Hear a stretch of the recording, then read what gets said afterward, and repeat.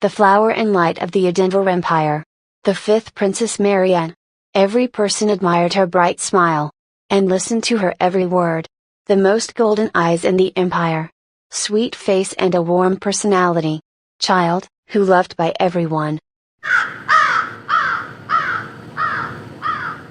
She was completely different from the heroine of our story. Black hair and muddy green eyes. Despite this, she loved and protected her little sister. Everyone laughed at her, even though she was also a princess. And no matter how much she was compared to Princess Marianne, she loves her with all her soul. Or rather, she loved her. Until she was accused of poisoning her. One day she invited Princess Marianne to admire the spring flowers and have fine tea.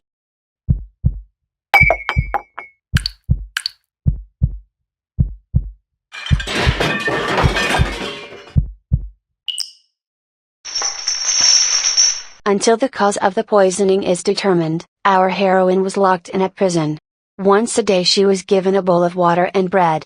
She had been in the cell for several days. In spite of everything, she believed that the false charges would be dropped. She would soon be out of here. When she left the underground prison, she was dazzled by the bright sunlight.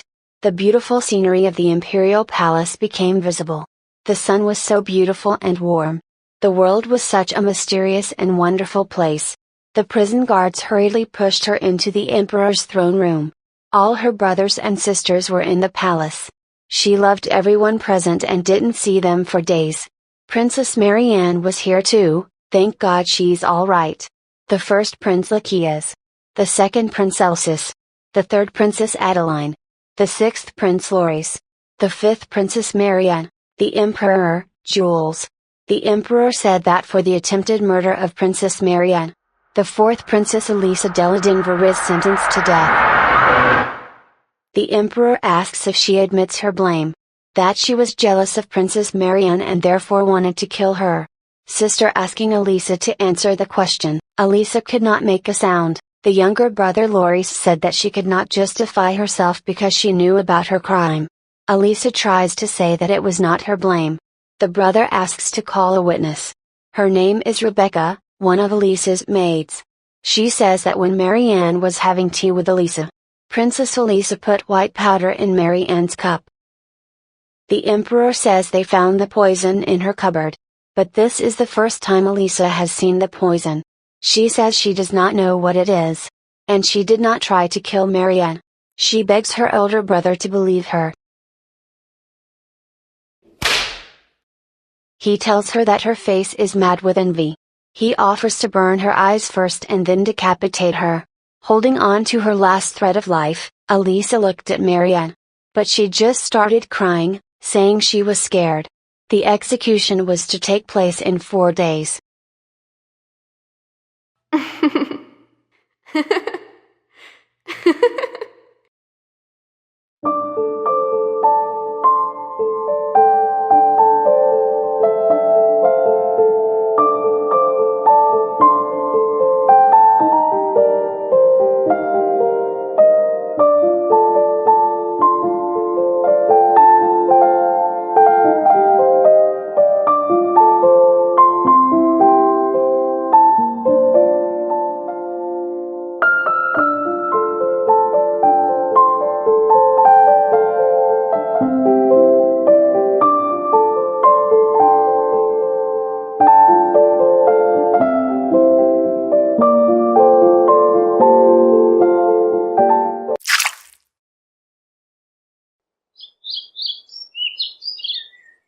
The boy asked his mother when his baby sister would be born. She replied that it would be in a few months. But the little boy wanted to see her now. He was looking forward to her birth. He said everyone in the world already loved her. Elisa was upset at the goddess, for she did not want to be born human again. She was born a princess again, and now her name is Aisha. The second princess of the Elmire Empire. A rival empire Edinburgh. Crown Prince. Isis. He thinks his sister is beautiful. Her eyes are like a blue jewel, and her hair is soft silver. All attention was received by the child, Her brother brought her a beautiful flower. He is considered a symbol of the Elmire Empire. He bores Aisha, and she wants him to leave her alone. The brother is slightly saddened by his sister's lack of affection. Isis wants to tell her sister a secret. He has long wanted a younger sister, but his mother died 2 years ago because of ill health. Everyone was upset, and then Majesty Iris came and Elisa was born. He is very happy to have such a little sister. Majesty Iris enters the room. She is very happy that Isis has already come to visit her little sister. After the Empress, Emperor Tyrion enters the room. He is the wise ruler of the empire. On the day Elisa was born, he gave gold coins to the common people. The whole continent considers him a cold-hearted ruler. Only his family knows how gentle and caring he is. This is the new family of Elisa, who has given her an incredible amount of sincere love. But in spite of this, she is still tortured by memories of her past life. Who would come to visit Elisa?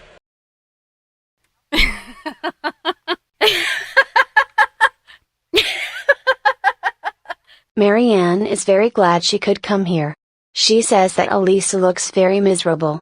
Marianne recalls the day she was admitted to the palace. Even though she was the child of an ordinary maid, she was recognized for her golden eyes. Marianne thanks Elisa for her kind treatment, and offers to let her out. Elisa agrees. Marianne promises that this will not happen. For a few moments Marianne's eyes turn red. Marianne says goodbye to Elisa. Her native brother, her own mother, her cousins, they all turn their backs on her. No one believed her. My lovely little sister. Elisa cannot bear to hear these words. She cannot believe her brother's affectionate words. She wants no one else to pay attention to her, so that she can disappear unnoticed. Her brother says that he will always protect her, that everyone in this world loves her. The maid praises Aisha for her calmness. She is a true angel. Another maid wonders when the princess will speak. Aisha is already at the age when kids talk. She hasn't said a word to mom or dad yet. Because she is afraid. The spirits have come to support her. Her eyes can see spirits because she was born an elementalist. Aisha wants to talk, but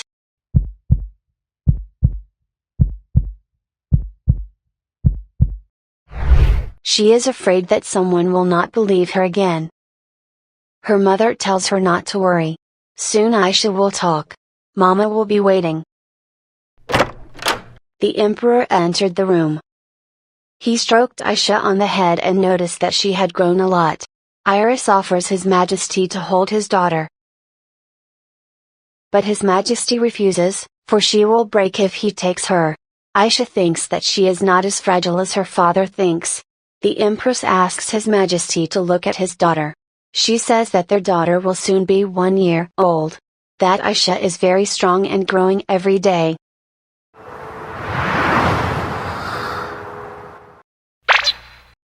Emperor Tyrion says he wants to organize a banquet to celebrate his daughter's birthday. Empress Iris is worried about Aisha because she doesn't like crowds of people. She asks how long the banquet will last. 1 month. What? Her Majesty Isis worries about the cost of the banquet. Tyrion was probably just joking. But no. The Emperor says there's no expense to be spared for his daughter's grand feast. But Aisha thinks a month-long celebration is too exhausting. Perhaps her mother will persuade her father to change his mind.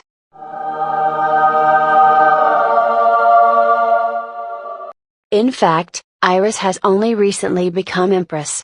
Empress Thetis's people are still in the palace. Of course, Empress Iris is very concerned about Aisha and her position in the palace. But after the Emperor's announcement of the month banquet, all the people in the palace learn of his love for Aisha. Tyrion offers to invite Iris' parents to the banquet. The Empress's family, the House of Lucelle. They rarely appear in the capital, because they are charged with the duty of guarding the northern lands. A long banquet would help Iris spend more time with his family. Yes, they are very different from Aisha's past family. Her own mother never paid any attention to her. Her father cared only for the heir of the Lakias. The only exception was Princess Marianne. Mother takes Aisha in her arms. Perhaps she has something painful, or she wants to eat. Mom says her daughter has no reason to worry. Everyone will come to congratulate her on your birthday. Aisha fell asleep while her mother hummed a song to her.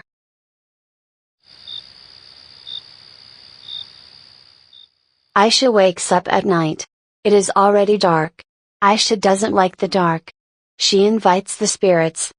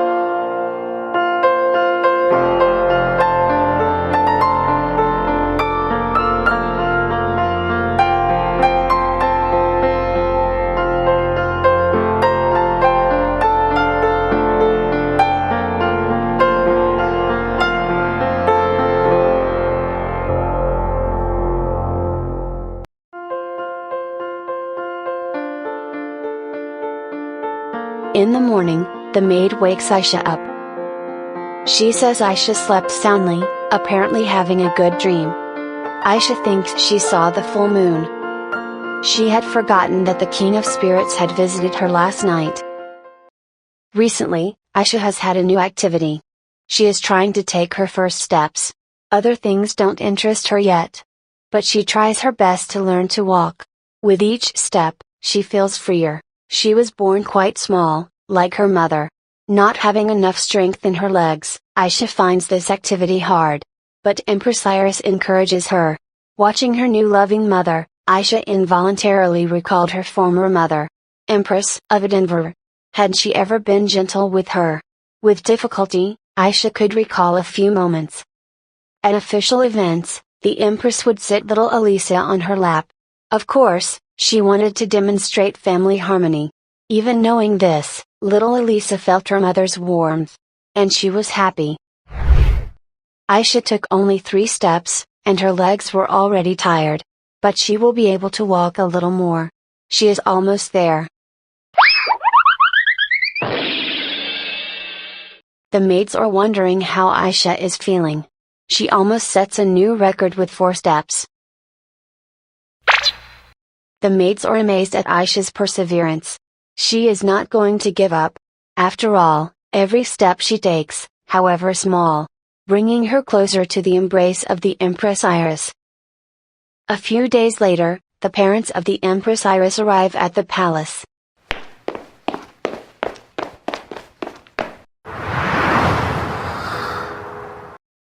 They are very happy to see each other in good health. They have never seen Aisha before. The grandmother wants to hug her granddaughter. Empress Iris says that Aisha is very calm and not capricious. As they hug Aisha, they remember Iris when she was a baby.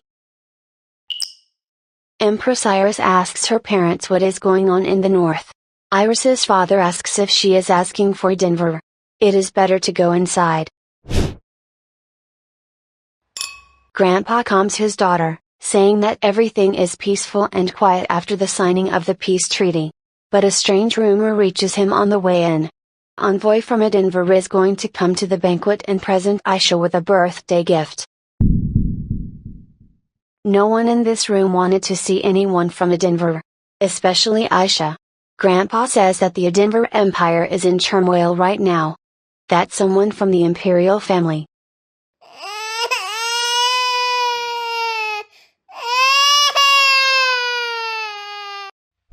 The grandma beats the grandpa for raising her voice in front of the child. Iris calms Aisha down and says she will scold Grandpa.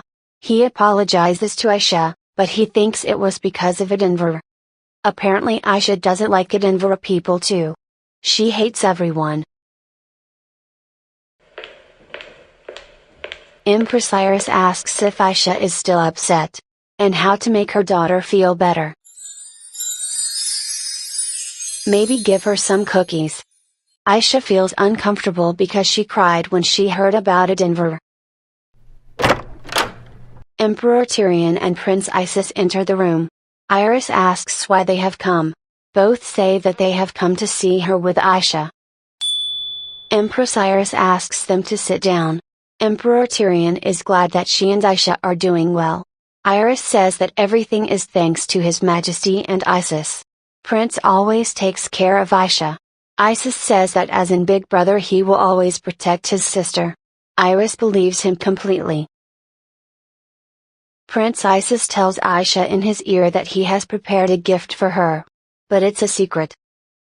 He is sure she will like it. Well, Aisha will have to wait.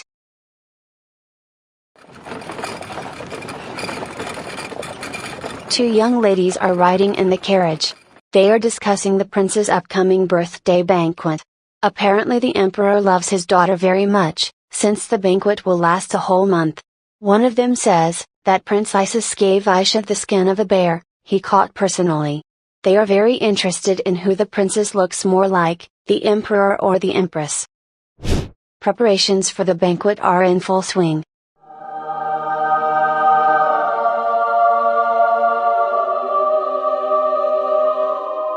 Empress Iris and Aisha are ready for the banquet. While the mother praises her daughter saying how cute she is, Aisha notices that a weightlessness spell has been cast on the tiara. Mom shows her daughter what's outside the window.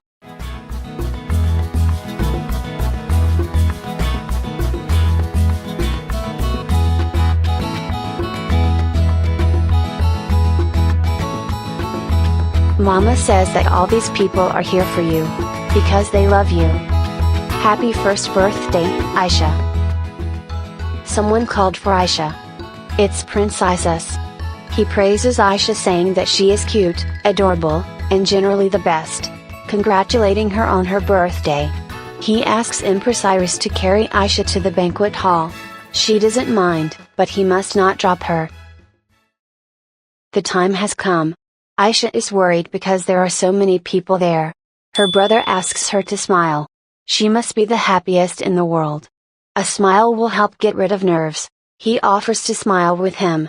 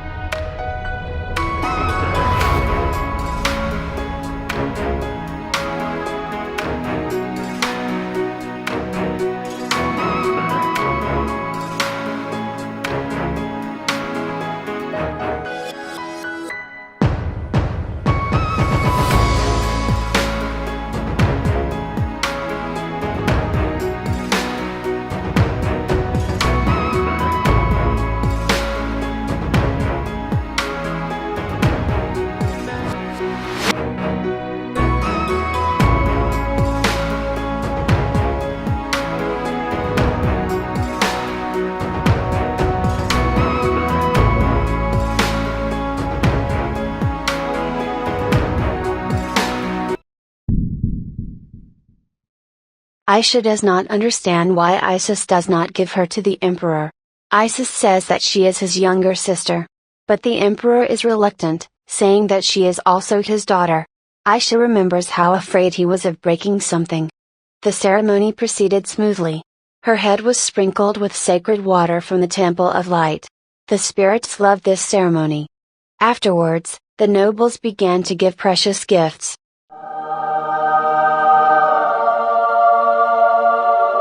Next. Aisha was tired of so many people.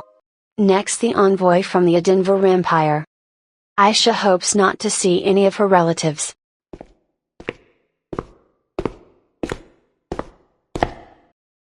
Blue eyes. Maybe it's her big brother Nokia's. Arson. She remembered, the blue robe is a symbol of an Adinvara magician. The Elmire Empire is an empire of knights, while Adinvar is an empire of magicians. Arson is the first son of Duke, and he is the youngest person to receive the title of sage from Adinvar's Tower of Magicians. And most importantly, he's also her only childhood friend. Elisa was 14 when she died, and Arson was 17. 2 years have passed since her death, he must be 19 now. The parents are worried about Aisha. It's strange, why he was the one assigned to give her the gift. Aisha needs to calm down, no reason for her parents to worry. Arson hands Aisha a magical gemstone. Protection magic and water magic protect the wearer. Aisha glad that he's doing well. And last gift. From Crown Prince Isis to Elmire. Apparently this is the secret gift. Isis congratulates her little sister on her first birthday. Emperor Tyrion says, that Prince Isis wants to take his oath of knighthood, to Princess Aisha. Aisha gets shocked. The Knight's Oath. This is the eternal oath which exists in the Elmira Empire. A knight who has sworn to protect someone under this oath. Not only to put their creed and honor on the line. They are even willing to sacrifice their life. No, she hated it, it's too much for her. People change. She can be betrayed at any time. So Isis promised that he would always protect her. She is his wish, miracle, blessing. And he going to become stronger, to protect her. Then they shall proceed with the oath ceremony. Honor, creed, and for power. He promised to give all honor, creed and power to protecting Aisha.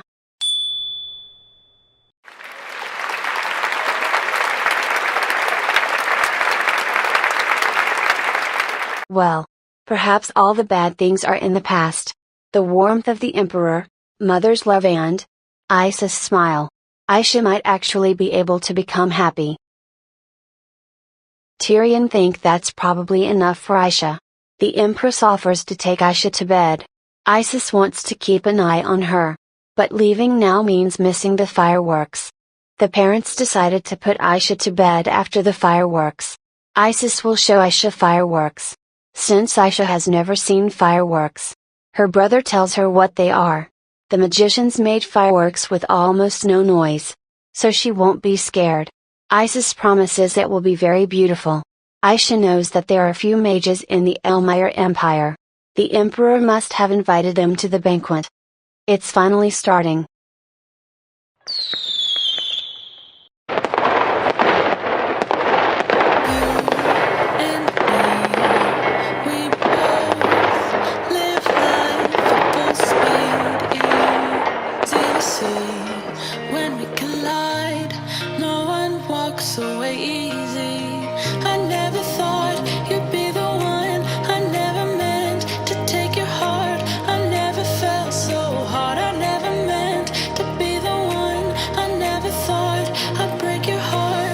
Isis. And after the stars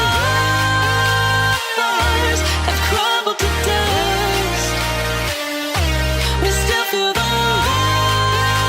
warmth burning in us, burning in us.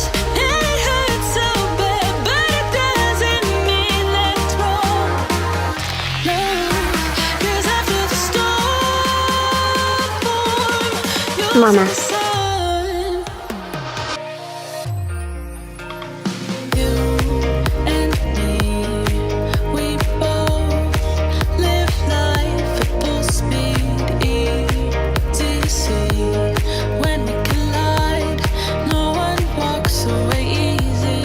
Poppin'.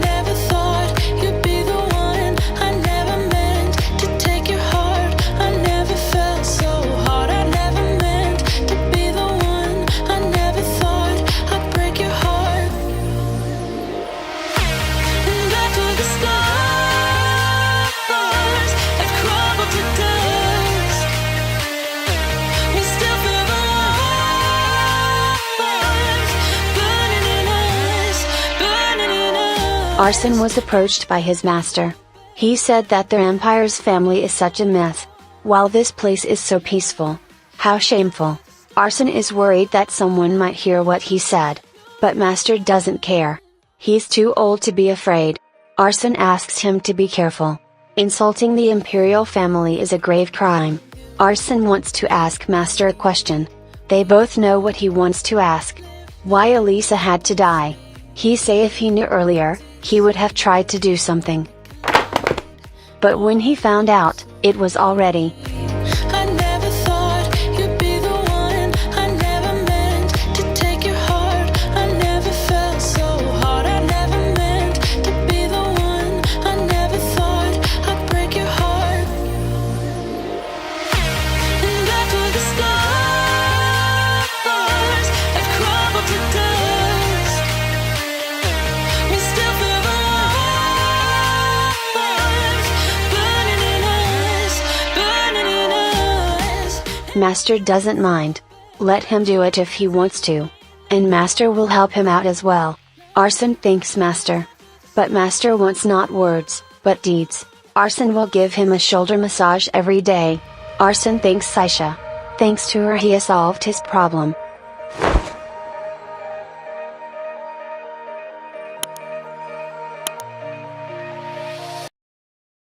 Six years later.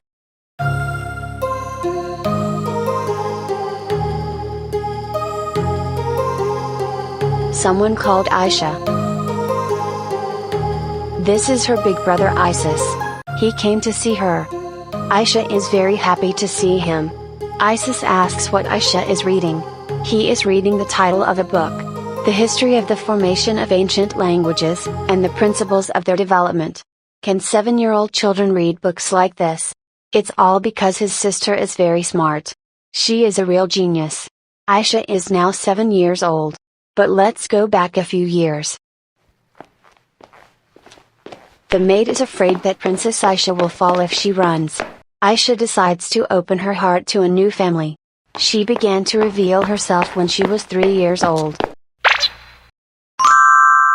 Aisha really wants to read a book. So she started to learn letters. Or rather she pretended to learn. The reaction of the family was explosive. Isis asks Lady Iris to watch. Aisha is a real genius. She was able to write his name. In addition, she wrote Mom and Papa. Later, Aisha learned Elmirian. She began to read stories and learn ancient languages. Most of all she was interested in spirits. But much time has passed since the elementalists ceased to exist. So even in the Imperial Library it was difficult to find information about them. It is said that there were many different elementalists in ancient times. To find information about the spirits, she would have to learn the ancient language. Aisha likes to learn new things. But she was even worried because not being the successor to the throne, she achieves extraordinary success. When your family considers you a genius, you automatically become the crown prince rival. But that's not the case with Isis. He's got a lot of credibility. Isis suggests that I should read something more fabulous. Aisha notices that her brother has grown up a lot.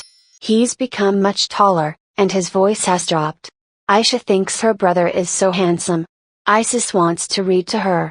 She says she has already read all the storybooks. Then Isis offers to draw her a bunny. Aisha thinks she is better at drawing bunnies than he is. She likes to tease her brother sometimes. To tell the truth, Aisha has only one reason why she wants to learn more about spirits. Is to take revenge on the Edinburgh Empire. She is glad that she can easily find out what is going on in the Edinburgh Empire, while in the Elmire Empire.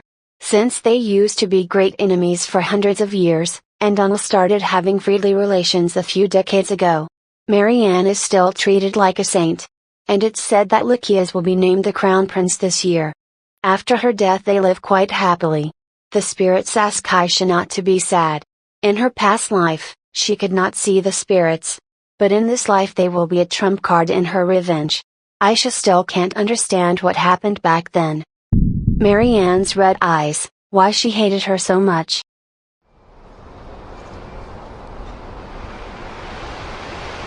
Isis says that sometimes he feels like she is more of an adult than he is.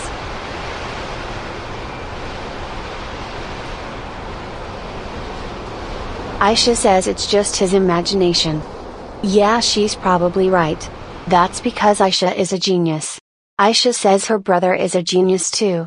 That no one in the empire is as good with a spear as he is. And he trains every day. Aisha says it's getting cold, so it's time for them to go home.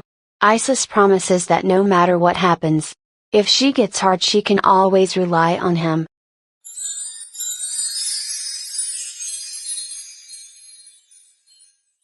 Aisha doesn't understand what's going on. The nanny notices her. Aisha asks what is going on. Nanny says that Her Majesty came to visit her. And she's waiting for her now. Elmire holds a big event for each season. The events are the Spring Festival, the Summer Solstice, the Fall Hunting Tournament and Winter's New Year's celebration. And for a week before and after each event, people give thanks to God. These are the biggest feasts, so the entire palace is fully occupied with preparations. Aisha is sure her mother doesn't have a minute to spare right now. It's almost the Spring Festival. She could have warned her beforehand. Maybe something important had happened. Aisha says she missed her very much. She's doing well. Iris says it was hard not seeing her daughter for 4 days.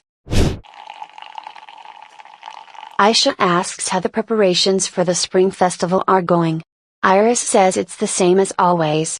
People are even a little bored with the festival. She wants to think of something new, but she has no ideas.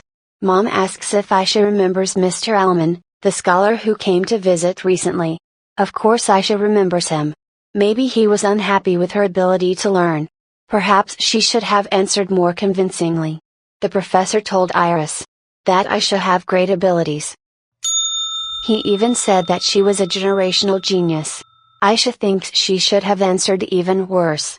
Mom asks Aisha what she plans to do in the future. Iris of course knew that Aisha had an excellent memory. But after Mr. Alman's words she wondered what they could do for her. If Aisha wants to do something, all she has to do is say so. Iris realized she was rushing her daughter too fast with her answer. Aisha can take her time to think it over. How does she feel about making friends with her peers at Spring Festival? Maybe new friends will help her decide what she wants to do. Aisha jokes that her father and brother won't let her leave the palace. In any case, she will do that. They continued to talk until the sun began to set.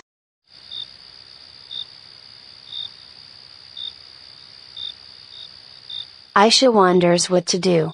Her family is so kind to her and everyone wants to help her. But if she takes revenge, she will have to rely on herself. She doesn't want to be a burden to her family.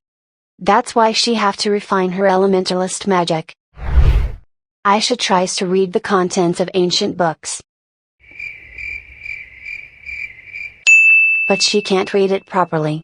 Yesterday she finished learning the elementary level of the ancient language. Despite the difficulty, she can already understand the general meaning. Aisha decided that now would be a good time to move on to practice, so she returned to the library. But apparently her level of knowledge is not enough. By the way, despite the fact that the Imperial Library contains all the books of the Empire, there are quite few books in the ancient language here. Despite everything, Aisha decided to keep searching until she found the books she wanted. This is what she needs. The History of Elemental Spirits. After reading this book she will definitely learn more about spirits. The spirits seem to be happy too. Well, it's time to start reading, but the spirits have something to tell Aisha. They obviously want Aisha to take this book. Aisha wonders if the book has anything to do with magic. The spirits want her to read the book. Despite her abilities, Aisha has never fully spoken to the spirits. But since they insist, they probably have a reason. Someone called out to Aisha. It's Isis. He asks what she's doing here. And what it is. Aisha admits that it is a book of an ancient language. She says she wants to learn it, so she took the book. Aisha. Isis has heard that Mr. Alman thinks she is a genius, and her brother is very proud of her. He knows that Lady Iris is seriously concerned about her future. He asks his sister not to worry so much. She can do whatever she wants, and they will support her. Isis still has things to do, so he must go. Aisha wonders what her brother is thinking. It's as if he knows she is hiding something. But that's not possible. After all, what Aisha is hiding is hard to believe. The fact that she's an elementalist, and the fact that she was reincarnated. There probably won't come a time when she can tell them. Aisha reads the book. It says that the spirits are at war with each other. They ended up suffering because of it. Aisha finds the book very interesting. Her knowledge is still not enough to understand the text completely. But Aisha thinks that the reason why there aren't elementalists anymore, because they were caught up in the fight between spirits. But there's nothing here about people who are born with the ability to see spirit. So, who is she? Aisha doesn't even have anyone to tell. And so what is she to do with this ability? Elemental spirit summon. She finally found it. In order to summon an elemental spirit, first you need the user's mana and something else, that Aisha can't read. If all the components are present, the next important part is the elemental spirit summon contract circle. It has the power to connect an elemental to this world. But in this book isn't going to delve into that. Anyone that wishes to try summoning, should try buying the book about elemental summon circles, which you can buy in. Aisha can't believe it. Are they kidding her? She had already hoped to learn more about summoning spirits. Whoever wrote this book was clearly a businessman. The spirits ask what happened. She needs to calm down. Aisha says everything is fine. She just needs to relax. Wait. There's also a book that the spirits asked her to read. Perhaps it contains information about spirits and how to summon them. Here it is. Low-class elemental spirit summon contract circle. Aisha will try to summon the spirit using what is written in these books. First, prepare the elemental spirit contract circle. Second, if the user lacks magic power, prepare a magic gemstone. Third, if there isn't enough, attempt this with a high-class elementalist. And finally, once the contract circle has been drawn, put your hand on top and recite the following phrase. My heart rages around like an ocean in my head, because there are so many things that I left unsaid.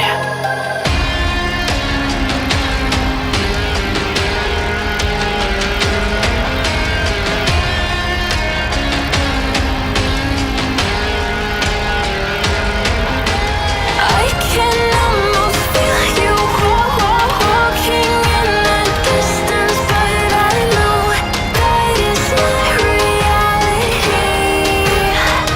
If you are echoing around inside these parallel dimensions all alone, now I'll find you in my dreams.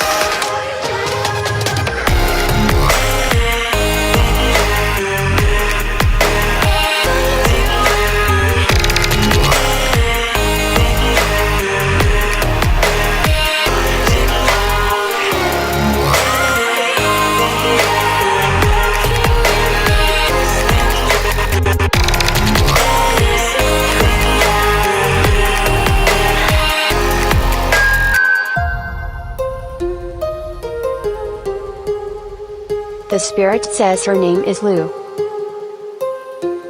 She is a low-class spirit of light. Aisha is surprised that Lu's form has changed. Lu says that the elemental spirits get a physical body after the contract is signed. So, this is the spirit that has been with Aisha since birth. Aisha didn't expect it to be so easy to make a contract with a spirit. Lu says it's usually not that easy. She was able to summon it because its affinity is better than others. Lu is very happy that Aisha was able to summon her. Aisha wonders why she and Lu couldn't communicate the same way before. Lu says that until the lower spirits are summoned, they are part of nature. But after Aisha summoned her, she found herself. Now they can communicate together for a long time. Lu wants to introduce herself. Her name is Lu. She is a low-class elemental spirit of light. Aisha may call her Lu. Aisha is happy to meet her. Her name is Aisha Elmire, but she thinks Lu already knows that. Lu says that she has been watching her since she was born. She thinks Aisha is very cute, kind, and also very popular. Even the elemental spirit king. Aisha doesn't understand what she means by popular, and who the elemental spirit king is. Lu doesn't even know how to say it. It's because she is the only person in the entire world who can see elemental spirits without forming a contract. Aisha is in shock. It can't be true, but Lu says it is. Aisha hasn't even considered how unique her abilities are. Aisha wants Lu to tell her the names of the other higher spirits, and what she should do to summon them. So, first, the method of summoning all spirits is the same. If she has a summon circle and enough magic power and affinity, she can summon any elemental spirit. Unless of course, the spirit refuses. Lu says that affinity is a vessel that holds magic power. Magic power is the water that gathers in that vessel. The bigger the bowl, the more water it can hold. But Aisha is still too young. Compared to her affinity, she lacks a great amount of magic power. So Aisha was able to summon a spirit of light with whom she has a close relationship. Lu hopes that Aisha understands everything, so that cookies. Lu really wants to eat those cookies. It seems now Aisha understands what was written in that book. Aisha asks Lu how to increase her magical power. Lu says that after Aisha summons a spirit, her magical power and affinity will grow on their own. Lu wants to tell Aisha more about elemental spirits of light. The mid-class name is Limi, the high-class name is Ludian, the supreme class name is Lonian. Finally, the elemental spirit king, the name of Luminos. Aisha says that Luminos is the name of the god of light. The primary god worshipped in Elmire. Luminos is the god who brings victory and honor. But his primary purpose is to illuminate all creation. Without light there can be no life. Aisha knows the purpose of the spring festival is to worship and pray to the god of light. Lu completely forgot that it is now called that. She says he is their great and glorious king. To make things easier for Aisha, Lu tells the story. A long time ago, when the world was chaos, the god of creation made day and night. That is when the elemental spirit kings were born. After that, the names of the kings changed. Once Luminos was called ruler of day, in another period he was the enemy of night. Lu also says that not all gods are spirits. But since both spirits and gods exist in this world, people sometimes confuse them. Aisha is surprised that the one everyone thinks is a god is actually a spirit. Aisha seems to have understood something very important. Aisha thanks Lu. Thanks to her, Aisha found a way to help her mother. Aisha is sure Mom will be happy. Aisha suggests a ceremony for elemental spirits during the spring festival.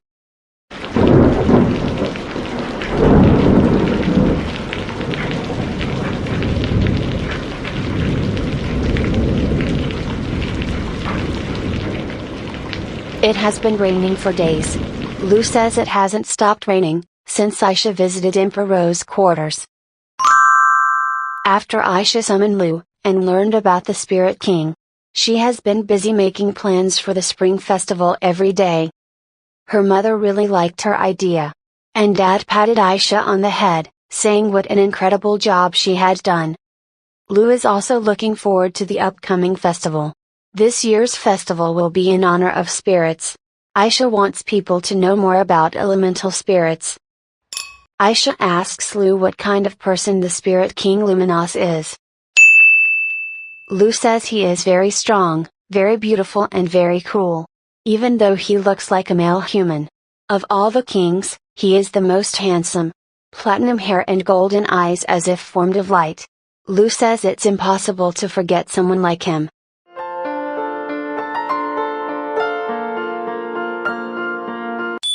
Aisha is sure that she definitely couldn't have met him before. Aisha wants to ask Lu an important question. Will she be able to summon the Spirit King? Lu says that no person has ever been able to summon the King of Spirits. But why? Lu answers that it's all because of magical power. People don't have enough magical power to summon a Spirit King. No matter how big your vessel is, if you don't have enough water, you can't summon an elemental spirit. Aisha asks if a magic stone can help with summoning. Lu says the magic gemstone can only help summon a medium or high-class spirit. Aisha admits that summoning such a great spirit is not easy. Perhaps it's because of her love of light, but Aisha feels a special closeness to the Spirit King.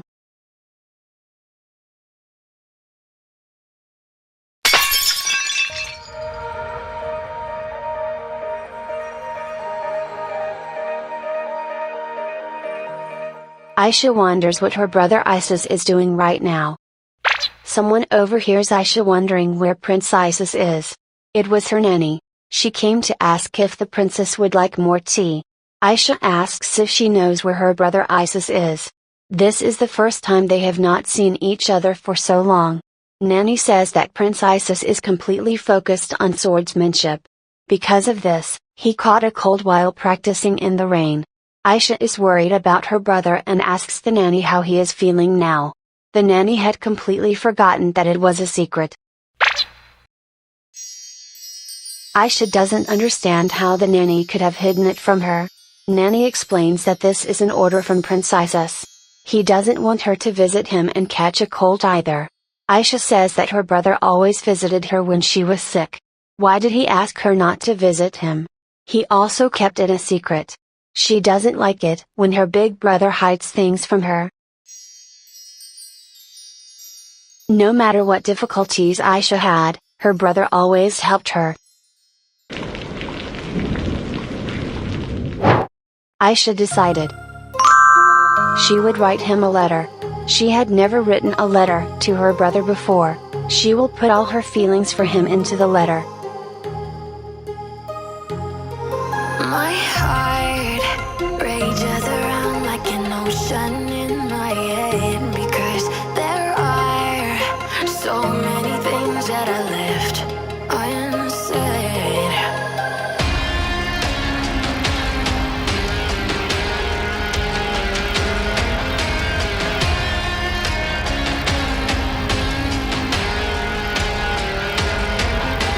I can almost feel you walking in the distance, but I know that is not reality.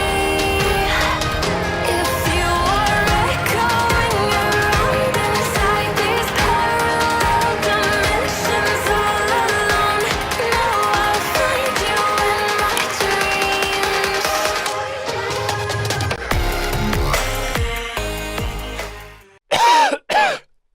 Prince Isis has been sick for several days.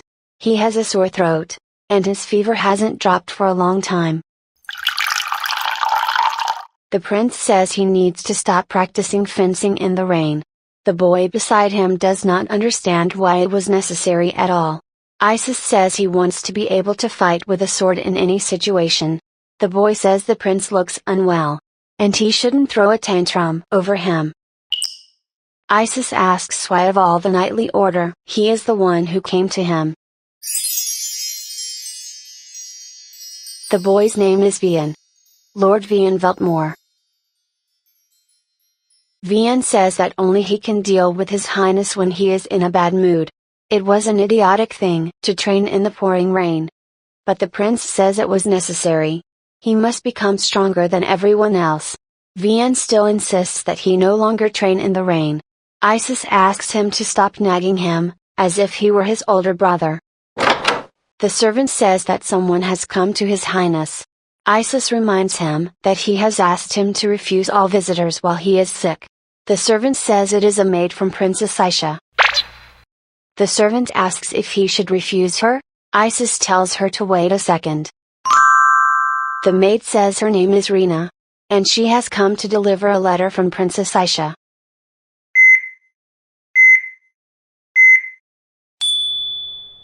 Isis specifies that this is a handwritten letter from Aisha for him.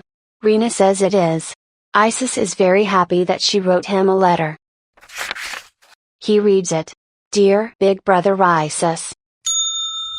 Vian asks His Highness to calm down, or else the fever will rise even higher. Isis asks Vian to be quiet. Rina can go now. In the letter, Aisha asks how her brother is feeling. As soon as she finds out that he is sick, she decides to write him a letter. Aisha asks him not to exhaust himself by training. She was very upset when she found that he was sick. He is very important to her, and she is very happy to be his little sister. While he was around, she couldn't fully realize it. She feels lonely without him. And she hopes to see him at the Spring Festival in a good health. Until then, she will pray for his health. Isis thinks he needs more influence than anyone else. If his sister is so smart and amazing, he must become even stronger. He believes this is the only way to protect her. Isis knows that Aisha is hiding a secret. He was really upset when she hid the book from him in the library. But he is sure that Aisha has a reason why she can't tell him.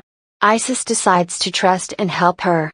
So he is going to destroy everyone who bullies his Aisha. Isis asks for a stationery set. Vian asks what his is going to do. Isis is surprised that Vihan doesn't know it's customary to respond to a letter. Vian doesn't understand, is having a little sister so great? Vian doesn't have any siblings. He doesn't know what it's like to be so devoted to someone. But Vian is glad that His Highness has changed thanks to her.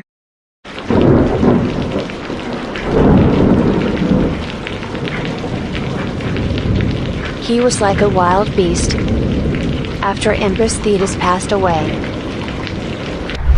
If not for Empress Iris and Princess Aisha, he would have been a completely different person. Vian wants to meet Princess Aisha and talk to her one day. The maid thinks this wonderful rainbow is a good sign. After all, tomorrow is already the Spring Festival. The maid says, she has heard that Princess Aisha has received a letter from His Highness. Yes, and Aisha is very happy about it. Isis explains to Aisha that their father's name means lion, and their mother's name means iris flower. And her name, Aisha, means white bird. Aisha says she knows what his name means. Isis means rainbow in ancient Elmirian. Isis says she is almost right. His father and mother giving him this name hoped that he would overcome all the hardships that might come his way. Like a rainbow rising after the rain.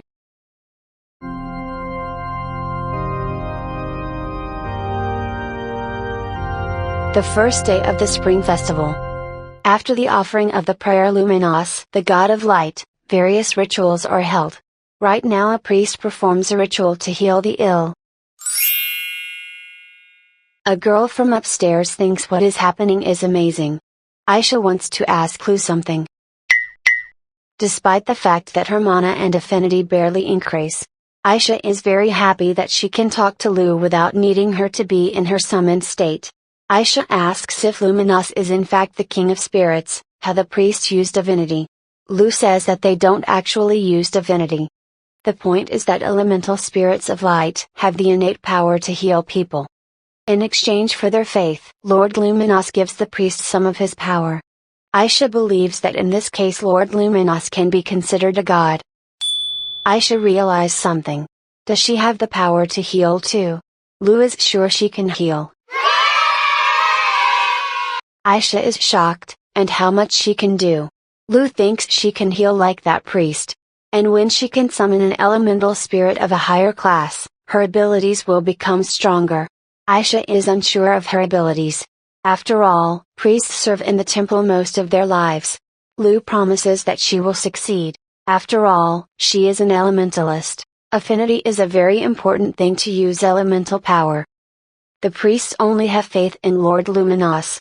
Despite the generosity of Lord Luminos, elementalists can best use his power. Aisha feels she needs to hide this fact for now.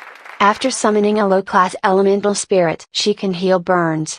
She is afraid to imagine what she will be able to do after summoning a higher class spirit. Mom asks why Aisha is shivering. Maybe she is cold? Aisha decides to hide her abilities until she can use them freely. Elementalist will be the trump card of the Elmire Empire.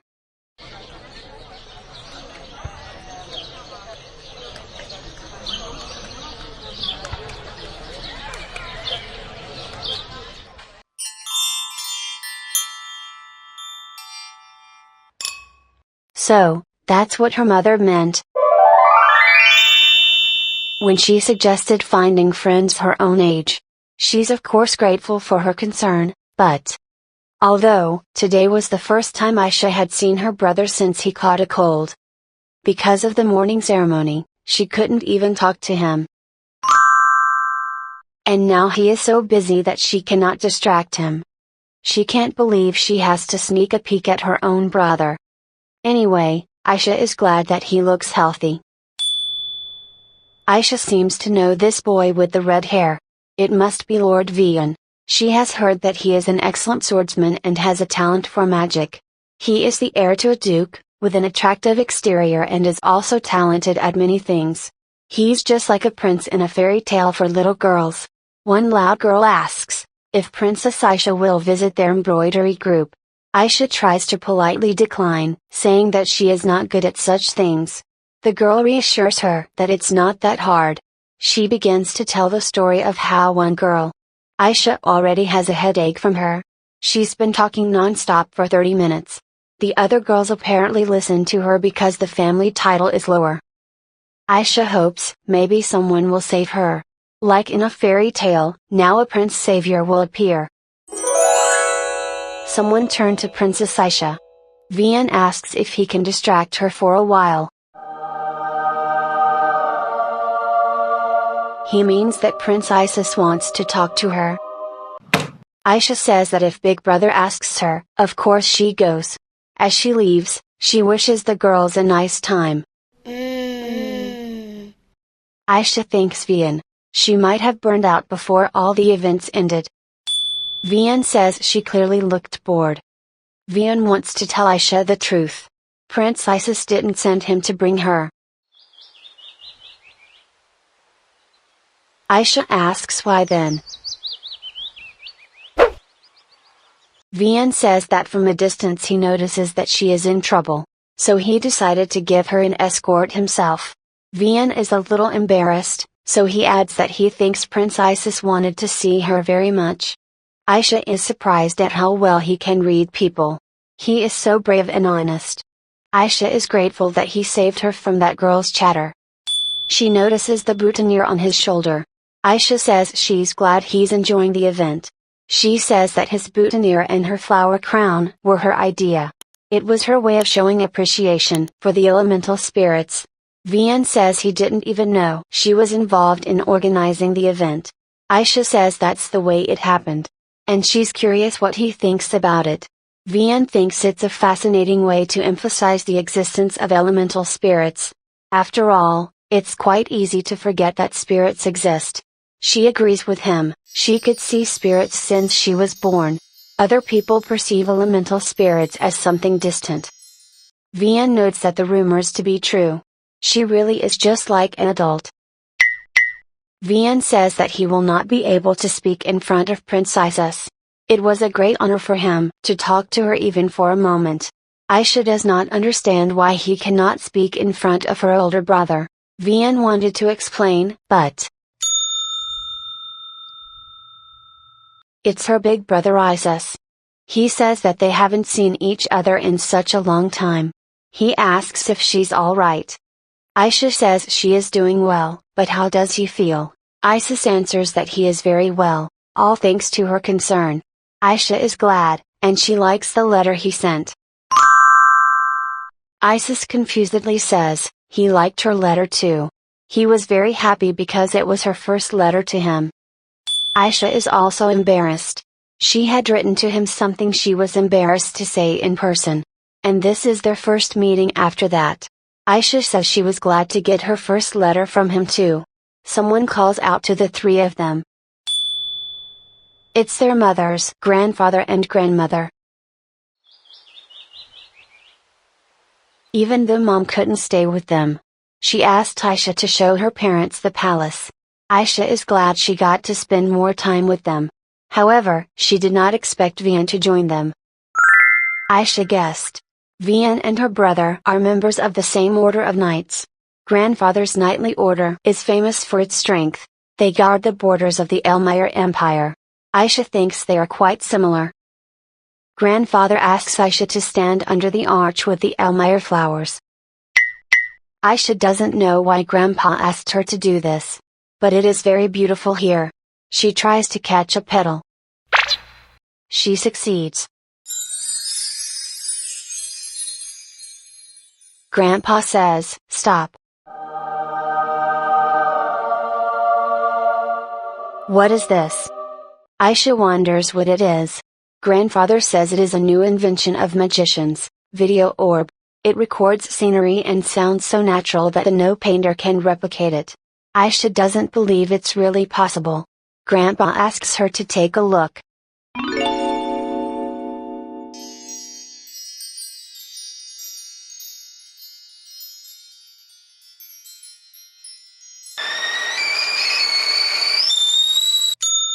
Aisha is all blushing with embarrassment. Does she really move and smile like this? Isis wants to know if this video can be duplicated. Isis asks Grandpa to give him the thing. But Grandfather says that Isis can see Aisha every day. And he will be gone soon and can see her only through this thing. Aisha notices that Lord Vian is laughing too. He apologizes. From the sight of such warmth and harmony in the family, he couldn't contain his laughter. Vian says that he has no siblings. Therefore, he is a little jealous of the relationship between her and her brother. She understands him. Today is the most important day of the festival. Isis, as heir to the throne, must offer a prayer at the altar. It is the tradition for all to wear white clothing. And in the evening there will be the biggest party of the year. Aisha regrets that Grandma and Grandpa left yesterday. After all, the truce has been in place for years. They might have stayed a little longer. Aisha found Isis and Vian. She asks what they are doing here. Aisha recognizes the late Empress Thetis.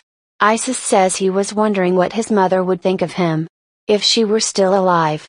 He finds those thoughts rather useless. Aisha tries to cheer her brother up. Isis thanks Aisha. But she has no reason to worry, he is really happy now. Isis offers to continue the conversation sitting around the table. The servant brings them tea. Vian declines. Aisha finds the tea very beautiful. It seems to shimmer more than usual. It must be because she is near her big brother. Aisha does not remember this servant. If he is in charge of the tea, he must be working here for a long time. But this is the first time she has seen him. Although there are so many servants in the palace, she might just not have met him before. Despite the pleasant smell, Aisha finds the taste of the tea rather strange. Lu shouts that Aisha shouldn't drink this tea. The plant spirit tells her that the tea is poisoned.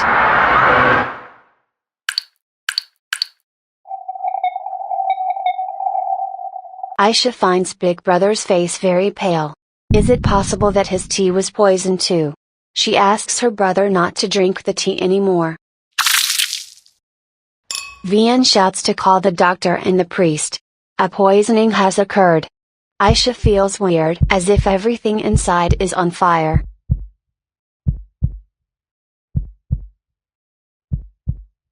Isis.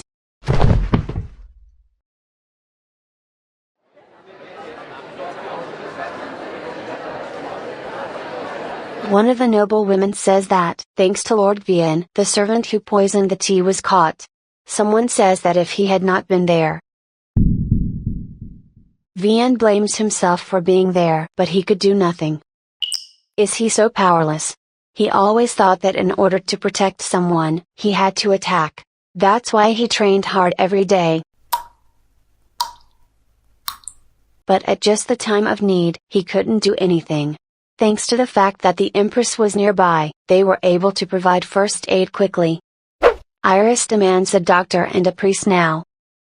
Vian believes that if the Empress Iris had not been nearby, then Emperor Tyrion asks how the treatment is going. The doctor says that Princess Aisha has consumed a small amount of poison. But for her young age, the effects may be lasting. But the prince has consumed a lot of poison. His life is in danger. Tyrion asks if there is nothing they can do. The doctor says that the main thing now is to find out what kind of poison it was. He believes that the best option is for the high priest to use divinity. However, high priest and the other priests are now making a pilgrimage. Tyrion understands that the attempt was carefully planned. The pilgrimage is performed every year. No one thought that such a thing could happen. It will take at least 4 days to bring the priests back. Can Isis and Aisha last so long? The emperor says they are his son and daughter, they must do all that is possible for them. Someone says it's all for a reason. It happened on the day the crown prince was to climb the altar. It's probably a terrible and ominous sign. People are picking up on the idea. Perhaps, it is a sign that he has no right to be the heir.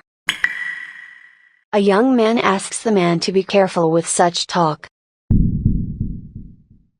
Tyrion wants to know what exactly he wants to say. It sounds like he thinks his son is unlucky. The man says that he only thought it was a bad omen. Tyrion says he has no intention of spilling blood on the holy day. However, if he ever again defames the imperial family before him, Tyrion will cut out his tongue and feed it to the crows. The man apologizes profusely.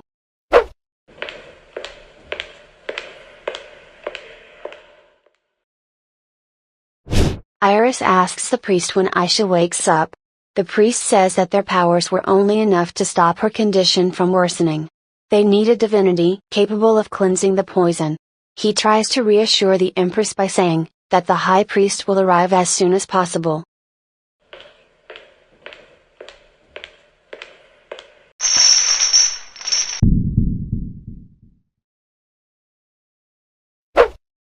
This place. An underground prison. Elisa's throat feels like it's on fire. She needs something to drink. Stagnant water. She wants to drink it at least.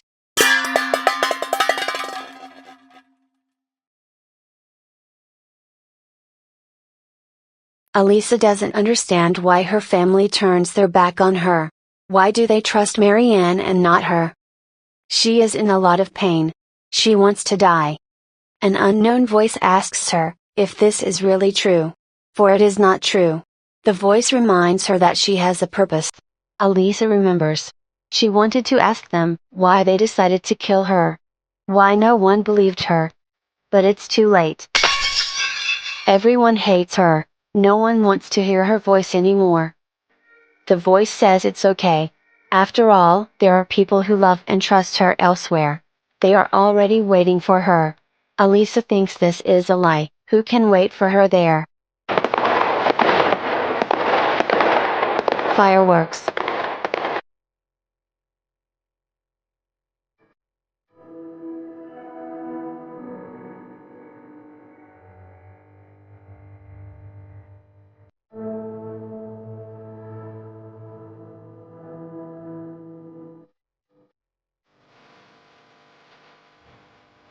It is the truth. After all, she is not Elisa. She is Aisha. The only princess of the Elmire Empire. She has to go back. She does not belong here. Aisha tries to run to the light.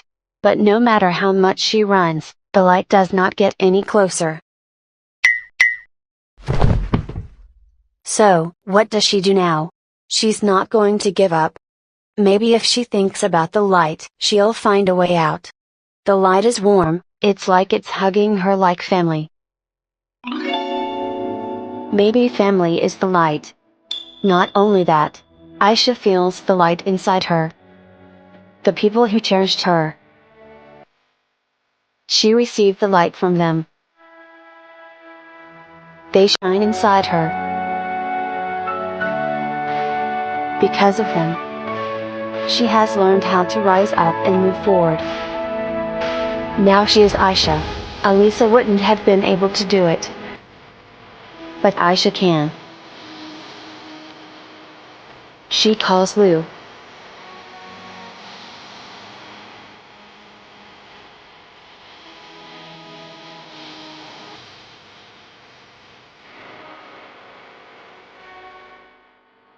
Everything is alright. After all, she is not going to be afraid and cry anymore. She is on her way to a place where everyone loves her.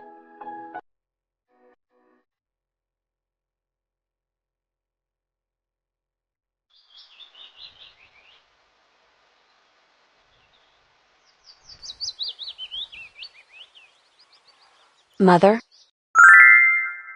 Aisha was able to wake up. Iris can't contain her emotions. She hugs Aisha a little harder than necessary. Aisha missed her so much.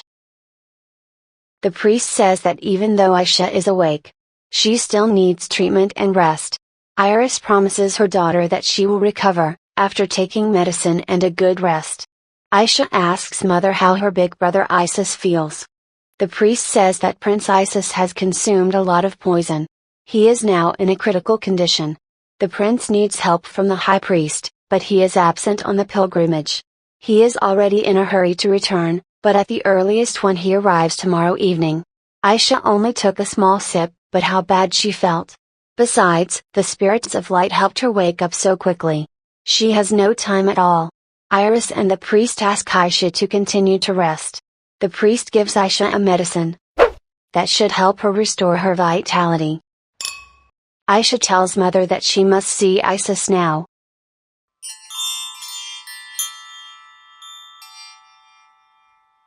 Tyrion and Vian are waiting for Isis to get better.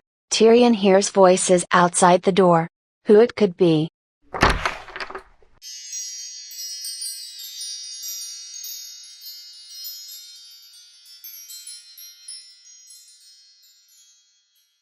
Tyrion asks why Aisha is here. How is she feeling? Iris admits that she couldn't stop her. She said she must see Isis in person. Aisha realizes that the priests have exhausted almost all of their powers. But her brother's condition is still so bad. Where is the high priest now?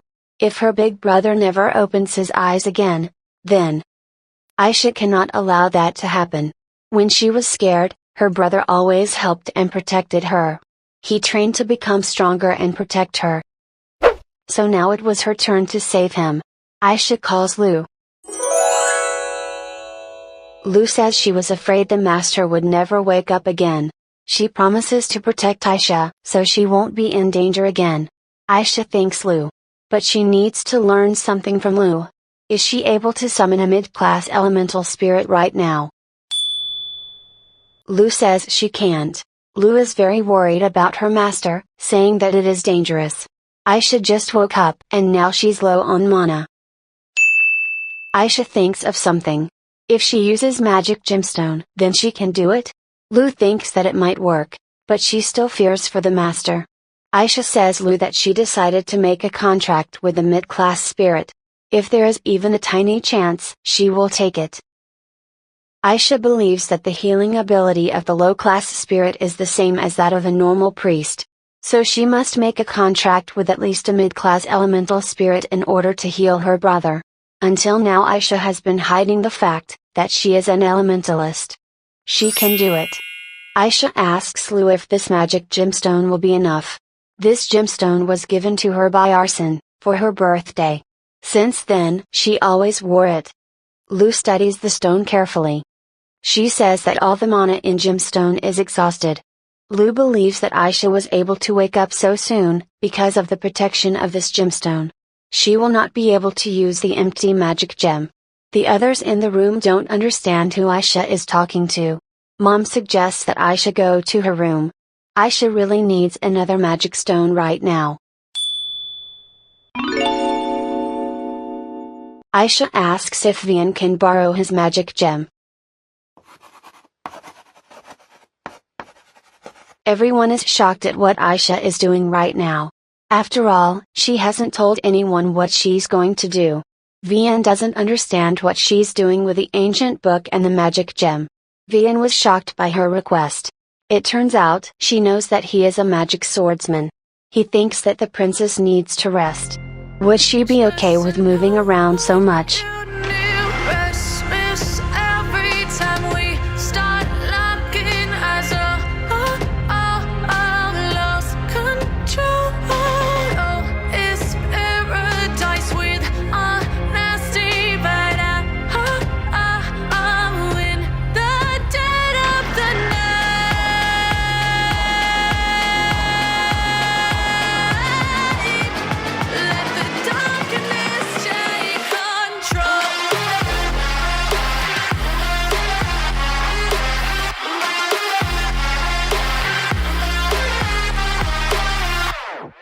This summons takes a lot more energy out of Aisha than loose summons.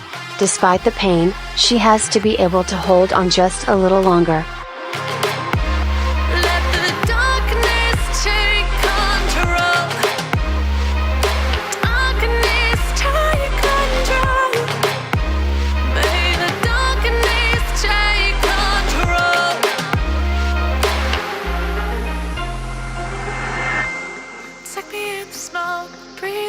The spirit says her name is Limi. She is a mid-class elemental spirit of light. Aisha says her name and asks Limi to make a contract with her.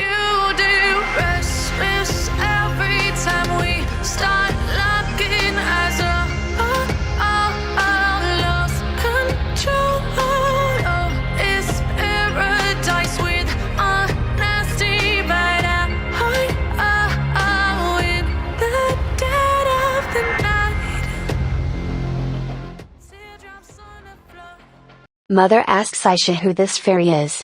Aisha answers that she is not a fairy. She is an elemental spirit. Everyone is a little confused, because none of them had seen elemental spirits before. Aisha calmly reports that spirits are able to heal. They can replace the priest. Aisha is going to help her big brother. Aisha asks Limi how she can use the power of an elemental. Limi reports that after the contract is signed, Aisha can use her power even at a distance. But the closer they get, the stronger her power will be. However, Limi says that the master is not in the best of condition right now. Limi asks for her forgiveness. They begin. Aisha feels incredible.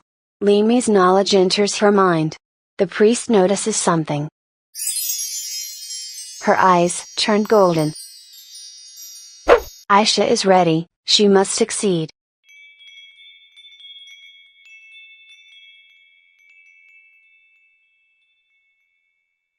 It takes more energy to heal than she thought.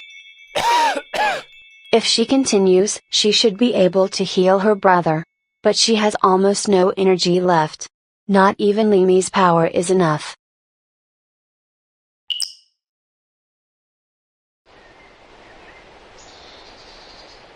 Aisha asks her brother if he has nothing else to do. Isis says she doesn't know what she means. Aisha knows he's busy, then why does he always come to play with her? He answers that he comes to play with her, because he likes her. Aisha doesn't want her brother to die. She asks him to open his eyes.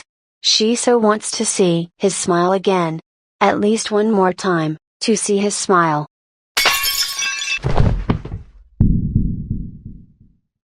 Vian asks if she is okay. Papa says that Aisha needs to rest. She has tried her best. Mom worries that Aisha looks so pale. Aisha feels her heart bursting to pieces. Her energy was not enough. She wanted so much to help her big brother, at least until the high priest arrives. She hoped to save him. Isis wonders if he has entered the afterlife. although he doubts that his family would have met him in the afterlife. Isis asks Aisha if she is okay. Aisha is so glad that her big brother isn't dead. And she is glad to see the smile on his face again.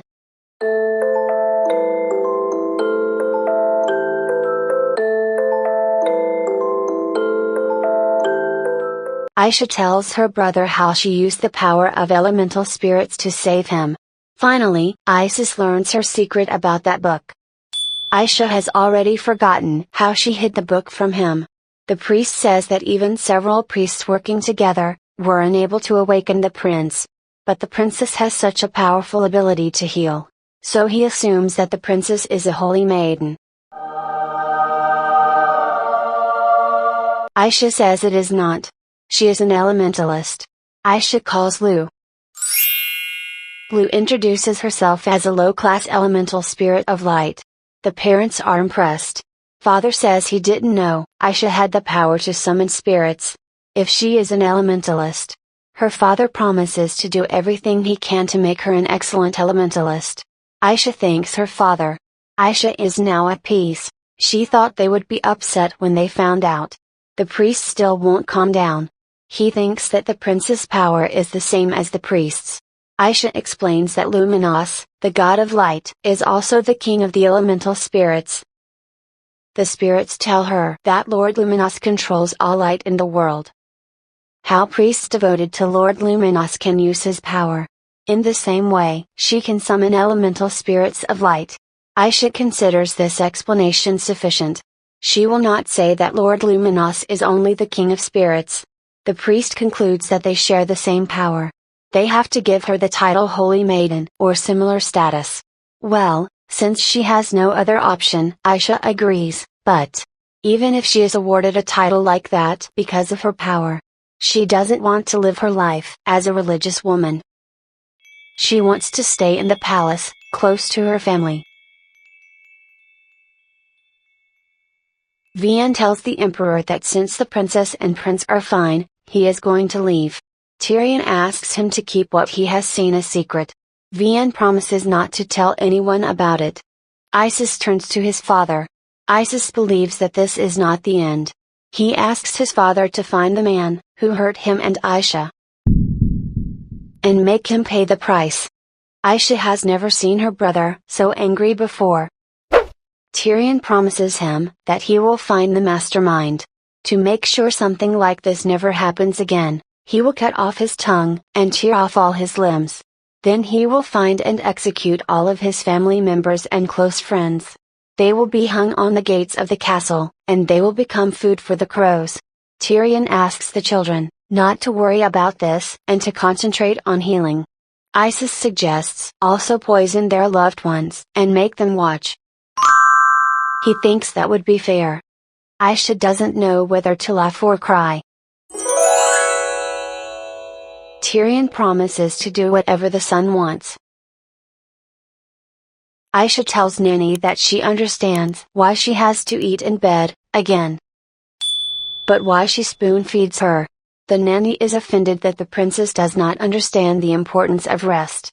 In addition, the emperor himself ordered her to be fed in bed.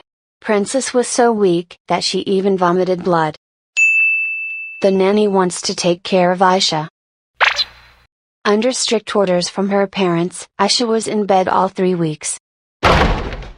Although, after the high priest showered her with divinity, she feels much better. She also has to drink a disgusting smelling bitter medicine after meals. After she drinks it, her hatred for the people who poisoned her grows. As her father promised, the man responsible for their poisoning has been caught. It turned out to be a count of the northern regions. During the interrogation he confessed. He had planned the poisoning because he didn't want Isis to be the successor. He seemed mad, all the while shouting that God would not recognize him as the successor. At least that's what Aisha had heard. At the end his family, close friends and relatives were executed. Her father declared that it was a light punishment for trying to kill members of the imperial family. However, something bothers Aisha. Did the Count really want to kill her big brother, just because he disliked him? That's not enough. And then why did he poison her as well? It would have made more sense, if he had tried to kill all the members of the Elmire family. Besides, Aisha knows this poison. This is the poison Marianne used to poison herself. How did it get to the Count? Aisha wants to know why he used this poison. Why this one? Aisha asks what happened. The nanny worries why the princess is holding on to her chest. Why was she sighing so restlessly? Was her chest or her heart hurting? She calls the doctor right now. Aisha screams that she is fine.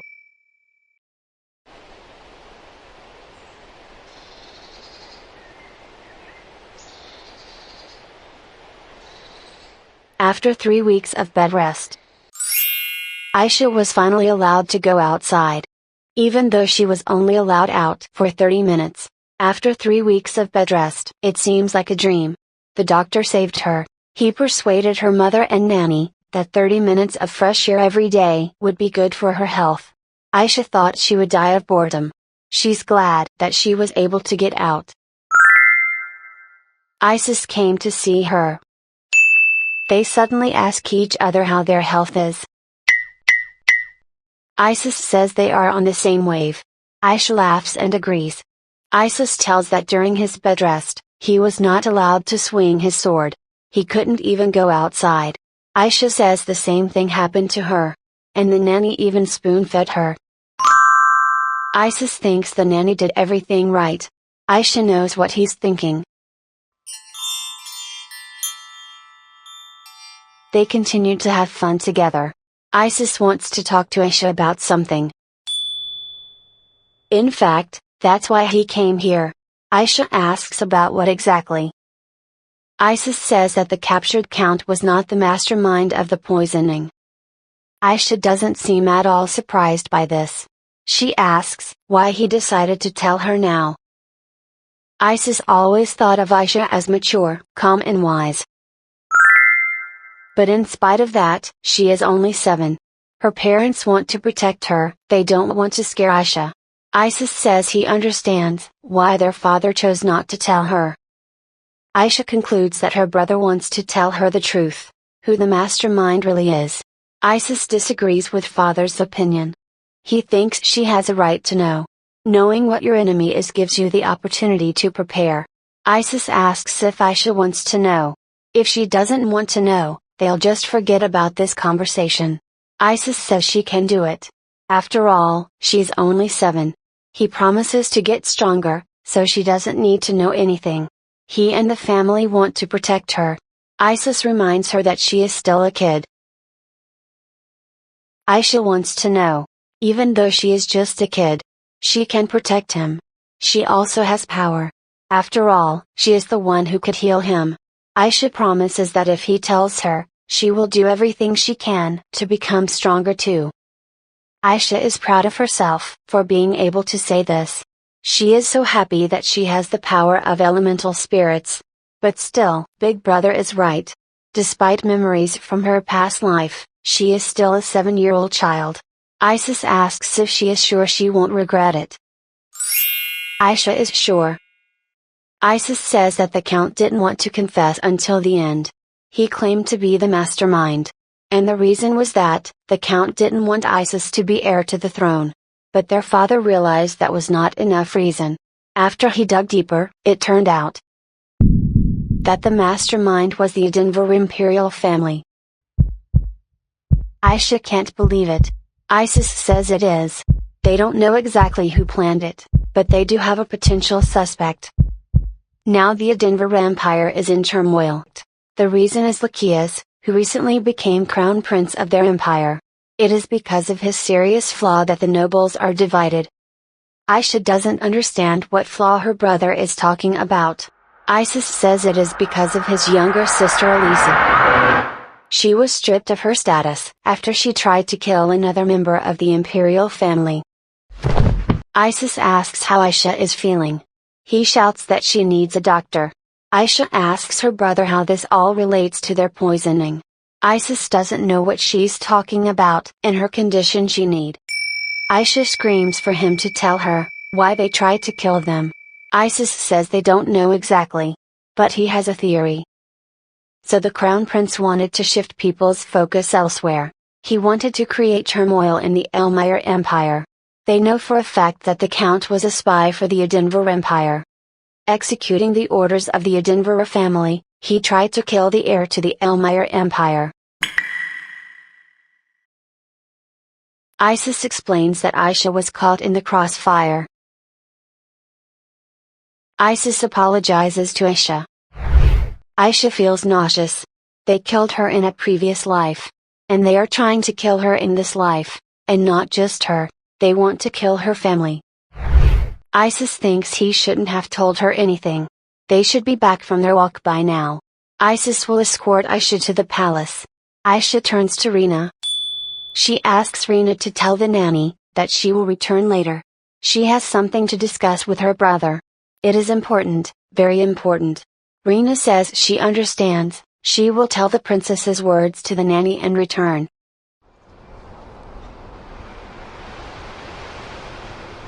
Aisha wants to tell her brother something. It's something that he should know about her.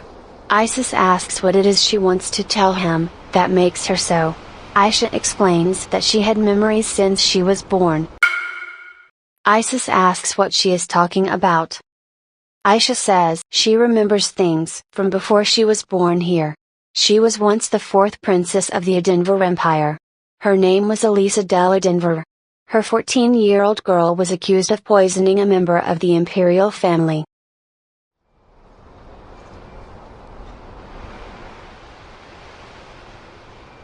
They falsely accused her of trying to kill Princess Marianne. She was interrogated about things she had nothing to do. All because they found poison in her closet. She wasn't even given a chance to defend herself.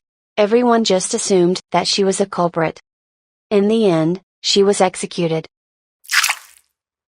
Isis has something to say to Aisha.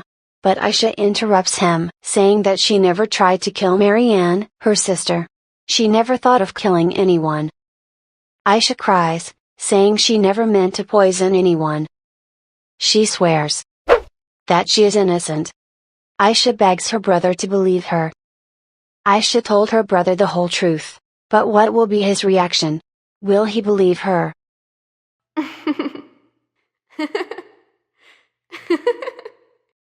Believe in such a ridiculous story? Aisha afraid. What if he doesn't believe her? Isis believes Aisha.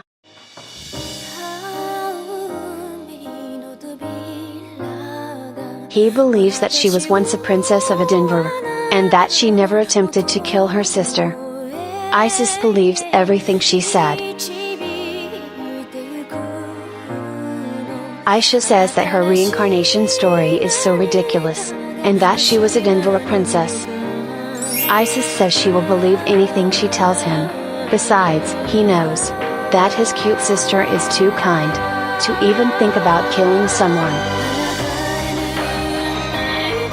Isis promises that even if the whole world doesn't believe her, he will believe her, and he believes her now.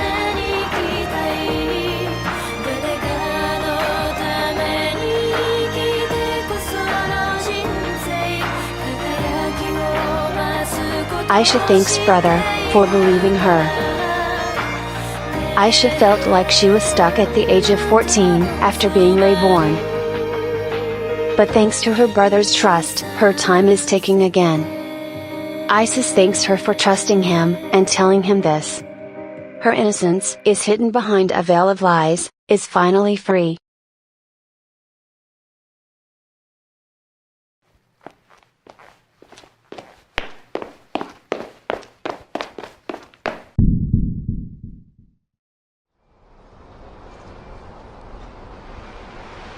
Aisha tries to wipe away her tears. But her tears won't stop. Isis takes Aisha by the hand.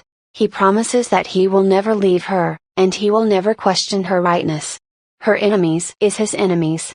Isis will destroy anyone who wishes to harm her. even if he has to risk his life to do it. Isis wants to know what his cute sister wants. Aisha wonders what she really wants. Aisha wants revenge. She wants to find the truth and prove her innocence. She will not turn her back on her past life as Elisa. Isis understands. It will be the way she wants it. Isis promises his adorable sister that he will get justice for her. The world will remember her past life. And the Edinburgh Empire will beg for her forgiveness. Aisha thanks her brother. Aisha has something to say to Isis. She feels as if she in a dream. But even if it is all a dream, she is fine with it. Aisha doesn't want to wake up from a dream, where everyone loves her. Isis says that this is not a dream, and that she is really here. Aisha is so happy. But she is scared. What if the happiness ends? Then Isis offers to call it a dream. He will make sure it never ends. So Aisha can sleep soundly.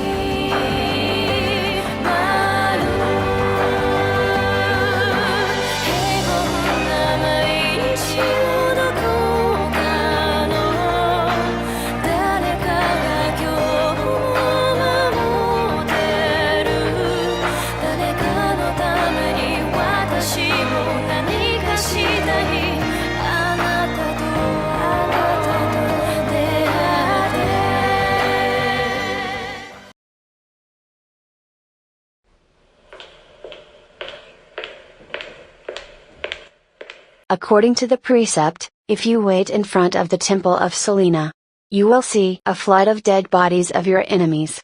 Everyone who commits evil will never escape Selena's revenge. Lokias don't like the mess that's going on. They failed to kill the crown prince of the Elmire Empire. In addition, Lokias have lost their spy. If it gets out that the Edinburgh Empire is involved, the fragile peace will end, and war will break out. Lokias feels he must prepare for this. He planned to take advantage of the destabilization of the Elmire Empire, to build up his political power. It was also meant to distract people from his flaws, which would allow him to become emperor faster. And the Elmire Empire, left without an heir, would be devoured. Lokias isn't sure how much evidence the Elmire Empire has been able to gather already. But he assumes that the trail will lead them to him. He must be ready for war.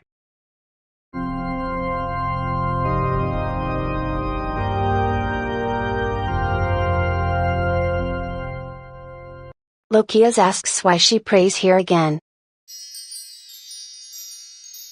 Which? Marianne greets him. Lokias reminds, she can pray in the prayer room in the palace.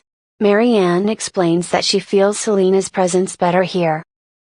Marianne asks if he has come to see her again. Lokias says he has.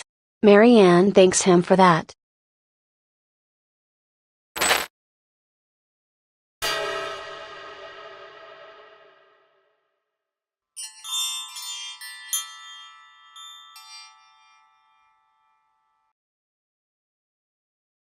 Elisa notices her big brother Lokias. Lokias would like to say something, but Lokias finds it strange. Every time he thinks about her, he gets a headache. Marianne asks what's wrong. Maybe he is in pain. Lokias says it's nothing serious. He has important information about the Elmire Empire.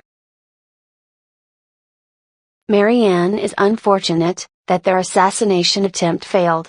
Lokias finds this ironic. That a holy maiden would consider it unfortunate that someone didn't die.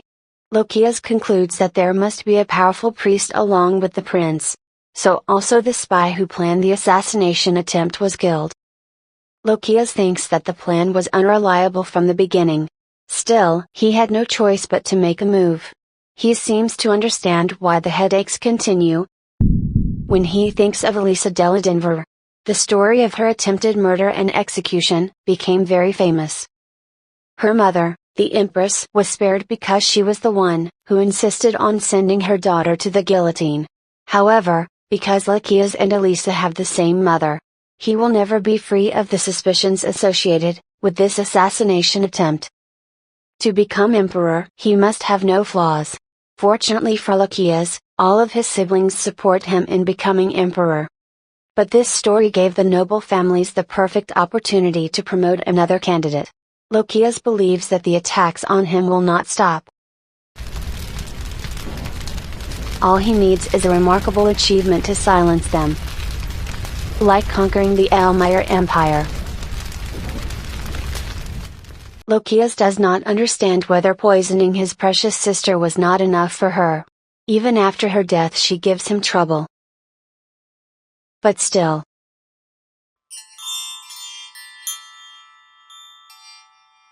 It seems to him that they got along when they were little. But now, he is not sure of that. Lakias finds these thoughts useless. He invites Marianne to return to the palace. Marianne agrees. Marianne asks if everything is alright with her brother. Lakias says everything is alright.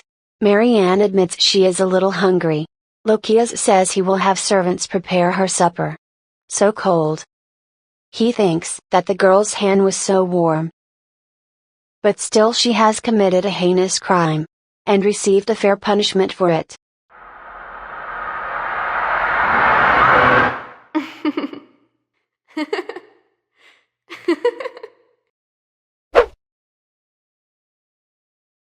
Anyone who commits evil will never escape Selena's revenge.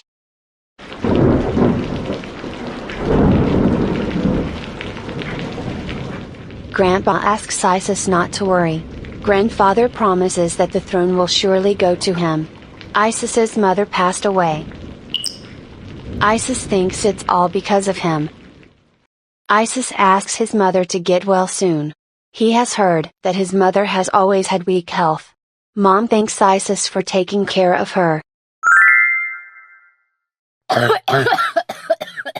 But after Isis was born, her condition got worse and worse. Everyone told him that her weakness had nothing to do with him. But Isis believed he was the reason she passed away. Year passed after her death. Right after her funeral, grandfather acted as if the only thing that mattered was Isis to sit on the throne. Soon there was a power struggle between the adults. Many arrows were shot at the prince. Isis believed that in order to survive he had to kill his heart. And give up all emotion. At first Isis was skeptical of his mother's family's attempts to keep him on the throne. But he actually understands them. He is next in line for the throne. But his position has been shaken since his mother's death. Luckily for him, his father declared that he would be the only crown prince. But no one really knew what would happen to him, or his grandfather's family, if the new empress gave birth to another prince. Isis must hone his skills and grow stronger. He cannot be trusted by anyone. This is the way of the crown prince. Recently, the situation has become even more tense. To be more precise, it happened after the new empress arrived. Empress Iris. Now every time grandfather sees Isis, he reminds him to be careful of the new empress. Surely she hasn't shown all her cards. But really, Isis sure she is a good person. Because she has such a soft voice and beautiful smile. The servant says that the empress has sent Isis a letter and an invitation. Isis didn't want to be dragged into a struggle for the throne of adults. And he didn't want to die in such a trivial way. So he continued to avoid her. Even knowing that she was sincere with him. Isis always answered briefly and ignored all her invitations. He wondered how much longer he had to act like this. He was so tired of talking about the crown prince and the throne. Isis wants that someone to see him as something other than a crown prince. That someone would see him just as Isis. He wouldn't spare 1,000 gold coins for that. Or even his life. Iris asks what he is doing here.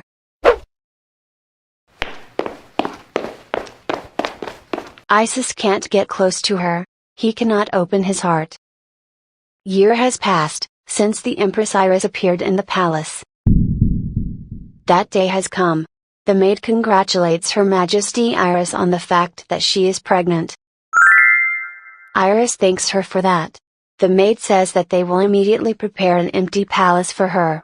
The man in the monocle wants to see the prince or princess. Tyrion says that whoever is born, they will love him with all their heart. Isis liked to spend time alone in the garden, near the palace. Apparently soon he would not be able to go there. He decided that tomorrow would be the last time he would go there.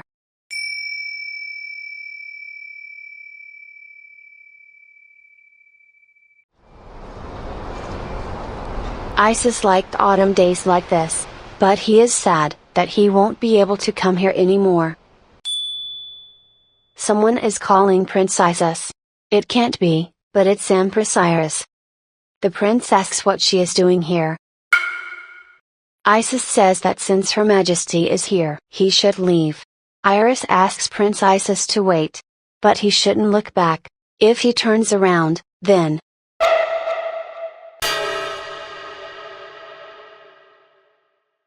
Isis rolls around for a long time. And now he is hurting all over. Iris runs to him. Isis is worried that if she keeps running like that. Iris asks if he is all right. She notices that he is scratched all over his knees. Isis says he's fine and she doesn't have to worry about him. Iris replies that she is worried because he is bleeding. Isis says he's more worried about his clothes than his knees. He asks her not to worry about the little things and to leave him alone. In fact, her worrying only stresses him out. Isis says he doesn't understand why she put herself in danger when she decided to run to him. Isis thinks she's going to get angry now. She must be upset after the harsh words he said to her.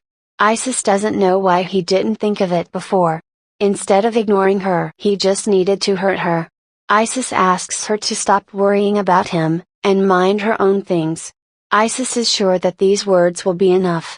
Surely she is already sick of his cold attitude and harsh words. She will stop writing him letters, stop bothering him. And she will no longer smile at him.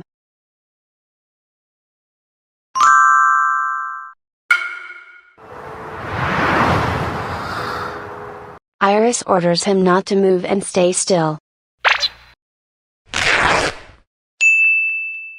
Isis only now realizes what has happened. She lifted him so easily, how strong she is. Iris asks him why he doesn't take care of his body. She was very upset when she saw his bleeding knees. Isis can't believe it, her pained expression, because of him? Iris says he is a very important person to her, and she is worried about him. Then why he push her away, why doesn't want her attention to him? Iris concludes that it's because she's not his biological mother. Isis offers to go back. After that day, Isis didn't hear from her for a while. Tyrion decided to hold coronation ceremony for the prince soon. Apparently the father wants to strengthen his son's position, before the empress gives birth to the child. Isis is sure that grandfather will be happy to know this.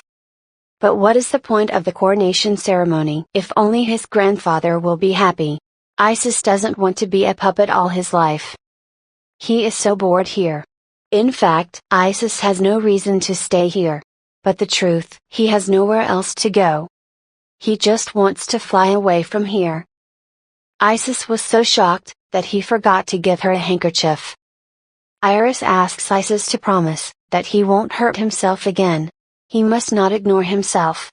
Iris says he shouldn't keep quiet if something hurts. Isis thinks it has been quite some time since that day.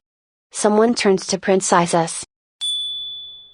Iris is glad to see him, after all this time. She laughs that she should now call him the Crown Prince. Iris congratulates him on his future coronation ceremony. She suddenly asks if he is busy right now. In fact, Isis is not busy, but Iris offers him to have tea at her palace.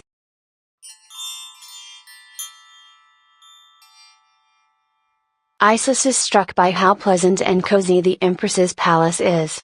Iris notices his surprise. Iris says that she wants to be honest with him. She wants to ask him for one favor. Isis asks what favor she is talking about. Grandfather warned him to be wary of the new Empress. You never know what people have in mind. Isis thinks grandfather was right. Perhaps now she will reveal her true intentions to him. She wants something from him, after he became the official crown prince. Iris says the favor she wants to ask. When she safely gives birth to this baby, could Isis be a good big brother? Iris says that it will most likely be a girl. And she hopes that he will get close to her. Then, he won't be so lonely. Isis thinks this is the first time he has been asked to be anything other than the crown prince. Iris worries maybe she is asking too much of him. Isis says he will think about it. Iris is glad to hear it. After that day, Isis began to frequent her palace. He thought he had nowhere to go, but that was not true. After all, Empress Iris's palace was so cozy. The role of big brother pleased him very much. Isis was happy to know that he would soon be a big brother. After a while, Tyrion announced the coronation ceremony. The banquet began and lasted a whole month. Grandpa came to see Isis. The grandfather says the costume suits him very well. Isis thanks him. Grandpa calls Isis the crown prince. He likes the sound of that. His grandfather is really happy, for his wish has come true. Isis wants to tell him something. He warns that his words are likely to sound unexpected. But he never really wanted to become the crown prince. Isis admits that he just wanted to live, but he never wanted to become the crown prince. But his grandfather pushed him so hard to do it. Isis says it was hard for him to carry this burden. Isis isn't sure if his grandfather will understand him. But still Isis wanted to tell him. To tell him that he doesn't want to become his trump card. Even if Grandpa doesn't understand, Isis isn't going to regret what he said.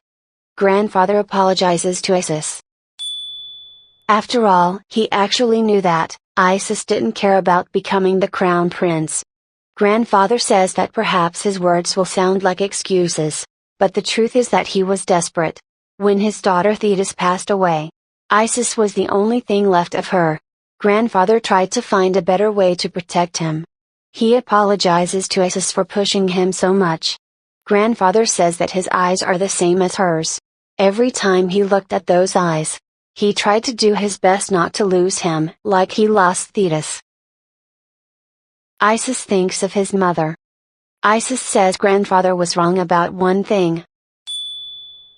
He always told him that the new empress was his enemy.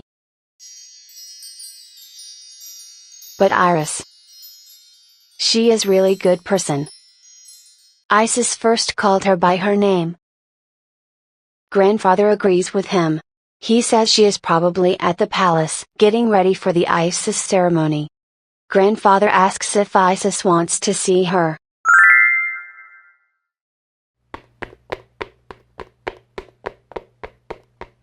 Someone asks Isis if he is going to see the Empress. It's his father. He notices that Isis looks happy. Tyrion says that after Thetis passed away, he was so busy with the affairs of the empire, that he didn't pay enough attention to his son. For this he apologizes to Isis. Father says that he chose Iris, not only for the empire, but also for him. Now Isis is certain that she is a good person.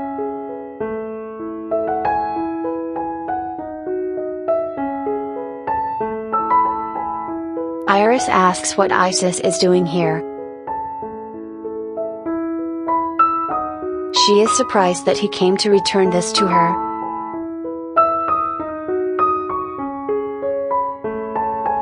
Iris is glad he came here. She just had a wonderful dream. A white bird was flying in the blue sky, and a bright rainbow could be seen over the horizon. It was such a beautiful dream.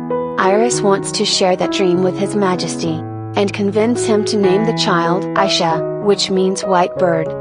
Iris hopes that Isis will be a good brother to Aisha.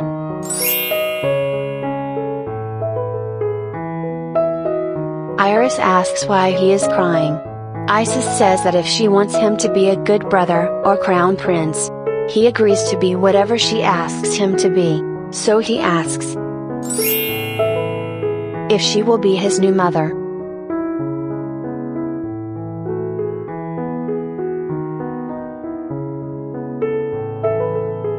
Iris agrees. She will be happy to be a good mother to him. She will love him and Aisha with all her heart.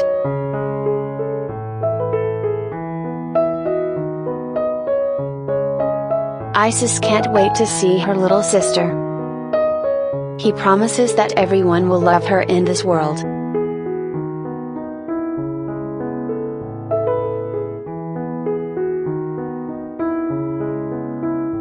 Isis will protect her. He swears, by his glory, faith, and strength, that he will protect her.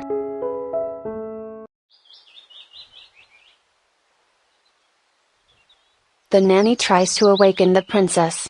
It is already time for her wake up. Aisha asks for a little more. Nanny reminds her that today is a special day. Nanny affectionately calls the princess Sleepyhead. She is such a big girl, but she acts like a baby. Nanny wishes Aisha a happy birthday. Aisha thanks the nanny. Today is her 14th birthday. 14-year-old Aisha is only a foot shorter than adults. Her beautiful silver hair is already down to her waist. Aisha is glad to be getting closer to adulthood. In the Empire, you are considered an adult when you reach the age of 18. Aisha is only 4 years away from becoming an adult. Aisha greets mother and father with a good morning. The parents wish Aisha a happy birthday. Dad notices that his daughter looks tired today. Aisha pretends not to know what he means. Mother says she is so happy for Aisha.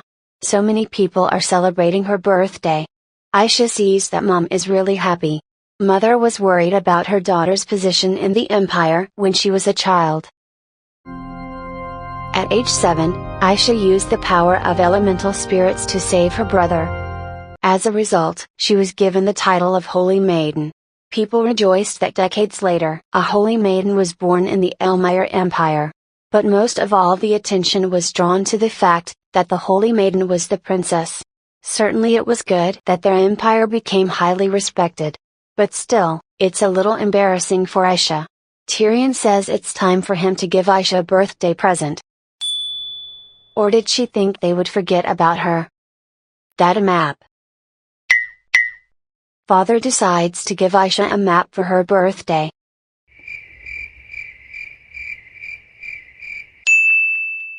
Aisha seems to have guessed what it is. Now this whole island belongs to her. Aisha can't believe it. After all, this island belonged to the Principality of Rhyton. Tyrion confirms that this is the Diamond Island of Principality of Rhyton, or rather, it was their island until a few days ago. Aisha doesn't understand, why would they give it away? Tyrion says she has Isis to thank for that. He was a diplomatic envoy. Isis apologizes for being late, his training ended a little late. Isis wishes everyone a good morning. Iris is glad he finally came. After coming of age, Isis began to call the Empress Iris, Mother. Isis wishes Aisha a happy birthday. And hopes she likes their present. Aisha thinks her brother is too handsome. He combines sincerity and strength but also a soft look. He excels at his academics and physical training. Aisha thinks her brother is like a prince from a fairy tale. Isis has become the best bachelor in the empire. He is showered with marriage proposals and confessions of love, but Isis declines all marriage proposals.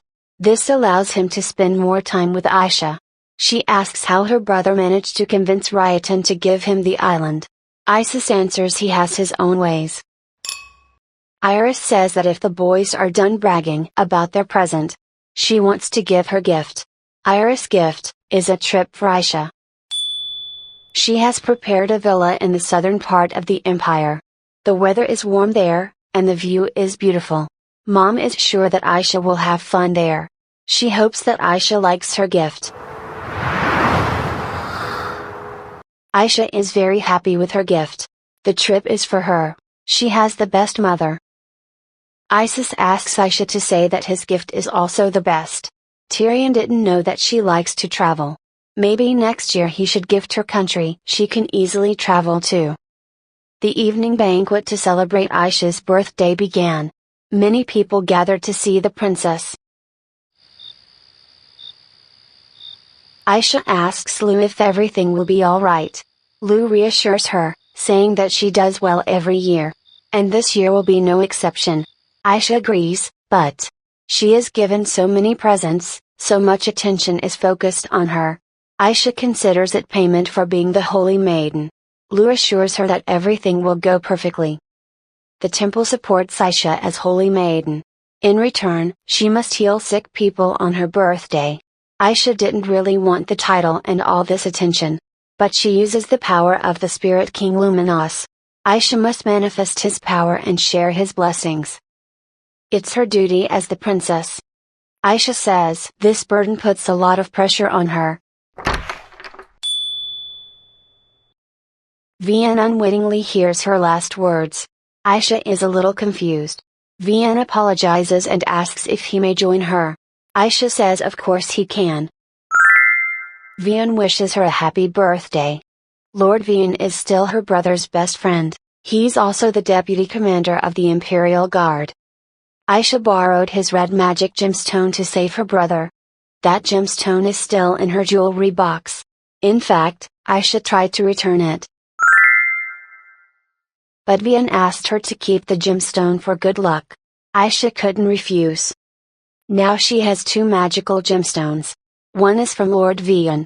And the one from Arson, the friend from her previous life. Vian reminds Her Majesty that everyone is waiting for her, to begin the ceremony. Aisha says they should hurry. Vian recalls her words. She feels so much pressure. Vian says that if she needs help, she shouldn't be hesitant to ask for it. Vian reminds her that she is surrounded by people who are always happy to give her lend a hand. Aisha says she remembers that. And she thanks Lord Vian. The sacred ceremony is about to begin. It will be performed by the one and only star of the Great Elmire Empire, Her Highness, Aisha de Elmire. Aisha asks Limi to show herself. Many people are seeing the elemental spirit for the first time. Aisha asks Limi to heal that person. It seems to me, but Limi doesn't want to perform in front of people. Aisha feels that her powers are enough to do this. She doesn't want to use her life force to heal people today. Now her magical power has increased, and her ability to heal has become more effective. People have exploded with excitement. Everyone wishes the Holy Maiden a long life. Aisha feels that she used too much energy to heal people yesterday. She thinks, if she lays down for a couple of days, she should feel better. Aisha is bored. After all, she missed the banquet and will now lie in bed all day. But there must be something fun to do. Aisha asks the nanny to bring her something. The nanny doesn't understand what she needs. the Diamond Island given by father and Isis for her birthday, and the villa in the Southland, the gift from mother. Aisha still can't believe that it all belongs to her. The Diamond Island was given to them by the Principality of Rayatan, after a military alliance was made. The Principality of Rayatan gained independence from the Elmira Empire about 100 years ago. Their military power is still developing. Aisha is sure that the Rayatan want the Elmira to help them develop their forces. Moreover, to the North Rayatan border, the mortal enemy of the Elmira, the Denver Empire. So it's a good strategy on both sides to make an alliance. After the imperial family was poisoned, the Denver Empire has been lying low for the last 7 years. Isis, eager to revenge for his sister, began to train even harder. Aisha focused on the study of elemental magic. Now she can use her abilities more effectively. So they are no longer as defenseless as before. Because of the Denver Empire, Aisha is always worried when she hears news about the world. Her mother must noticed how nervous her daughter. So she gave Aisha the trip to get some fresh air and feel better. At Share Estate, the weather is warm and the natural scenery is beautiful.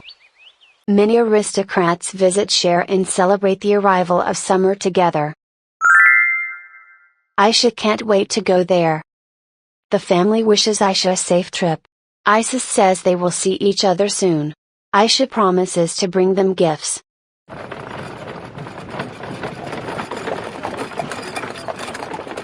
Aisha is so excited to finally go on her first trip.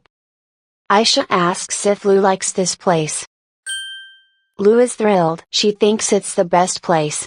It's so warm and bright, she loves it. Aisha agrees with her. The road to their villa goes through the southern village. After the emperor's children were poisoned, and the high priest couldn't come quickly enough, Tyrion decided to make a huge investment in circular magic. Because of this, Aisha can reach the south in just a few minutes. But still, she will have to drive another 3 hours to the villa. Aisha thinks that's even better. This bumpy road make her trip even more enjoyable. Aisha feels so good. Like Lou said, this place is so warm and bright. Someone says that Her Highness has already arrived, so she can get out of the carriage. Aisha takes a little nap.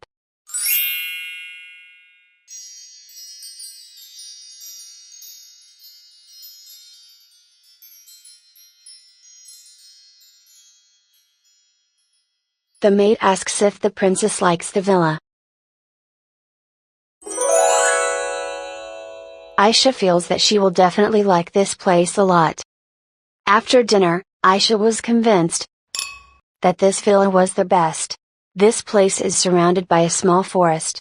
The style of this villa is very different from the imperial palace. White roses are already blooming in the garden, and Aisha likes the smell of them. All the staff are friendly to her, and they make a very tasty dinner. Aisha still can't believe that this villa belongs to her. Also, this mansion is surrounded by a magical barrier for protection. Mom and her family bought this villa and designed it especially for Aisha. She feels their care in every little detail. The maid asks if Aisha liked the meal. Why didn't the author name this wonderful maid? Let's call her Florence.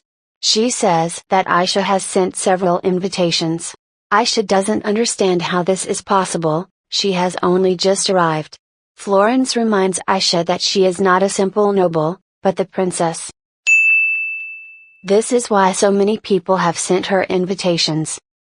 Florence suggests that Aisha consider an invitation from Marquis Blame. The Blame family is one of the most powerful in the south, but more importantly, there is a girl of Aisha's age in the family. The young lady of the Blame family. Aisha has heard of her.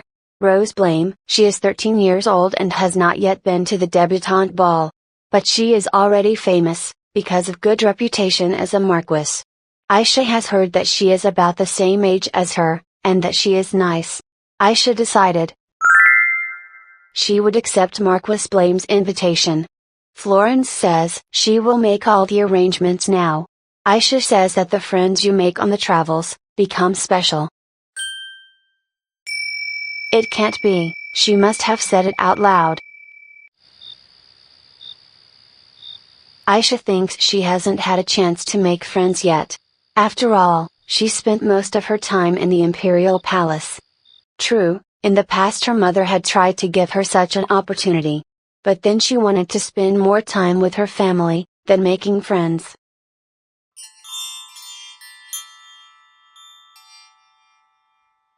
Aisha thought it would be nice to have friends. Life without friends would be. In fact, Aisha has a friend. Aisha asks Lu to always be her friend. Lu assures her that she will. Before Aisha, no one ever called on her, so she was really happy when Aisha called her. Lu was looking for someone, who would need her. So she is very happy that Aisha became her master. Aisha is also happy that Lu is here.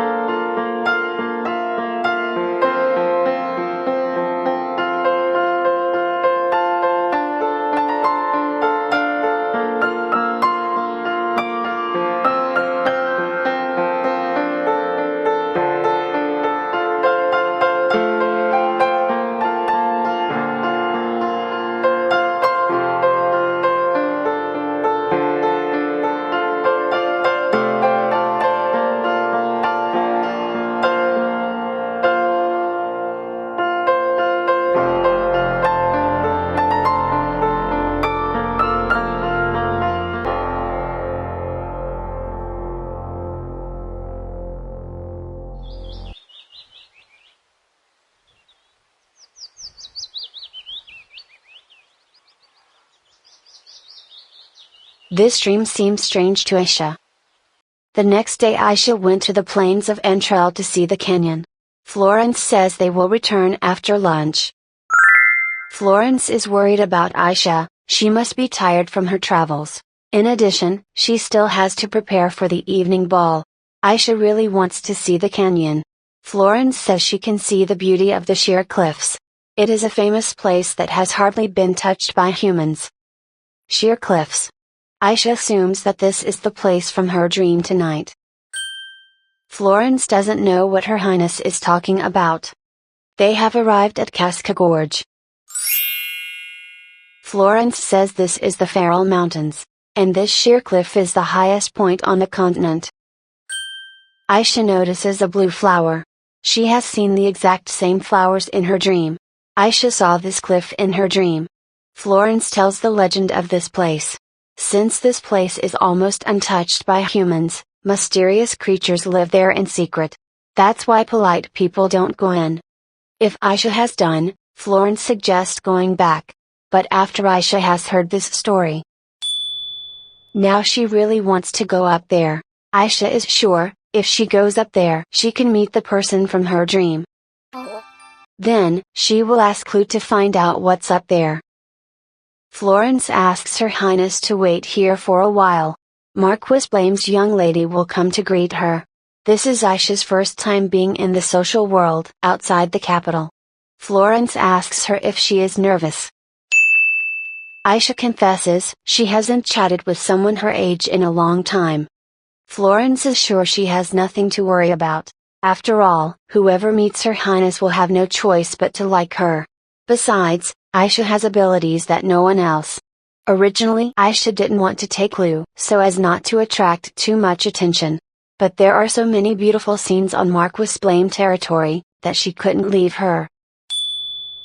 Lu looks worried. Aisha asks her what's wrong. Lu can't explain why. But she has a feeling that something bad will happen. Aisha has never seen Lu like this before. Florence looks worried. She says that the maid, who was waiting for her at the ball, is here. This maid wants to report something to the princess. It's all about one person who appeared at the ball. It's a white-haired elementalist. A white-haired elementalist. It can't be.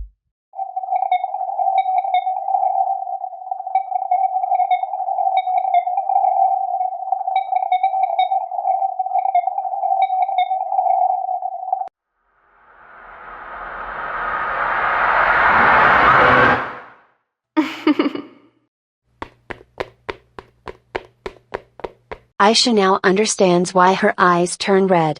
She must be using the power of elementals. Perhaps Marianne's power is the same as hers. But Aisha doesn't understand why she appeared here. Aisha is scared. What if Marianne is there now? Someone is apologizing to Her Highness for being late.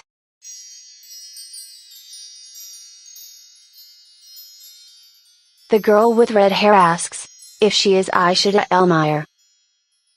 Aisha confirms that she is Princess Aisha de Elmire.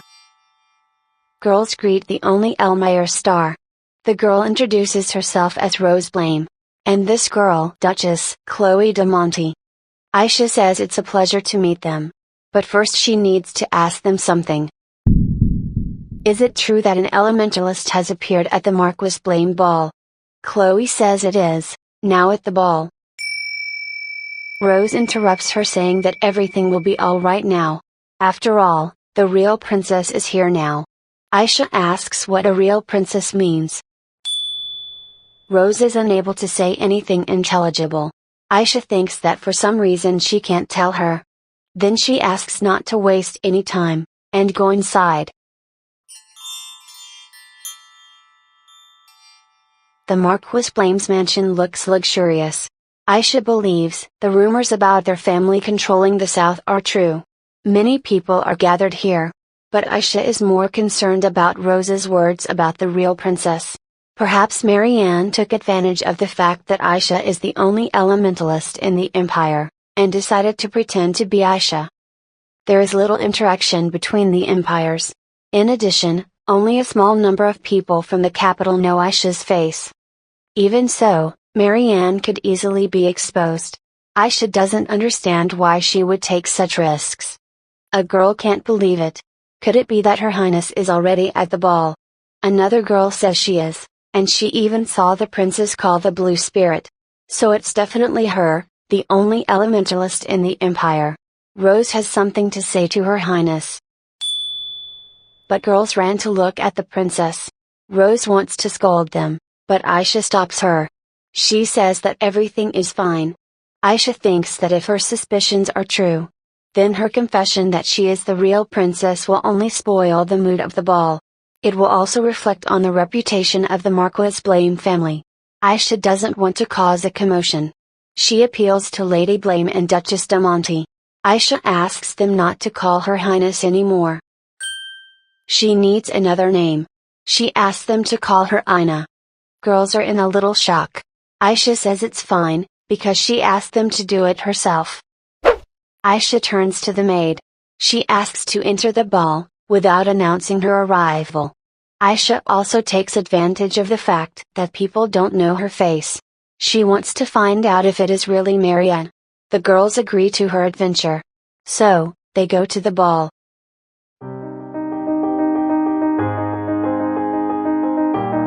On the other side of that door, Marianne.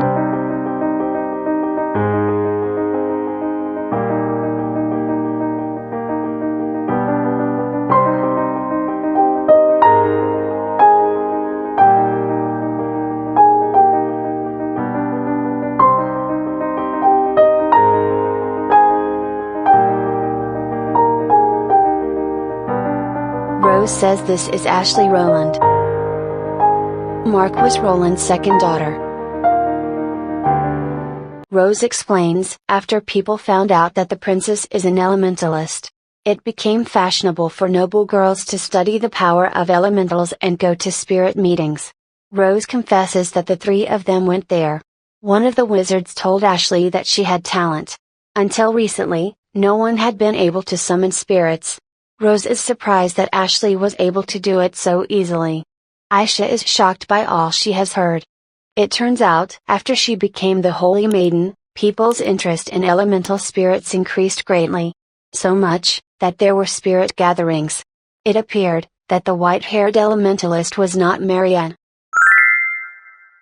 Marianne that Aisha knows, would never do something so conspicuous. Aisha knows this spirit. It is Nyos, a low-level water spirit. Aisha doesn't understand, why this girl decided to pretend to be the princess. If Rose's words are true, then Ashley was able to increase her magical power in a short period of time. How is this possible? Aisha senses, there's something wrong with this girl. She asks girls, if they have noticed anything strange about Ashley. Chloe says that 2 days ago they were drinking tea together, and Ashley was acting as usual. Rose is sure that if anything unusual had happened to Ashley, they, as her close friends, would have noticed that. Now Aisha understands why Rose was hesitant to answer her. She was worried that her friend would be in trouble. But Aisha senses that there's something wrong with Ashley, maybe she's missing something. Aisha asks Lou to show up, but without anyone noticing her. Aisha knows that Lou feels uneasy. So she apologizes for calling her. Lou says it's fine. Aisha asks Lou to look there. That girl is an elementalist and she even summoned Nyos. But Aisha senses something strange about her. Lou assesses the situation with her keen eyes. Lou says that she has an artifact. This girl uses a magical item, that temporarily increases her power. Lou is sure that the artifact makes up for the magic she lacks. Indeed, Aisha can barely feel Ashley's magical power. And her strange feelings are due to the fact, that it's not Ashley's real power. The artifacts react to the user's negative emotions and use the user's life force.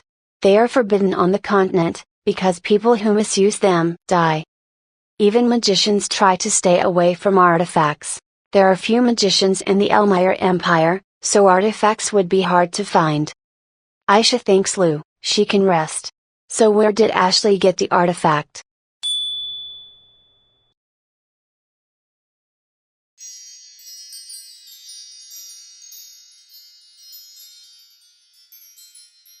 This blonde hair and golden eyes. This man is just like the person in her dream. But why is he standing there, alone? While Aisha was flying in the clouds, she missed part of the conversation. Adults ask Ashley to stay a little longer, for this is the first time they have seen spirits. Ashley says there is nothing she can do. After all, the spirits need rest. Ashley leaves to rest, and Aisha is going to follow her. Aisha feels strange dark energy from the artifact. She needs to catch up with Ashley. Aisha didn't see which way Ashley went. Rose asks what happened, why did she leave them so suddenly? Rose worries, maybe something happened to Aisha. Marquis Blame asks his daughter to explain what is going on. Why people think that the girl belongs to the Roland family is the princess. Rose doesn't even know where to begin. Aisha says she is pleased to meet Marquis and Marquise Blame. Chloe introduces the noble Elmire star. Her Highness, Aisha de Elmire. Marquis and Marquise say they are honored to meet the only Elmire star. Aisha thanks them for inviting her to this wonderful ball. But she wants to ask the Marquis a question.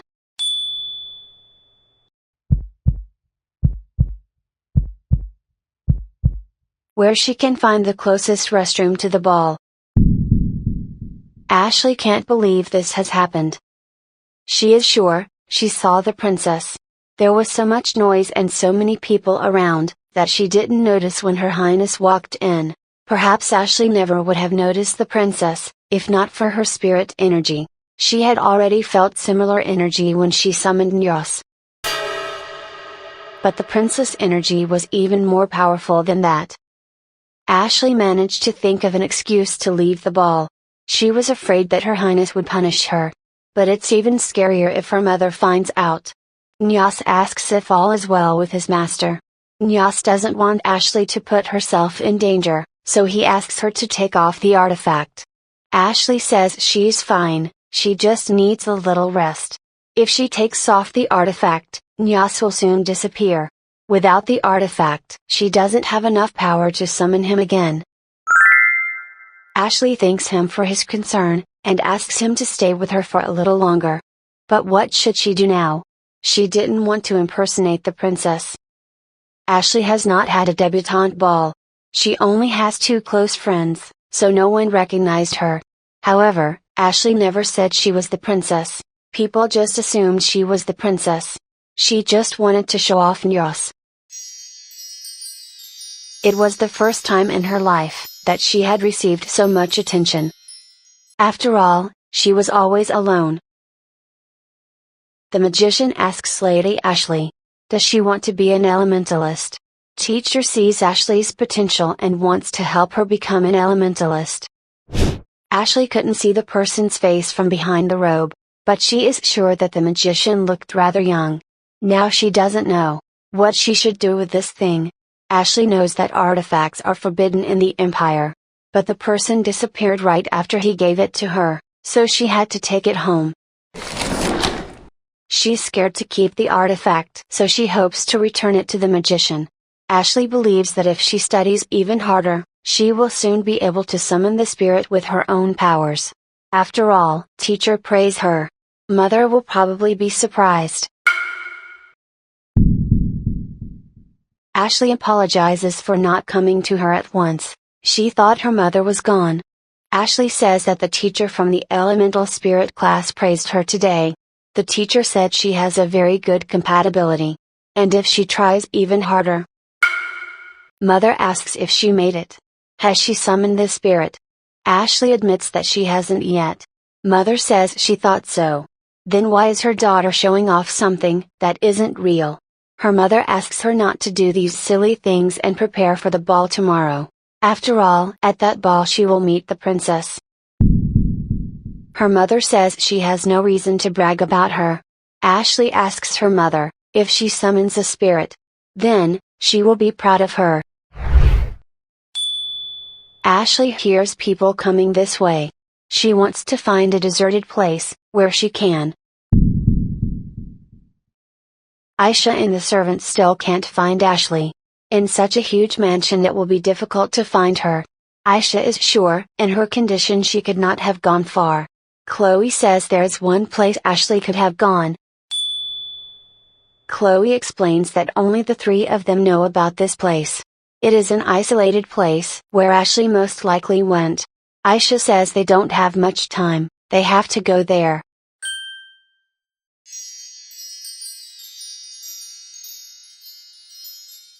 The man asks if she is looking for the white-haired girl. Aisha asks if he has seen her, and where she went. She has used up a lot of her strength to summon the spirit, and may be in danger.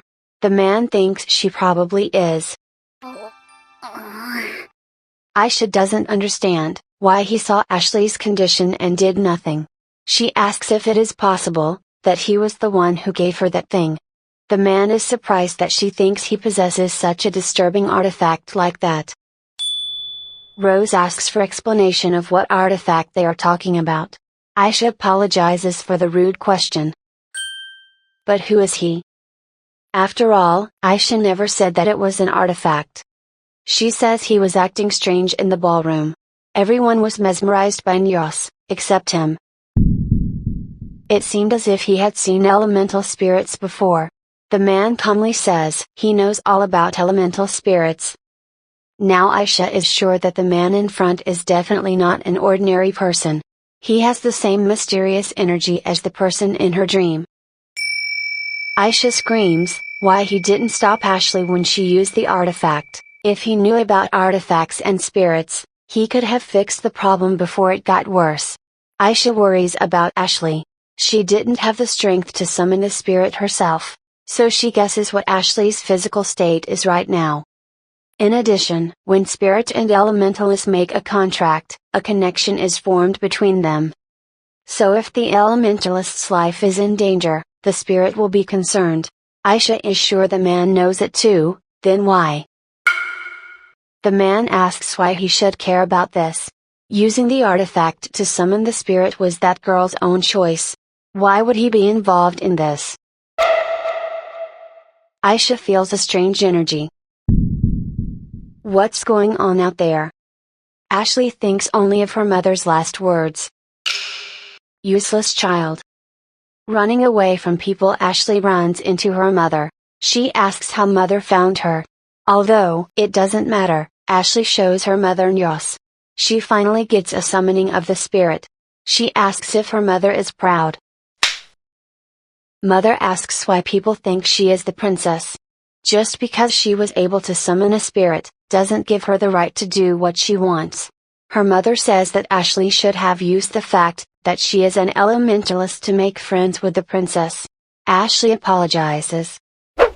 Mother doesn't understand why her daughter is still standing here, she should go back to the ball now. Ashley says that after summoning the spirit she has no strength left at all. Her mother calls Ashley a useless child. Ashley can't return now, she has lost control of the artifact, and very soon she will have to say goodbye to Nyos. Ashley doesn't want that. The person in the robe says he has finally found her. Ashley recognizes him, it's the magician who gave her this artifact. The magician praises her. After all, she was able to summon such an amazing spirit. Ashley thanks him. The magician asks how she feels after being treated like a princess. Ashley shouts that people have assumed this. Of course she had plenty of time to correct them. But she never did. That was the first time people cheered her. Ashley thinks it's all useless now. When she returns to the ball, she must tell everyone the truth.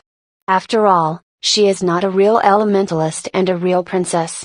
Ashley thinks that she has lost her mind for a while. What was the point of it, if her mother wasn't proud of her? The magician asks why she thinks that.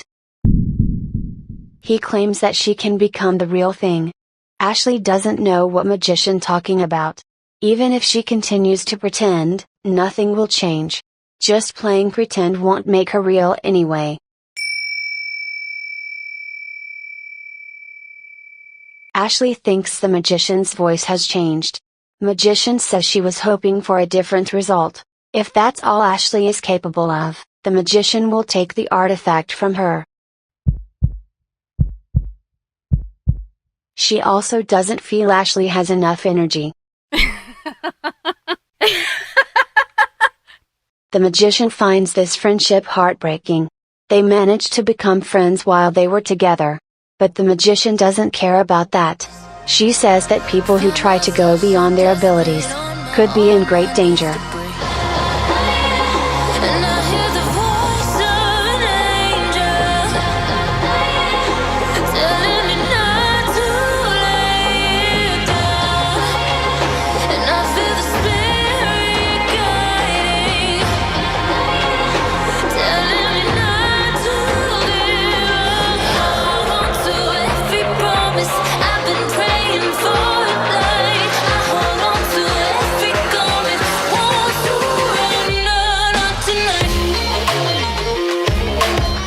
Ashley asks how the princess came to be here. Aisha came because she felt a strange energy in this place.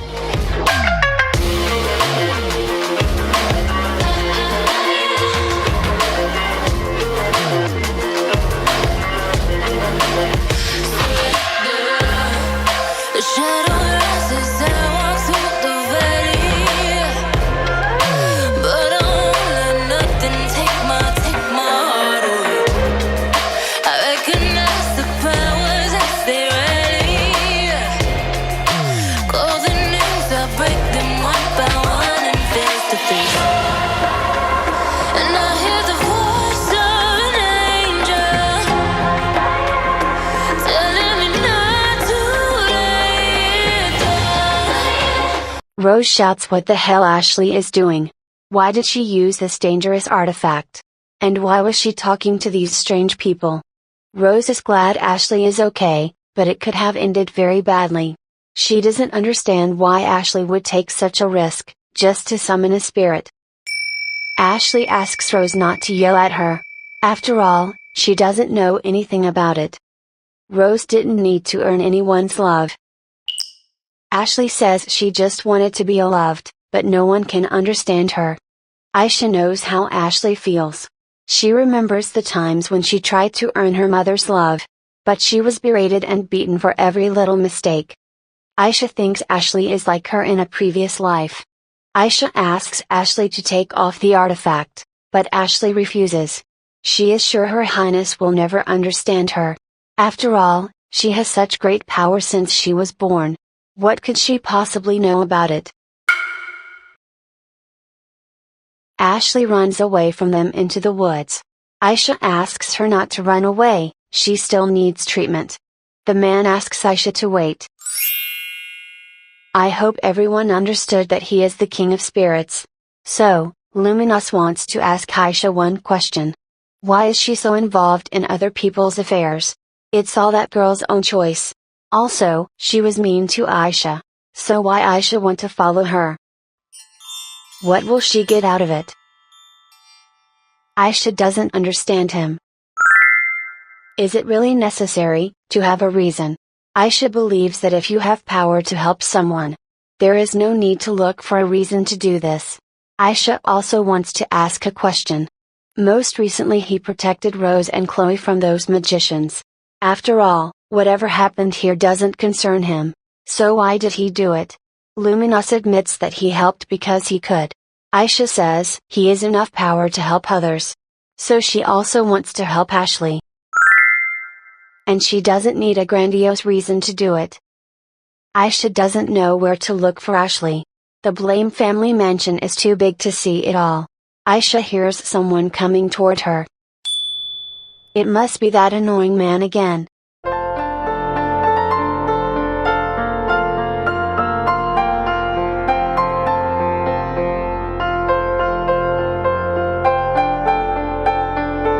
Aisha senses a tremendous energy of light from that bird.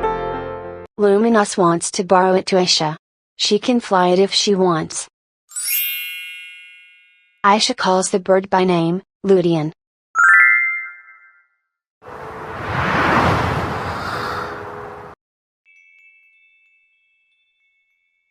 Aisha thinks about what she said to that man. That she doesn't need a reason to help others. But in fact, saving Ashley is her selfish wish. When she was an Edinburgh princess, no one reached out to help her. Even her family only mocked at her. She wanted so badly to be listened to and helped. Thanks to the help of her current family, Aisha was able to survive the painful memories of the past. She knows how Ashley feels. Aisha found her.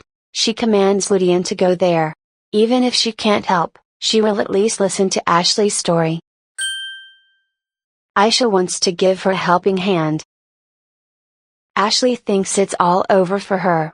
She not only pretended to be Her Highness, but she also yelled at her. Ashley is sure that Aisha will punish her. And what her mother will think of that. Mother will surely abandon her, for she is nothing but trouble.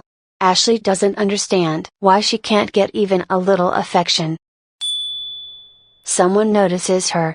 There are already quite a few nobles gathered here. They ask what happened. Someone notices the wounds on Ashley, and asks to call the servants. One man says it is Her Highness. Another says it's not, she's a young lady of the Roland family. The first man is confused, for this girl has recently summoned a spirit. Ashley wonders what she should do now. Perhaps she had better tell everyone the truth. But she is so scared. Ashley begs for someone to help her. Familiar voice calls to Ashley. He says everything will be fine. She will help Ashley.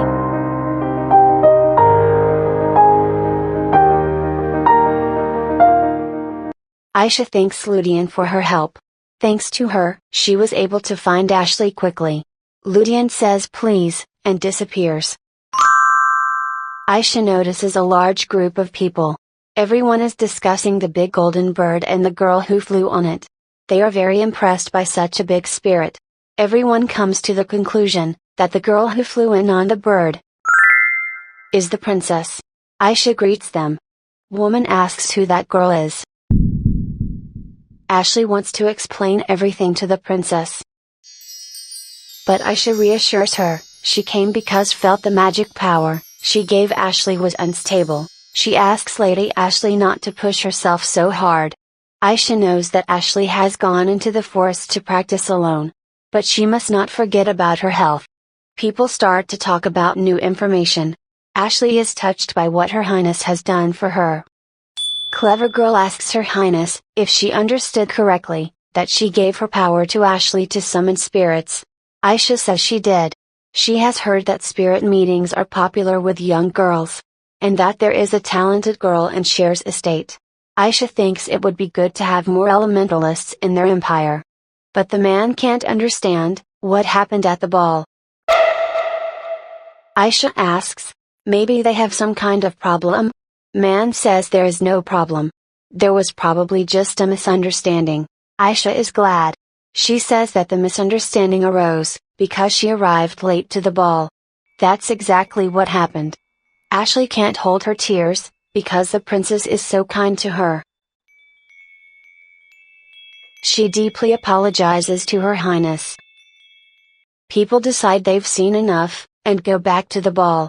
But Ashley has one more thing to do. Aisha says it's hard, but Ashley has to give up her spirit. She reminds her that spirit's not a tool to get any recognition. They are valuable friends to the elementalist.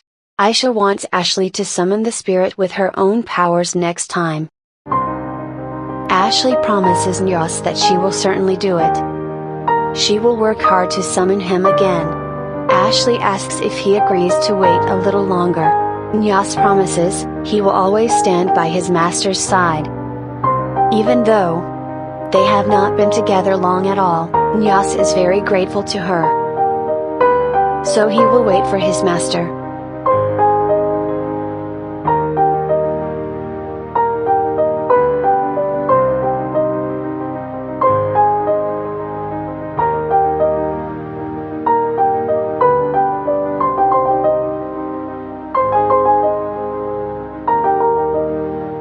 Aisha is glad Ashley has friends.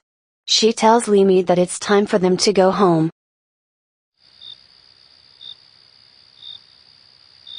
Aisha thinks a lot has happened that day. Lu agrees with her. Still, Aisha is glad her muscles don't hurt as much. Lu gives a free massage to her master. Aisha turns to Lu. She believes that everyone has moments when they are trapped. So why do evil people use people's desperation for their own gain? Lu thinks it would be healthy if there were only light in the world. But light can't exist without darkness. Aisha is surprised that the artifact still exudes dark energy. It seemed to her, if she removed it from Ashley, the dark energy would dissipate. Luminous says that it's the collected negative energy of the child.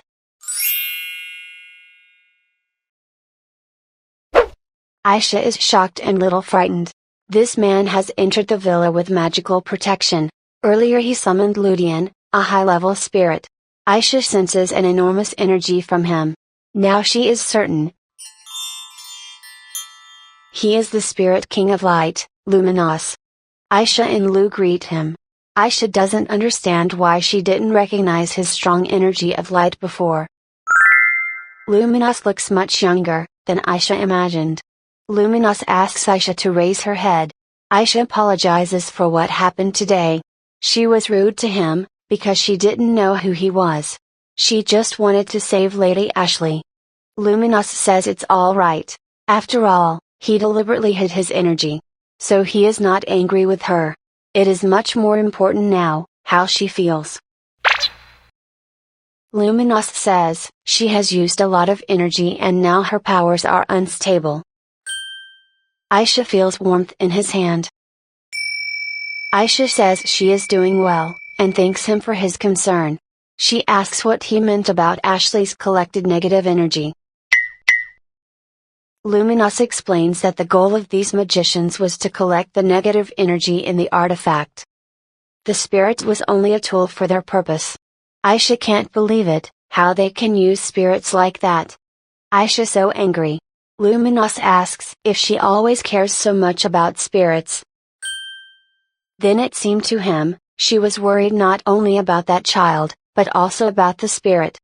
Aisha says that she has been around spirits since she was born. She always shared her emotions with the spirits, so she was worried not only about Ashley, but also about Nyos. After all, spirits are precious friends for her. Aisha wonders if he came to the human world because of this incident.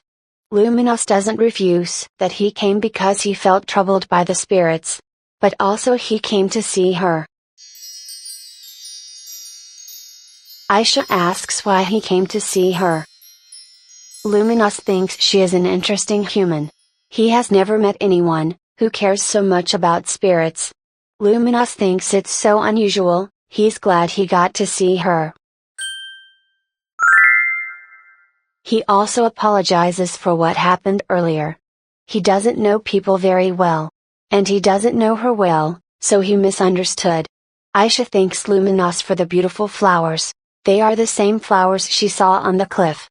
Aisha thinks she is dreaming again. How can it be that the King of Spirits himself came to see her? His golden eyes and hair outshine the stars in the night sky. Aisha can't believe that she met him like this. Aisha asks if he will leave now. Will she be able to see him again? Luminos is sure, this will not be their last meeting. Aisha says it's an honor to meet him. She will look forward to their next meeting. Aisha is a little sad that her trip ended so soon. She's only been in the south for 3 days and she's leaving tomorrow. Lu says this is her last chance to enjoy the local cookies. Still, this is Aisha's first trip alone, so her family is worried about her. Anyway, a lot has happened on this trip. Of course it's a shame that she didn't get to make friends. But Aisha is glad that the ladies were able to reconcile. Lu wants to say something to Aisha, but someone knocks on the door. Florence says that Her Highness has received a request to see her. Lady Blame, Duchess de Monte and Lady Roland are here now. Apparently they don't know that Aisha is leaving tomorrow.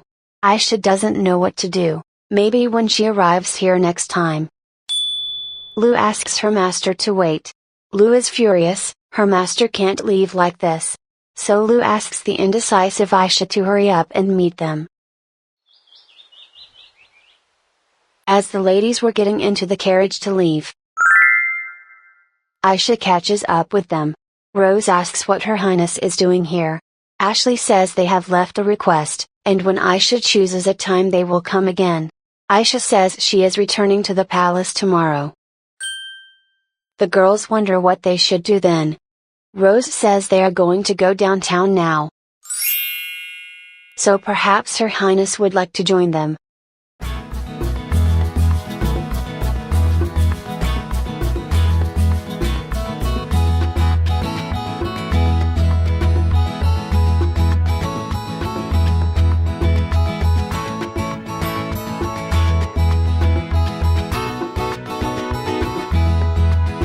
Aisha is amazed at how wonderful downtown Cher's estate is. People here seem to glow with happiness. Aisha asks where they should go first. Ashley says they were planning to buy books about spirits. Rose confesses, they are all very interested in learning more about elemental spirits, but perhaps Her Highness would be bored, because she already knows everything about spirits. Aisha says that's wonderful, she will help them choose good books. Aisha asks the girls to call her Ina. Her Highness attracts too much attention. Rose promises that they will do everything they can to make Ina feel comfortable. So the ladies set out to explore the downtown area.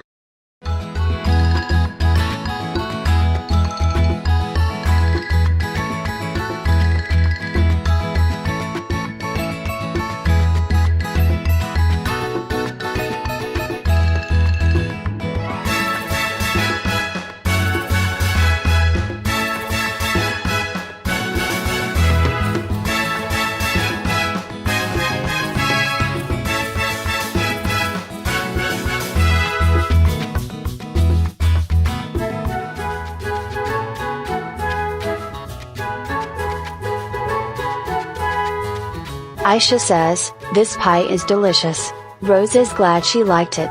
Aisha asks what kind of place it is. Rose explains, it's a secret place where the three of them have often gathered since they were children. The house is in the forest, so it hasn't been cared for in a long time. But everything in it holds their stories and memories. Aisha is surprised that they decided to bring her to a place so meaningful to them. So Aisha is really happy. One of the girls offers to show that to Her Highness. Another asks if she means the treasure box. Aisha doesn't know what they're talking about, so she just chews on the pie. Suddenly she asks if the ladies would mind if she calls Lu. Aisha wants Lu to taste the pie as well. The girls like this idea. Chloe says it's an honor for them. Lu thanks the master for summoning her. Her name is Lu, and she is the low-level spirit of light. The girls are thrilled. Rose offers Lu a piece of cake. Lu is shocked that they give her a whole piece. Ashley wants to say something to Her Highness.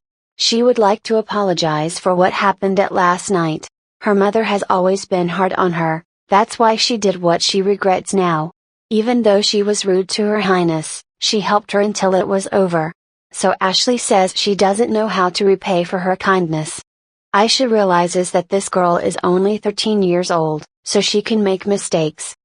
Aisha says it's alright, her apology will be enough. If no one notices how hard you try, it's natural to feel miserable. So Aisha understands that Ashley couldn't have made a different choice. Ashley has a crush on Her Highness. Aisha says it was all because of the artifact, it increased her negative emotions. She reminds Ashley of her promise to Nyos. She must rely only on her powers, and will one day be able to summon him again. After all, Nyos has been watching her ever since. Ashley asks if Nyos is here now. Aisha asks the expert if this is right. Lu says it is true, the spirits always stay close to their master. Ashley is touched by what is happening. She is very thankful to all of them. Aisha thanks the girls for taking her to such interesting places. Rose says it was an honor for them to spend time with her. I know another girl who is also named Rose. Aisha promises to invite them to the palace, she hopes they will come to visit her.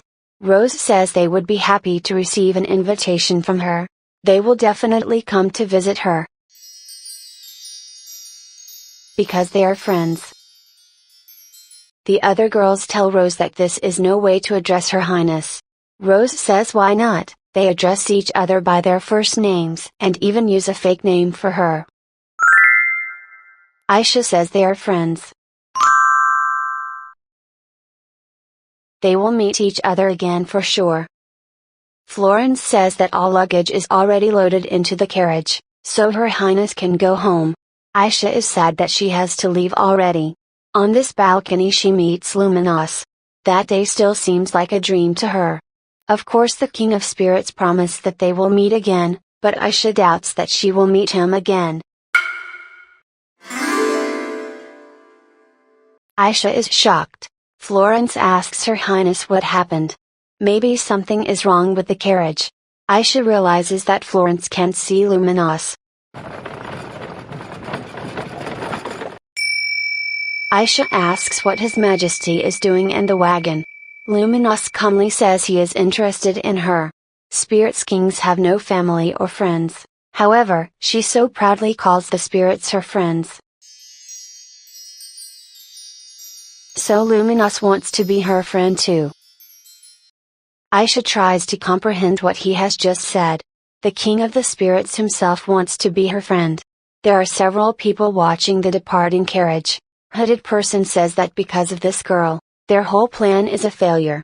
No one expected the noble princess to interfere in this way. Hooded person is disappointed, for they have come such a long way. Marianne is sure that she will not be able to get along with the Elmire imperial family. Aishada Elmire, she will remember this name. Marianne hopes they will meet again. Since they have decided to become friends, Luminos wants Aisha to call him by his name. Aisha asks if she understood correctly, that His Highness wants to become her friend and go to the imperial palace. Luminos answers that he wasn't planning on going to the palace, but if she is going there, he's going with her. After all, they have decided to become friends. Aisha wonders if he understands what it means to be friends. He doesn't know anything about the human world, and what is she to do? She can't tell the family that he is a real luminos. But if she returns from a gifted trip with a strange man, Isis probably won't make it, and will die. What will happen to the mother who gave her this trip? The father will most likely decide to kill Luminos. Aisha must not let all this happen. She tries to explain to Luminos, friends don't spend every minute together. Everyone should have privacy. Luminos asks what privacy means. He seems to be completely hopeless. After a long conversation, Luminos understands people better. He didn't expect humans to be so complicated. Aisha thinks His Highness is too simple. So Luminos asks what he needs to do. He wants to change the question. What he needs to do to be with her.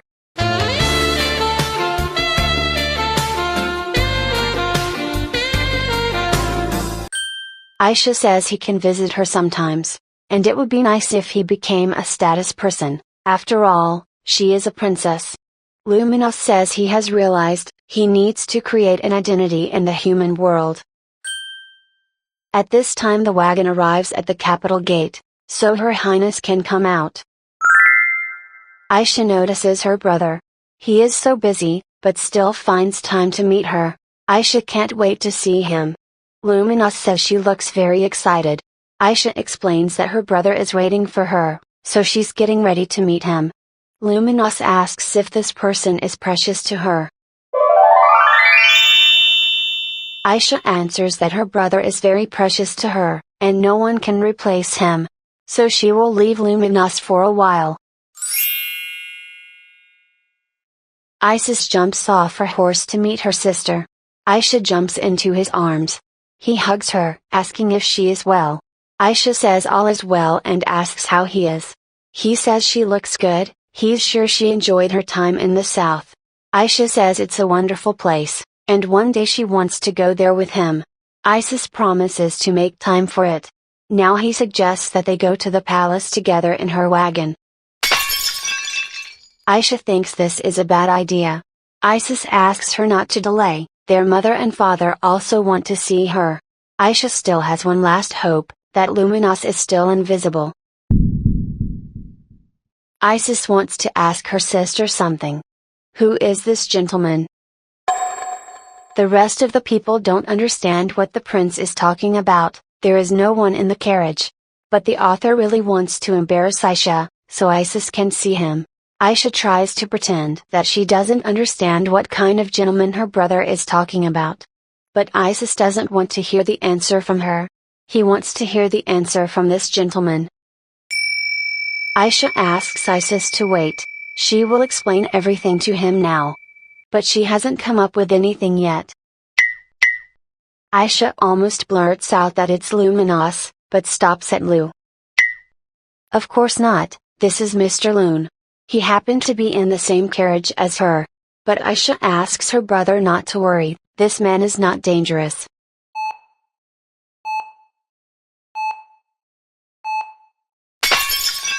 Aisha realizes that her explanations are not enough. Aisha. She can't tell everyone that King Luminos wants to be friends with her. If people found out about it, it would shake up the whole continent. Isis seems to have guessed it all. It's love at first sight.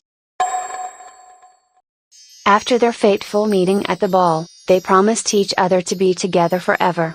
So they went together to the imperial palace to ask permission to marry. Even if their parents would not allow it, they would still elope for their love. Aisha doesn't understand why her brother says such things. It's not like that. Isis says that Aisha is too young to get married. Aisha fails to convince her brother that this is not the case at all. The gentleman says his name is Luminos. Isis doesn't believe him. He says his joke is not funny. The gentleman corrects himself, by saying that he is only a follower of Luminos. Isis concludes that he is a priest of light. The gentleman agrees with him. It looks like Luminos will manage to create an identity for himself in the human world. A priest of light is probably the best identity for the god of light. Isis says he doesn't look like an ordinary priest. Aisha thinks he is unlike a ordinary priest, because he is the god that all priests worship. Isis asks how Aisha met him. Aisha quickly comes up with a story about the priest needing to go to the temple. So she decided to give him a ride. But her brother never understood why she didn't give him another carriage. So, Isis asks how long the priest is going to sit there. The priest doesn't know what the problem is. Isis says that he will get another carriage and travel in comfort. But priest says he doesn't want it, he wants to talk to the holy maiden a little more. Isis asks to take them to the Temple of Light as soon as possible. Since Aisha has promised to take him to the temple, they will do so. Aisha finds herself in an unpleasant situation. The priest is casually talking to the crown prince. And Isis casually talking to the god of light. Aisha asks Lu if they can get to the temple without trouble. Lu is full of optimism about this. After a while they do manage to get to the temple. Aisha is glad they finally made it. She thought she would die from such an oppressive atmosphere. Isis says they have arrived, so the priest can finally get out of their wagon. Mr. Loon says goodbye to Aisha, saying they'll see each other later. Luminos leaves the carriage heading confidently towards the temple. Aisha worries about him, wondering if he's going to be okay. Isis sighs, finally they can talk in peace. Isis wants to apologize to Aisha for misunderstanding her. But still, he asks her to be careful. She is the princess and should not give a ride to the first person she meets. Especially men. In general, Isis asks Aisha to stay away from men. Isis says that to meet a priest on the street, who also needs to go to the capital is quite strange. Aisha realizes that her brother is really worried about her. Aisha apologizes for making Isis worry, but Mr. Loon is really a nice man. Isis still doubts that the priest was good. So Isis asks her to swear in the name of the god of light, that she will not get close to this guy in the future. Aisha finds all this very ironic, so she won't do it. Isis concludes that she does have feelings for this man. Tyrion and Iris are surprised by what Aisha has brought with her. They ask what all this is. Aisha says it's all gifts for them. Aisha manages to spend all her savings on gifts. She wanted to repay her family for giving her such great presents on her birthday. Isis is grateful to Aisha, but still thinks she went overboard. Aisha says that while she was traveling she was always thinking about her family, so she bought all these things. Tyrion finds a teacup that reminds him of Iris. Aisha explains, she was thinking of her mother when she bought it. There are also gifts that reminded her of father and brother. The parents say they have a lovely daughter. Isis is touched that she continues to think of them even while she is on vacation. Aisha says that some of the gifts her friends helped her pick out. Isis wonders what they're like, Aisha's friends. One of them is bright and energetic. The other is caring and thoughtful. And also a friend, who Aisha really wants to cheer on. Aisha says they are all really good friends. So she wants to invite them to the next banquet and introduce them to her family. Iris is sure that Aisha's friends are really good kids. She says she heard about what happened at the Marquis Blame ball. Of course Aisha's parents, who are concerned for her safety, know about the incident.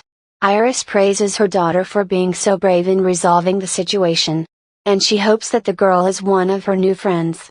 Aisha says she is. But as the princess, she should have settled the case according to imperial law. Tyrion asks her not to worry, any princess action is imperial law. Isis says that Aisha is smart and kind, so he has no doubt that she made the right choice. After all, the most important thing for them that she is unharmed. Iris says that sometimes those who know how to gently embrace others, can overcome anything. Now Aisha knows this too. Tyrion is glad that Aisha has gained something of value on this trip. It's the best gift for them. Isis congratulates Aisha on returning from her first trip. Aisha is happy to be back home. It had been several weeks since Aisha returned from her trip. Now summer is in full swing, which means the summer solstice banquet is coming up, one of the 4 major holidays of the Elmire Empire. The summer solstice is the day the sun stays in the sky the longest in the year. This is the sacred day for the people of the Elmire Empire, who worship the god of light. This year the priests will be invited to celebrate. Iris is in charge of organizing the event, and Aisha has decided to take over the hosting of the priests. Aisha has heard that a very strong priest has appeared in the empire, who might even become the next pope. So Aisha put all her plans on hold for now, and put this priest on the invitation list first. If this priest can become the next pope, his power of light must be really strong. Aisha finally found the name of this priest. Loon. Wait, so this priest must be Lord Luminous. Aisha is shocked at what he's doing here. After all, her room is on the 3rd floor. But more importantly, what happens if someone notices him in the Imperial Palace? Aisha tells the maids she wants to be alone for a while. Rina doesn't understand what Her Highness is talking about. Aisha explains that she would like to think alone. So she asks them to wait outside until she calls for them. The maids don't know what is going on, so they will wait until she calls them.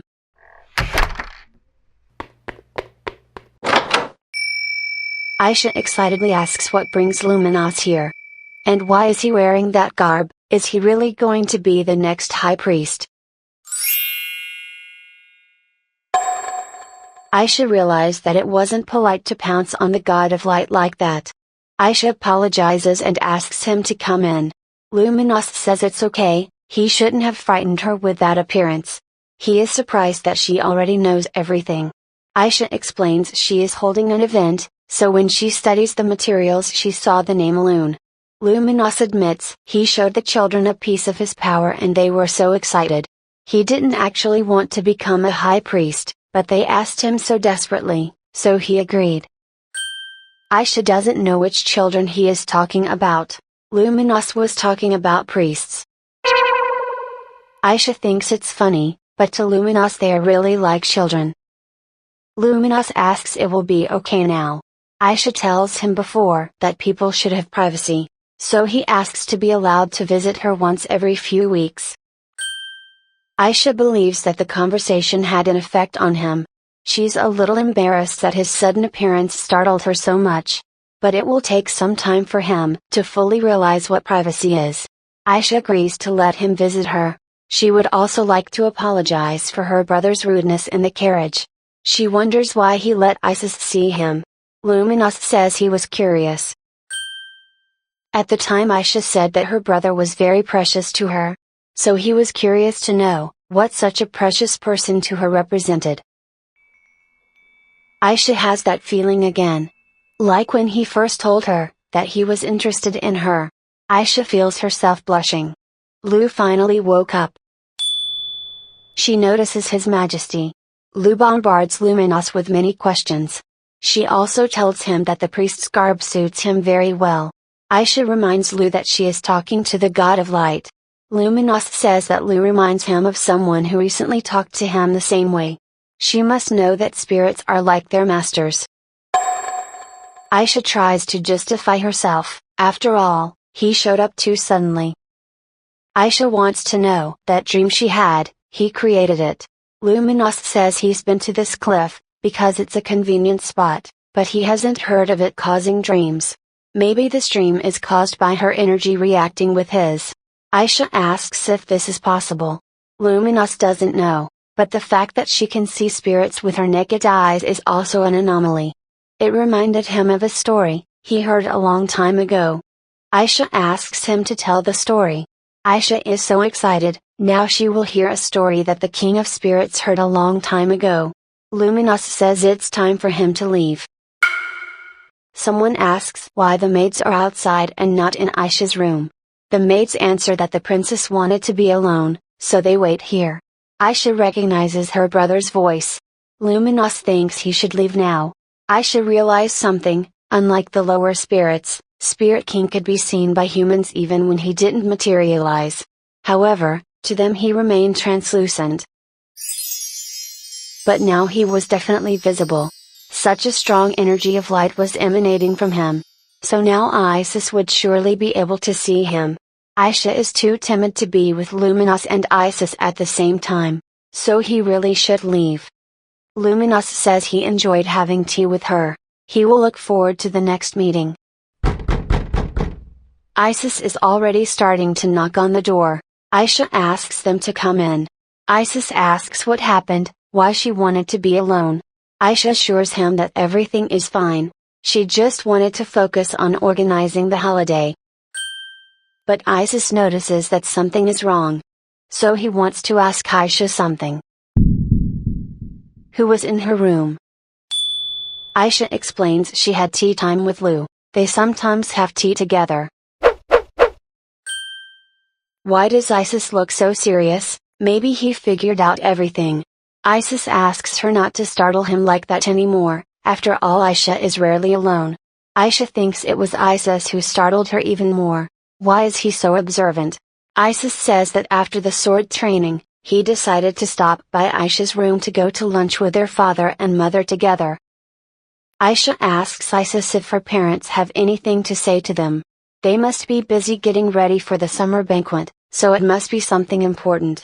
Isis says he doesn't know, but maybe there will be a surprise at the summer solstice banquet. And Isis is sure Aisha will like it.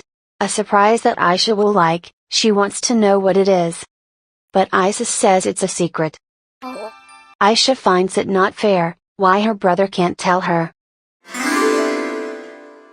Isis asks her not to look at him with those eyes. He won't fall for her puppy dog eye trick. Aisha doesn't know what he's talking about, she didn't do anything.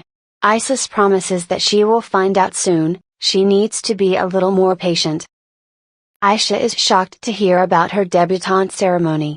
Tyrion says they decided to have her debutante ceremony during the summer banquet.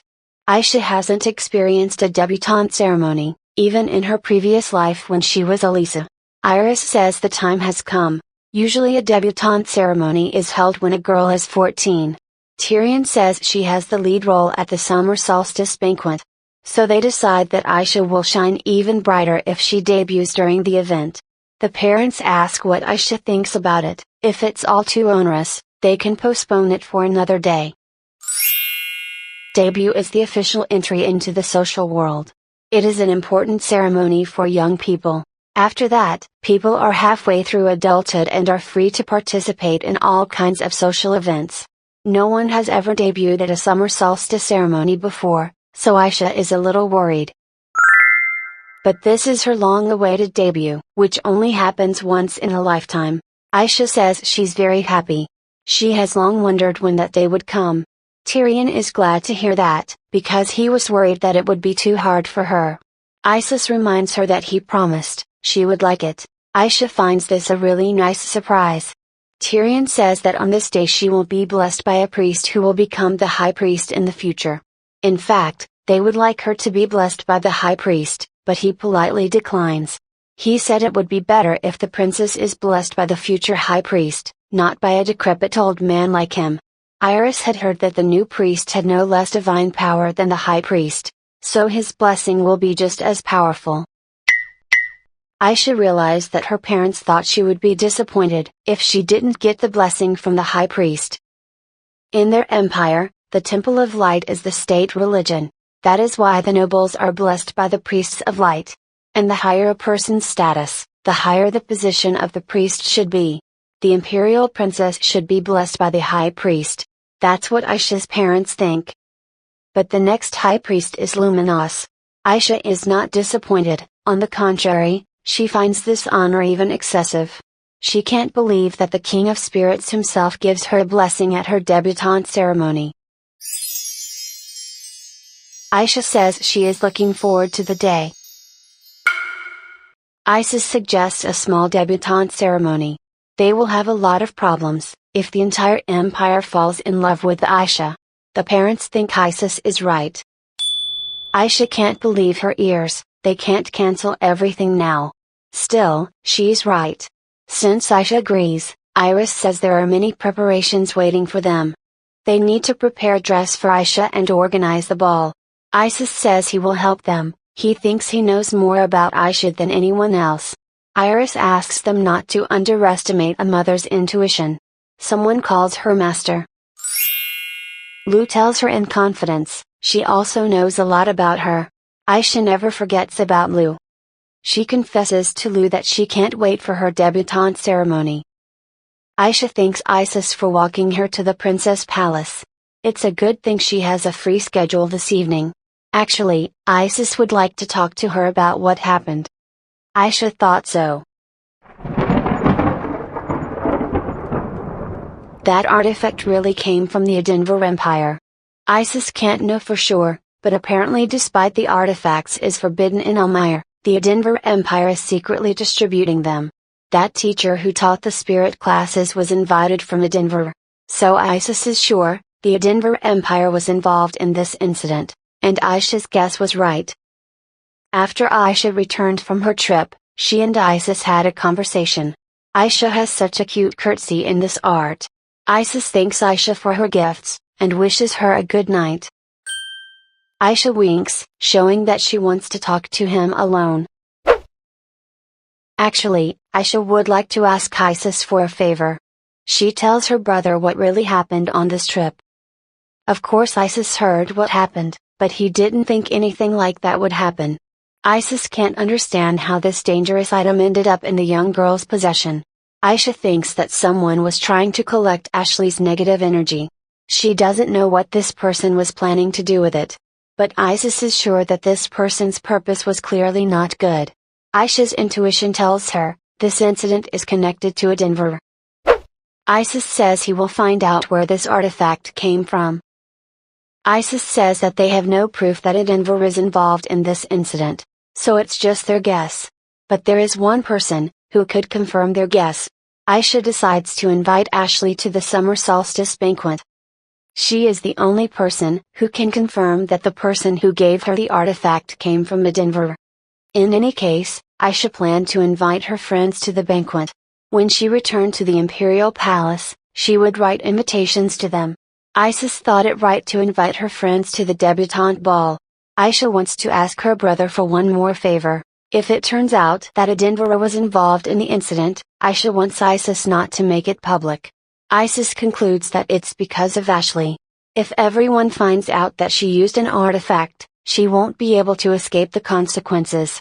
Aisha thinks that a 30-year-old girl can't handle the consequences. But she also wants the Edinburgh family to let their guard down.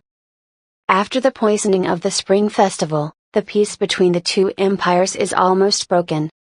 Despite this, the Elmire Empire quietly maintains the peace treaty. Of course this is done for the peace of its inhabitants, but not only because of that. Elmire waits the moment when Edinburgh will brazenly bare their claws. Aisha thinks they need to act carefully, to find out what they are up to. Isis asks if Aisha remembers what he once told her. She looks more like an adult than he is. When he found out what the reason was, everything falls into place. He can't believe that she's 14 years old now, but he admits that she's more mature. Isis remembers her saying that Elisa Della Denver died when she was 14. Whatever Denver is up to, Isis promises to protect her, and then she will meet her 15th. No, Isis promises to protect her for the rest of her life. He swears to protect her in any way he can. Aisha asks if Isis has found anything else, besides the artifact incident. Isis says no, absolutely nothing. He feels it's time for them to go back, it will be dark soon.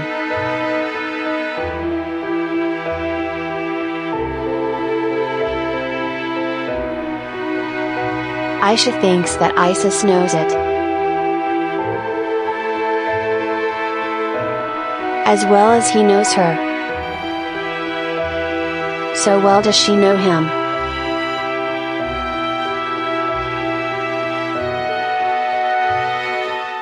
After that day, Luminous often visited Aisha. Each time she told the maids that she wanted to be alone for a while, and asked them to leave her room. Then Aisha had a good time chatting with Luminous. Perhaps because of this, strange rumors began to circulate. Florence is sure of it. Another maid, who we will call Nancy, thinks so too. Her Highness often wants to be alone. She seems to have a lot on her mind. And she looks out of the window with such a sad and pensive look. Their beloved princess is definitely going through puberty. Aisha wants to know what the ladies were just talking about. The maids answer that they weren't talking about anything. They were just discussing her dress for the debutante ball. Florence wants to ask Her Highness if she wants to be alone today. Aisha says she's not sure yet. After all, Luminous comes at random times, so she can't know for sure. Florence means that girls her age often need to be by themselves. Nancy says they all go through this phase. Florence explains, it's a natural process, so it would be strange if it didn't start at her age. Aisha doesn't know what they're talking about, what they mean. The maids list her actions, which indicate that she is going through puberty. Aisha can't believe that her hastily invented excuse would cause such misunderstanding. So Aisha says it's a misunderstanding, she is not going through puberty. The maids quickly agree with her. Aisha thinks it's like when a drunk person tries to convince everyone that he's not drunk.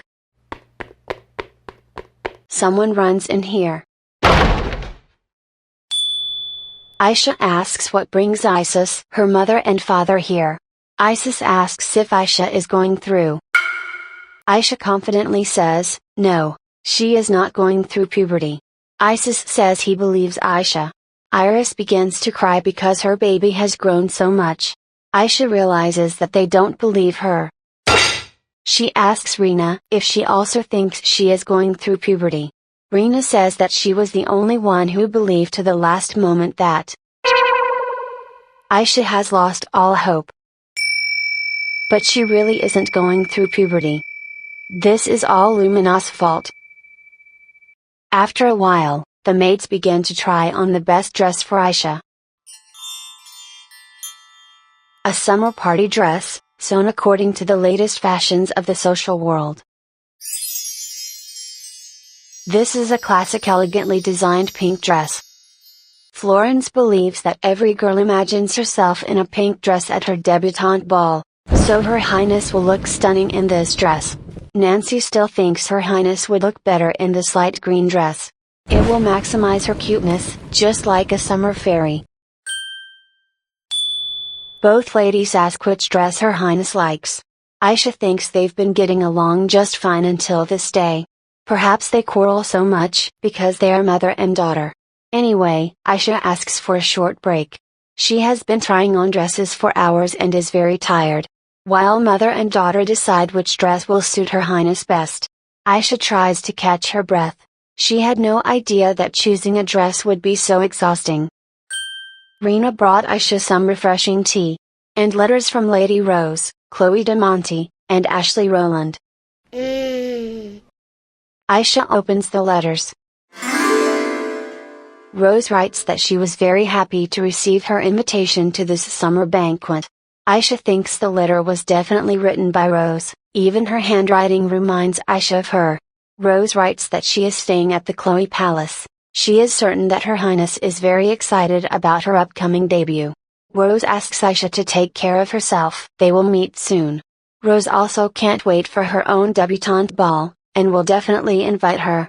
Chloe greets the one and only star of Elmire. She wonders how Her Highness is doing. After the ball, she stayed for a few days at the Marquis Blame's mansion, and now she is back in the capital. She congratulates Aisha on her upcoming debutante ball. And she says it's normal to be nervous, but she is sure Her Highness will do splendidly. Chloe is a year older than Aisha, so she already had her ball last year. Chloe writes that they will arrive at the ball with Lady Rose. She will pray for her well-being until they meet. There is one last letter left, from Lady Ashley. She was very surprised to receive an invitation from Her Highness. Ashley writes this letter with a joyous heart and can't help her excitement. She has been thinking a great deal about what Her Highness has told her. She is still afraid of her mother, but she doesn't feel anxiety anymore. Now she knows, Nyas is always by her side. Aisha tells Lou, she is so glad.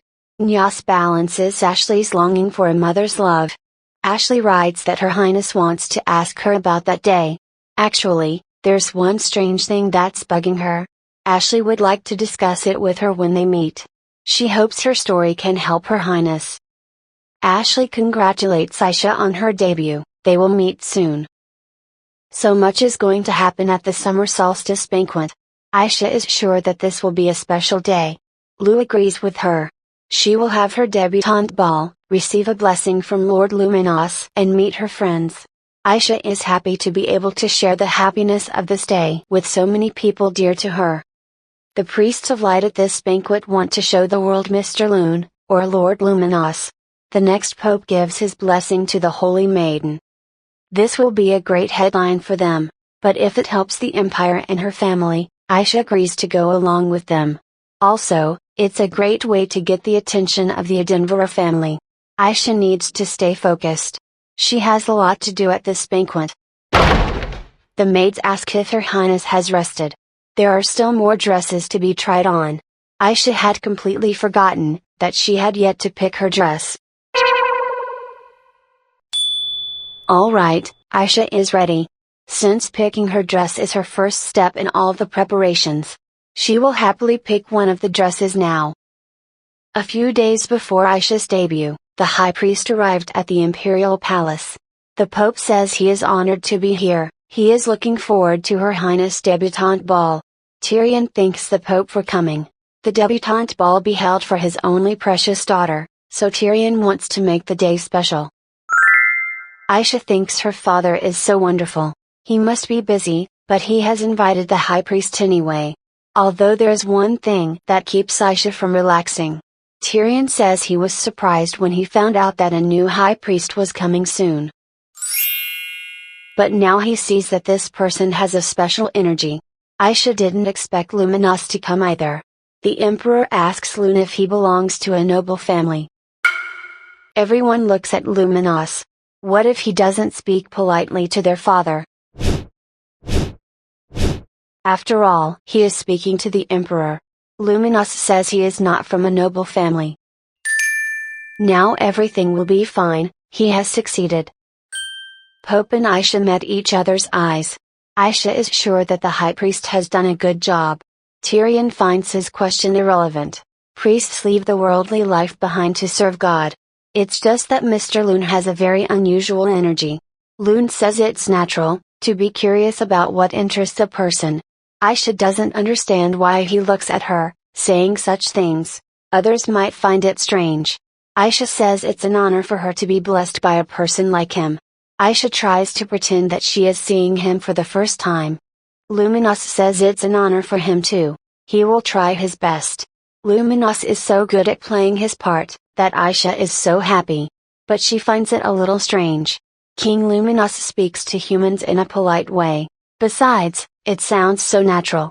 When he spoke to her brother the last time, he looked like someone who knew absolutely nothing about respect.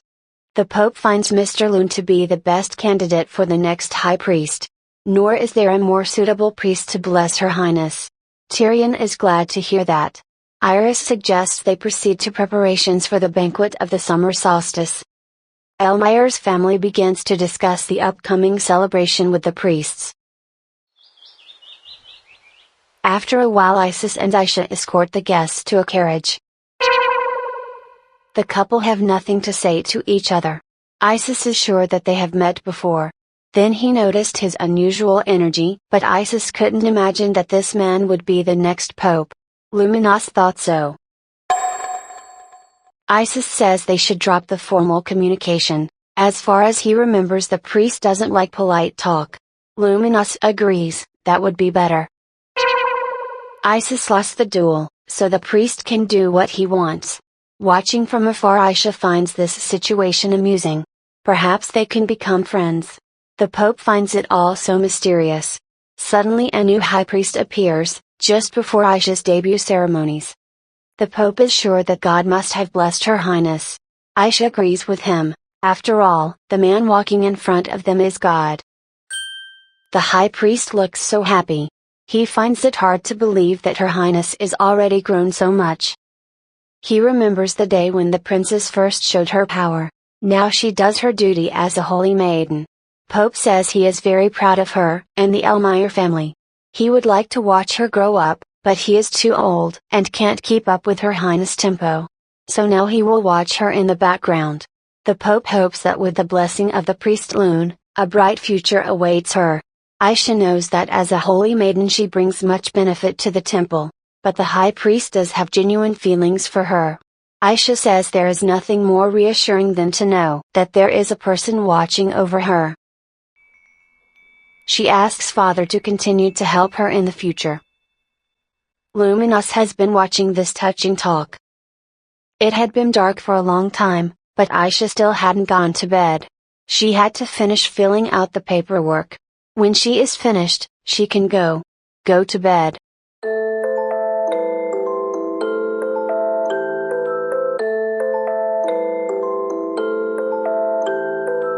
Aisha noticed him. Luminous asks her why she is still awake. Aisha wanted to finish her paperwork before she went to sleep. Aisha didn't expect him to come at this hour. Still, he needs to sleep too. Luminous considers sleep a waste of time for spirits. Anyway, he was passing by and decided to talk to her. They didn't get a chance to talk alone in the afternoon. Aisha admits to being surprised that he has learned to speak politely to humans. Luminous says that after a few days in the human world, he has learned that people tend to be respectful of others. Since he is human now, he will try to follow human rules. This should help him get to know more about Aisha. Aisha seems to understand. Since Luminous has no human feelings, it will be easier for him to follow the rules. Actually, Luminous is curious about something. All those people he met today, they are precious to Aisha. He understands why her brother is precious to her, but it seemed to him, that child was also precious to her. It's true, all of them are very precious to Aisha. When Aisha wandered in the darkness, these people were her light and showed her the way. Only thanks to them, Aisha found a way to escape from the darkness. Luminous says this is not entirely true. He feels that the darkness is still in her heart. Aisha is at a loss for words. If he thinks so. Luminous says that Aisha looks tired, he should leave. When she wakes up tomorrow, tiredness should go away. Aisha thanks him. So, Luminous leaves.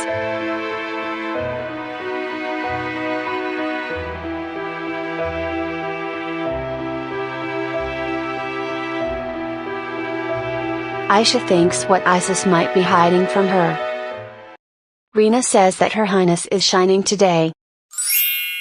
Aisha answers that she just got a good night's sleep. Of course Luminous promises her tiredness will pass today. But now Aisha is overflowing with energy. This is the power of the King of Spirits. Aisha is actually quite frightened by his words. Perhaps it was Luminous' ability, but she thought he knew all about her. Still, he must not know her secret about her past life. It's not so important right now. Aisha must choose a dress, but how to do it when they are all so beautiful? The maids say that her debutante ball is only a few days away. Her Highness must choose one. Of all the dresses she has tried on, only 3 remain. It seems to the stylist that none of the dresses are to Her Highness' liking. Aisha assures them, all the dresses are beautiful, but she is missing something. Nancy suggests Aisha consult with Her Majesty. She will surely be able to help her. The Empress is busy preparing for the upcoming banquet. The servant informs Iris that Her Highness wants to see her. Aisha greets her mother. Iris is also happy to see her daughter. Aisha notices the wonderful white dress. While the maids prepare their tea, Aisha can't take her eyes off this dress. Iris notices where her daughter is looking. The dress is really beautiful. Aisha agrees with her, it's gorgeous. Iris says that she wore this dress to her debutante ball. Her debut was also when she was 14 years old. Aisha is surprised that the dress still looks chic and neat even though it's over 20 years old. Iris says that when she was preparing for the banquet, She remembered those times and decided to get this dress. Aisha asks her mother to tell her more about that day. Iris doubts that she would be interested, but Aisha asks her mother to tell her. She really wants to hear the story behind the dress. So, Iris begins to tell the story of what happened more than 20 years ago. In the northern regions it's always cold, so it's customary to have the debut ceremony in the summer. Iris doesn't know, maybe the gods played that way with her. But a few days before her ceremony, the rainy season began. Little Iris doesn't understand how this happened. It doesn't rain so much in the north. Also, her brother, who was supposed to be her dance partner, fell off his horse. There will be no guests, and no dance partner. Her debutante ball is completely ruined. Someone says he accidentally overheard her. He can't stop the rain, but he can be her partner in the ball. Tyrion sees that the girl doesn't react. He gets down on one knee and asks, she will give him the honor of being her partner. Iris' smile is a precious treasure of the Elmire Empire. That summer day was like a dream for Iris.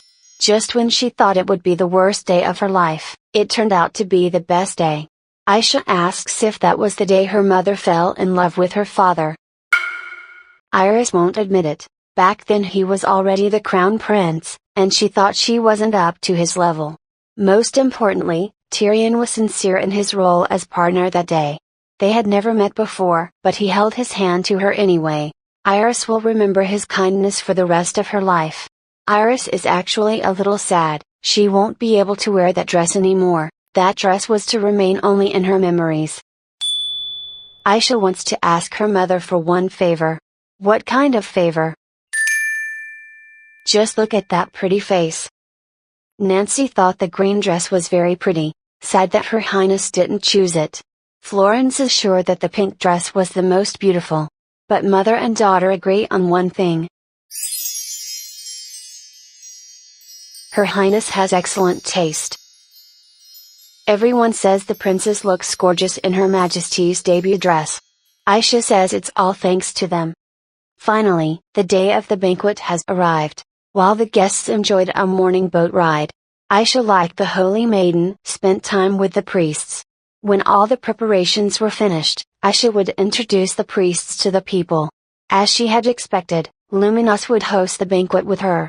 Now Aisha will be changing into her debut dress, so she will see Luminous later. Aisha says she is ready, she can go now. The jewels turned out to be too heavy. Apparently they picked the most wonderful ones for the debutante ball. Someone knocks on the door. Vian says that soon Her Highness will have to go to the ballroom. Aisha tells Lord Vian that she is just about ready to go. Aisha asks Vian if something is wrong. Vian apologizes. He congratulates Aisha on her debut. And one more thing. Her Highness looks unbelievably beautiful today. Aisha thanks him. She thinks this is the first compliment she has received from Lord Vian. Aisha finds Lord Vian looks wonderful too. Vian asks what is bothering her. Aisha answers that it's the jewelry. They are a little heavy. Vian asks her to wait a moment. His ring flashes and the jewelry around Aisha's neck becomes lighter. Vian says he used magic, so it won't be so heavy. Aisha greatly thanks Lord Vian. Vian is always glad to help her. Aisha greets the priests. The priest Loon is pleased to see Her Highness. Aisha introduces her two boyfriends to each other. I apologize. So, they can come in. The herald introduces the one and only Elmire Star. Her Highness, Princess Aisha Elmire, and the priest Loon. All the guests think Aisha is very beautiful. Today is also Her Highness' debut ceremony. Her Highness is already so grown up. Next to her is the priest who will be the next pope. Many people think he looks absolutely perfect. Tyrion is surprised by Aisha's dress. He asks Iris if this is the dress. Iris can't believe he still remembers it. Of course Tyrion remembers that day. How could he forget that young lady in tears? Actually, it was Aisha's idea. Aisha asks her mother to borrow this dress. She wants to wear it on her debut, so her mother can remember that day. Iris reminds her daughter, it's only her day. Stylists will help pick the best dress for her, so why does she want to wear her old dress? Aisha explains, she likes her mother's dress better than the others. This dress is a memory of her mother and father. Besides, it doesn't look old. If mom lends it to her, Aisha will treat it carefully. Since Aisha wants this dress so much, Iris wants to give it to daughter for her debutante ceremony. Aisha would be happy if her mom would just borrow her dress for the day. Why would she give away the dress so precious to her? That's why Iris wants to give it to Aisha. This dress has given Iris many happy memories. Now it's time for her daughter to create her own happy memories. The parents are so happy. Their Aisha has grown into a healthy and beautiful young lady. A very interesting picture. Try to find Isis and Vian in it. Star of Elmire, Aisha de Elmire greets the sun, moon, and little son of Elmire. Her father asks her to step up. He asks if she is nervous. Aisha doesn't worry at all. The emperor blesses Aisha at her debutante ceremony. He hopes she will have many experiences in the future, and achieve everything she wants. Tyrion will always support her, so the Elmire star will shine brightly. Aisha thanks her father. Then the emperor announces the start of the summer solstice banquet. The time has finally come. It's time for Aisha to receive the blessings of Luminos. My heart rages around like an ocean in my head, because there are so many things that I left unsaid.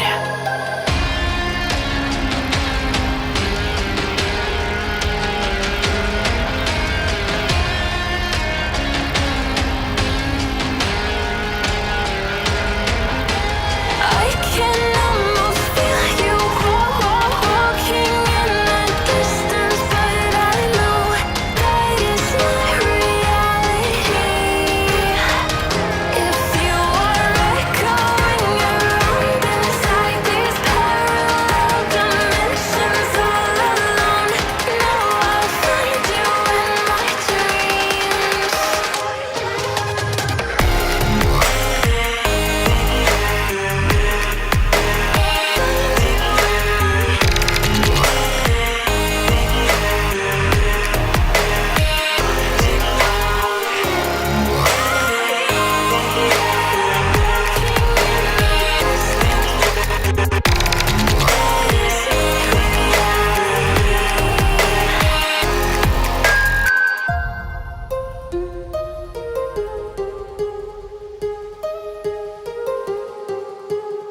Aisha thanks him.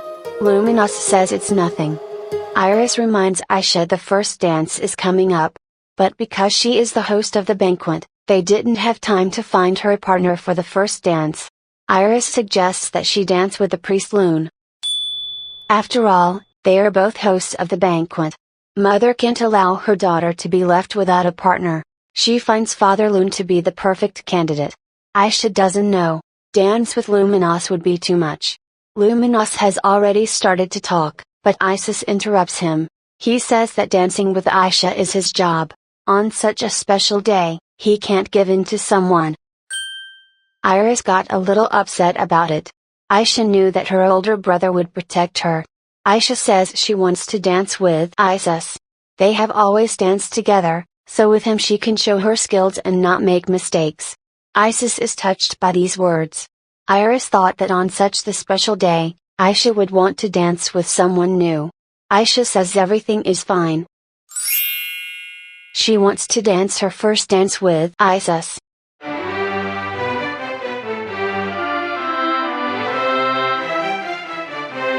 Isis congratulates Aisha on her debut.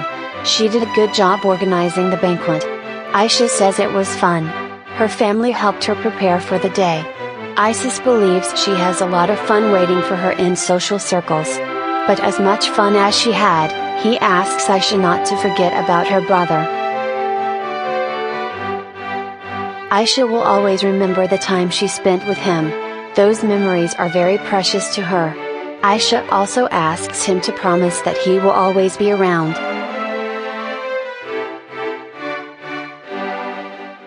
The music is already over. The first dance comes to an end. Aisha still hasn't heard back from her brother. Isis orders Vian to escort his sister. This is the prince's order.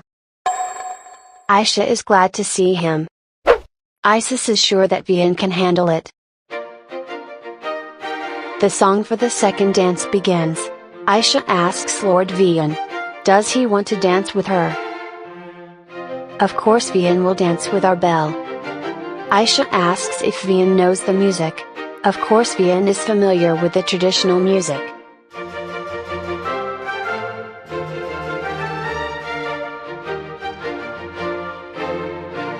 Vian apologizes, he is not a good dancer. Aisha finds this funny, he's always been good at everything, but now he's so clumsy. Vian asks her to stop teasing him. Aisha says that the talent for dance is not that important. If he relaxes, he will have a lot of fun at the banquet. Vian does his best. Aisha tells Vian that it was quite painful. Isis is surprised that Vian is a terrible dancer. That's why he always refused to dance at balls. Vian says it's all Isis's fault, why he made him dance so suddenly. Someone holds out his hand to Aisha. Luminous didn't refuse to dance with Her Highness. It was a surprise to Aisha. Of course she will dance with him. Isis was too careless. Aisha asks if Luminous knows how to dance. Luminous says that dancing for the spirit is basic. Aisha had completely forgotten, spirits love to attend balls before. Luminous says his name is Loon.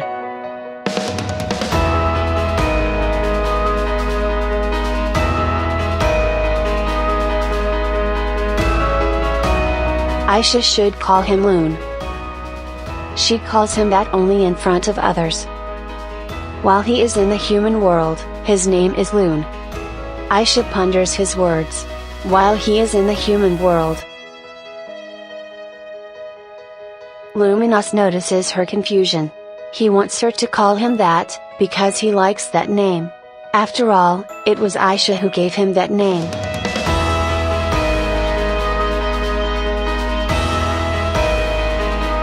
Since this is what Father Loon wants, Aisha agrees. After the dance, Aisha can't find Isis and Vian. It's strange. They were both here just a minute ago. Aisha hopes that Luminous will be alright. Priest Loon is surrounded by people on all sides, asking him many questions. Aisha is surprised that people didn't pounce on him earlier. After all, he has too handsome face. Some girl says it was a beautiful dance. Aisha notices her friends. They really haven't seen each other in a long time. The girls congratulate Her Highness on her debut. Aisha is happy to see the three of them. Rose confesses they missed her very much. Chloe says that every time they got together, they talked about her and how much they missed her. Rose says Ashley especially missed Her Highness. She was constantly wondering what Her Highness was doing, if she had eaten. Chloe says when Ashley wasn't around, Rose also said interesting things. Aisha is a little embarrassed by her friend's behavior. Rose's stomach growled. That's because Rose hasn't eaten anything since yesterday. She wanted to wear a pretty dress to the banquet. Aisha knows where to find a lot of desserts, they should go there now.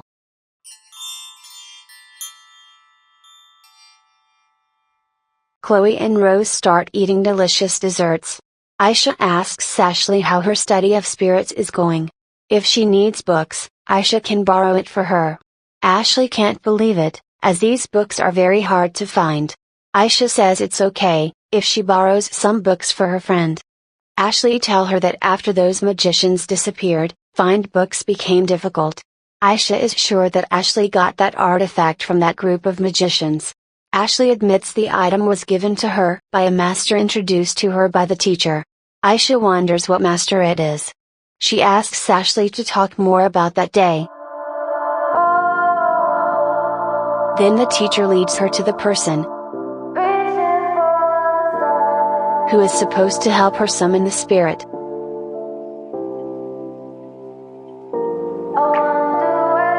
The master looks younger than Ashley had imagined. The master says she has beautiful hair. If Ashley wants to become an elementalist, the master will help her do it. Ashley is glad to hear this, what she needs to do. The master is surprised at how desperate Ashley wants it. She must answer why she wants to become an elementalist.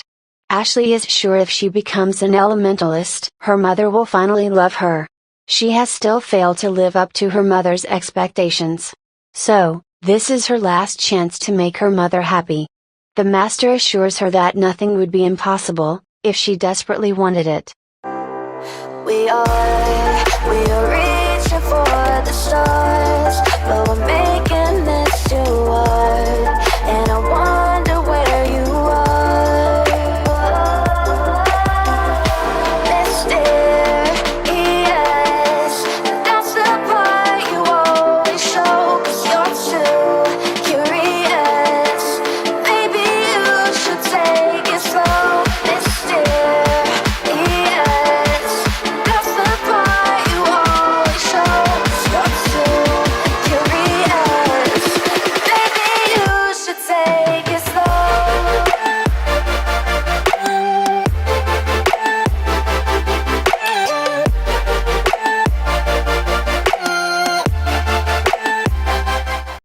Aisha asks if Ashley is sure that the person had white hair and red eyes.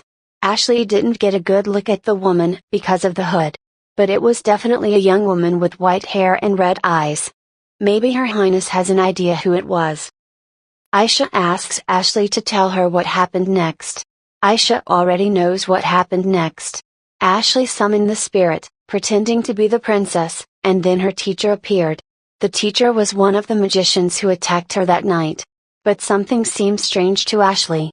When she told her teacher that pretending to be an elementalist wouldn't make her a real elementalist, his voice changed dramatically. The teacher also said that they had managed to collect enough fuel. Aisha recalls Lumina's words about Ashley's negative energy. Still, her hunch was right. Aisha thinks they should visit the Imperial Library. She wants to thank Ashley for her information and lend her some books. Ashley is amazed at how large the Imperial Library is. So many books in one place. Aisha doesn't seem to be in the mood to give Ashley a tour. She goes through the books looking for the right one. Aisha's found this information in this book before. Here it is. Fuel is used as negative energy to summon demons. Aisha didn't want to believe it, even after hearing about the white hair and red eyes. But this person must be in a high position to easily get the artifact. Someone who can use negative energy for black magic. A female resident of Edinburgh with white hair and red eyes. It could be only one person. Marianne, Princess of the Edinburgh Empire. It's more accurate to say Marianne, the Black Magician. All these strange things make sense if Marianne is behind it. Then the true nature of those red eyes becomes clear. Those red eyes are the power of a demon, not a spirit. Aisha tries to realize what terrible things Marianne is up to. Ashley asks Her Highness what happened. She says Aisha's hands keep trembling. Is everything all right with Her Highness? Ashley apologizes for touching her without permission. But Aisha says it's fine.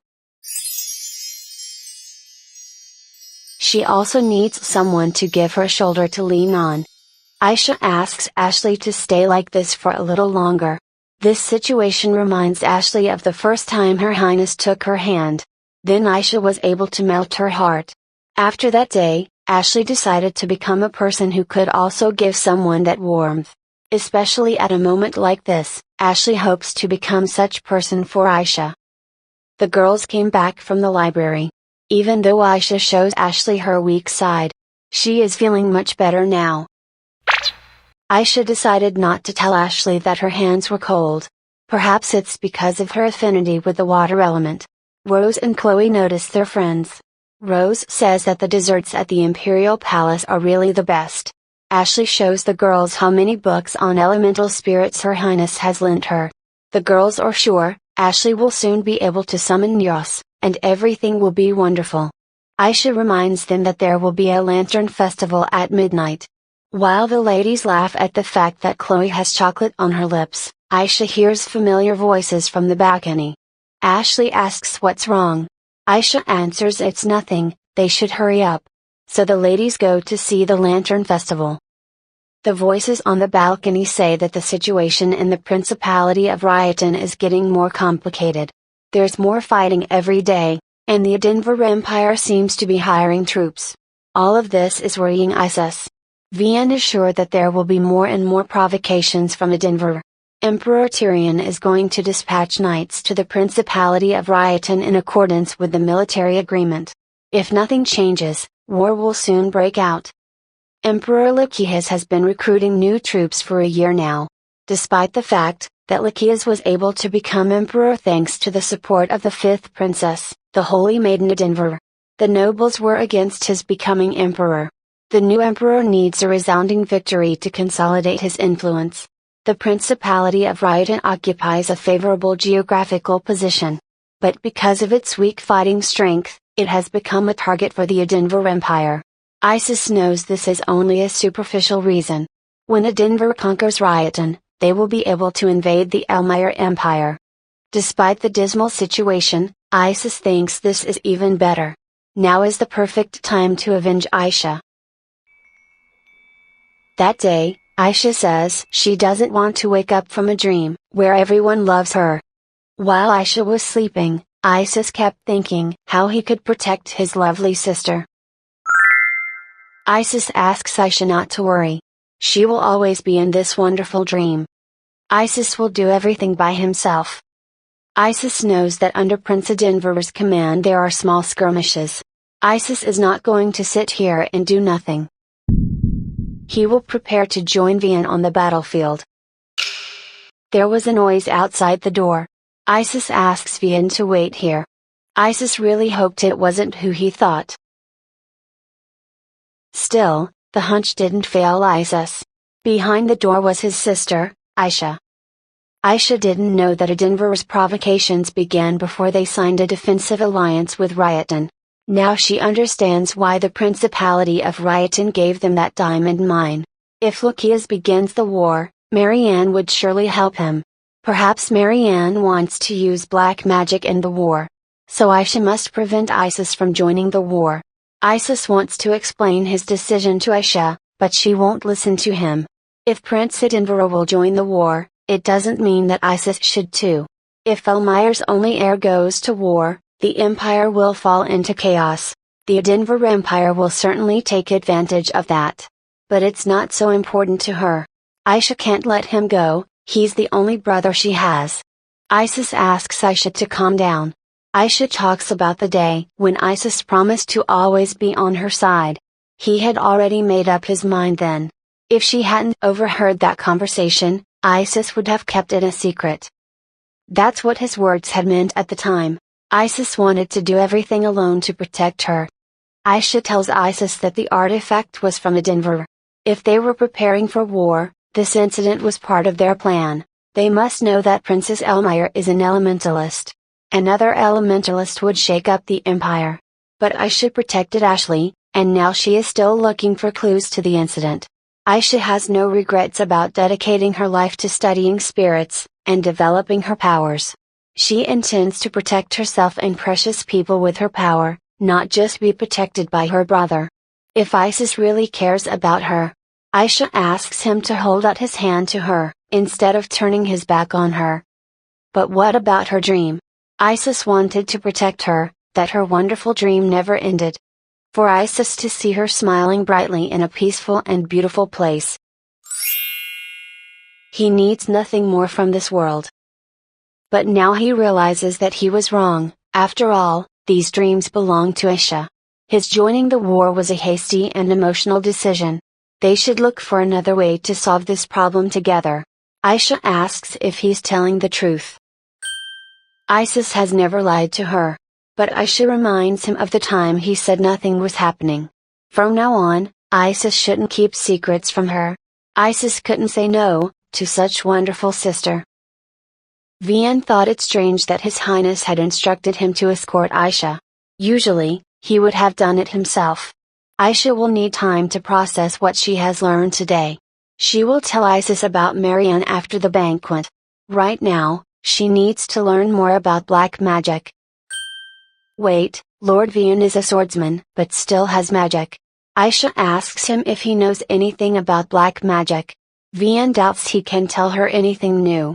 Books on black magic are even rarer than books on elemental spirits. Vian apologizes for not being able to help Her Highness.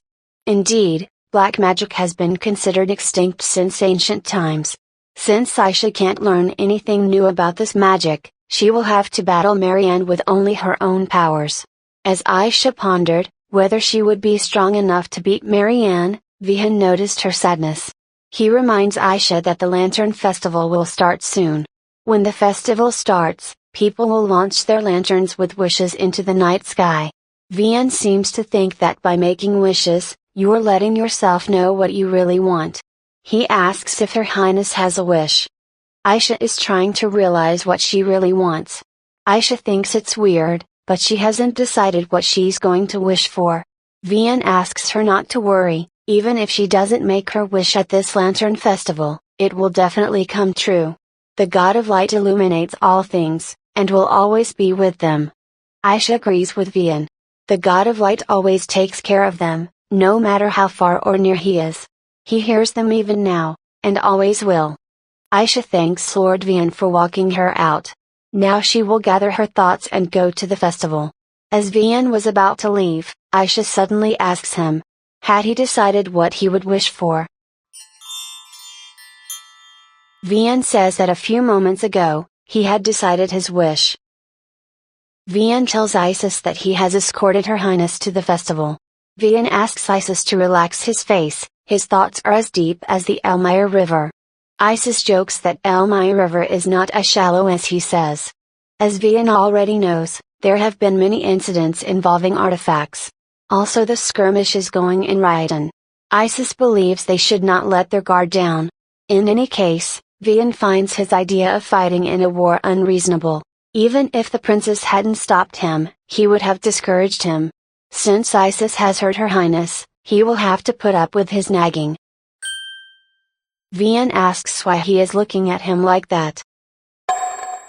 Absolutely nothing. Isis will be able to protect her sister even from Vian. Anyway, Vian asks Isis not to worry, when war breaks out in Raitan he will be there. Isis recognizes that Vian is an excellent swordsman, but he is still a terrible dancer. Vian doesn't understand why Isis is suddenly bringing this up. Isis doesn't know, but maybe if Vian was also an excellent dancer, Edinburgh would have to surrender. Beautiful night, beautiful imperial garden, and a beautiful girl sitting on a bench. Aisha sits alone, thinking about what she will do in the future. Aisha asks if Loon is here. Luminous comes out of the bushes, casually saying that the banquet hall is too noisy. Aisha jokes that Loon looks more comfortable now. Luminous suddenly asks her the same question. Does she feel more comfortable?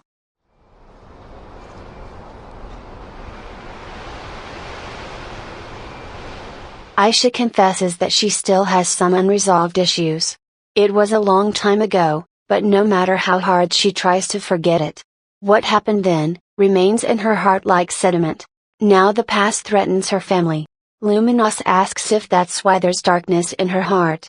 That's right, only by resolving all of this, Aisha will be able to move on. And for that, she needs to become stronger. Aisha decides to tell Luminous about her plans. She wants to summon the King of Spirits, Luminous. Loon asks if she wants to summon him. He reminds her, no human has ever been able to summon the Spirit King. Aisha knows that, maybe it's presumptuous of her to say such things, but if she has any chance at all, she will do whatever it takes to make it happen. Aisha says she'll work hard, study every day, and improve her summoning skills. She will give it her all, so that one day, she can summon him. Luminous was surprised to hear her words. Then he asks why she needs it. She is already strong enough, and there are people to protect her. Can't she just enjoy the peace and happiness she has gotten? Luminous says the same things as Isis. The embrace of her family is so warm, that she has already thought about forgetting about revenge and being happy. However, Aisha says that such a life is not real happiness for her. Seeing what the Denver Empire is doing, she realized her happiness will only exist after revenge. Her true happiness will only begin after breaking with the past, and when she can protect the people precious to her. Right now her strength is not enough, so she needs to become even stronger. Even if she has to summon the Spirit King to do it. Their conversation was interrupted by the sound of the crowd. The Lantern Festival seemed to have begun, and people from all over the capital began to launch lanterns with wishes. It doesn't matter who Marianne is. Aisha just needs to become strong enough not to lose to any opponent. That would be her wish. Luminous thinks, having a master with eyes full of resolve might not be so bad. What does perfect even mean? Is there even such a thing? Ooh, can we switch up all the rules and imagine a utopia? Darling, I'm just so fed up with these expectations. They keep weighing me down.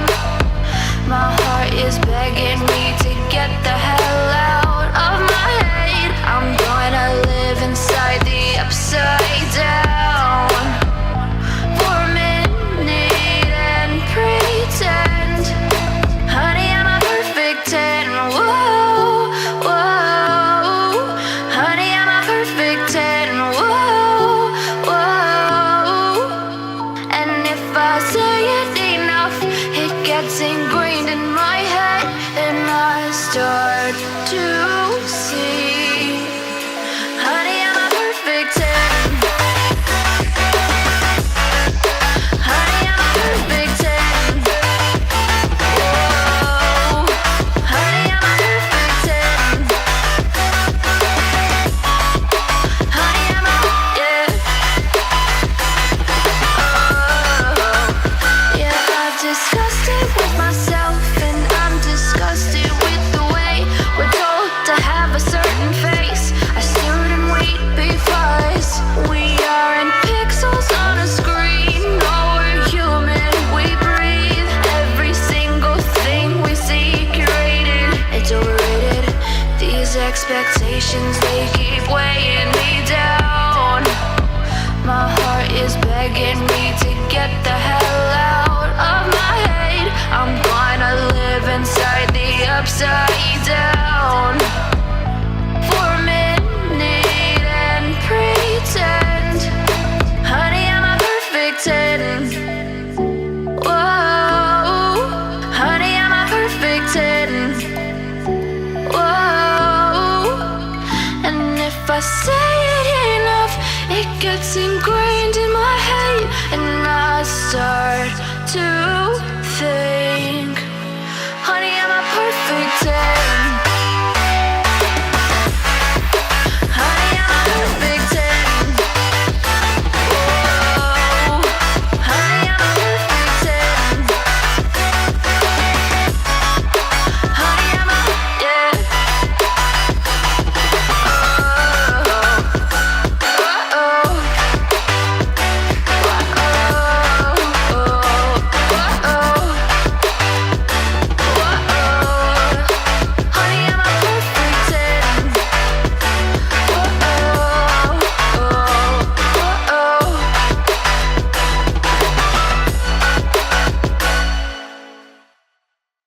After the Lantern Festival, Rose asks what her friends wished for. For example, she wished health and happiness for her friends and family. Chloe reassures Ashley that she doesn't have to tell her wish, if she doesn't want it. Rose believes that friends shouldn't keep secrets from each other. Ashley wished to be a better person, Chloe prayed for the prosperity of her family. The ladies notice the person walking toward them. Everyone is curious as to what Her Highness wished for. Aisha says that it is such a warm day, they could use a couple glasses of refreshing juice. The liquid of one of the glasses seemed very strange to Aisha. Her throat was on fire from just one sip. Everyone was worried, asking what had happened to Her Highness. Isis and Vian are already running to help. Isis can't believe it, it's the poison again. He asks Aisha to wake up. They need the priest immediately. Isis finds Aisha looking rather strange. She smiles. Aisha is so happy that her older bro came to her. Isis is shocked. Vian concludes that Her Highness has drunk wine, rather strong wine. So, Aisha is drunk. But she's also so cute. The first thing Isis should do is take Aisha away from here, there are too many people around. But Aisha wants to tell him something. He's so stupid, why he didn't consult her. After all, she's lived longer than he has. Isis asks Aisha not to upset so much, everything will be alright. Vian asks if Loon can wipe people's memories. Loon can do that, but only if it's necessary. Then maybe he can make Her Highness sober. Loon has never done this before. Tyrion and Iris rush to find out what happened to their children. Aisha notices her parents. Aisha gathers her family in a circle, and says she loves them so much. The family also loves her. Hi guys, it's me.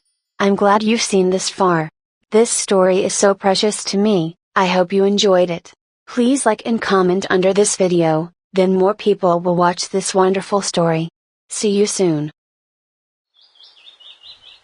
One sunny morning in the garden of the Elmire, Aisha was ready to begin her morning training. She called Lu and Limi. They are happy to see their master. Aisha asks if they are ready, they will do it again today. Aisha uses Limi's divine power, she is overflowing with the power of light. Now she uses Lu's power, and the little spirit turns into an arrow. With the power of light, Aisha materializes a bow. She is ready to shoot the arrow of light straight at the target. Aisha hits the tree with the arrow. The light from the arrow continued to glow for a while. When the power of light ended, Aisha could see an impressive hole in the tree. Aisha congratulates her friends.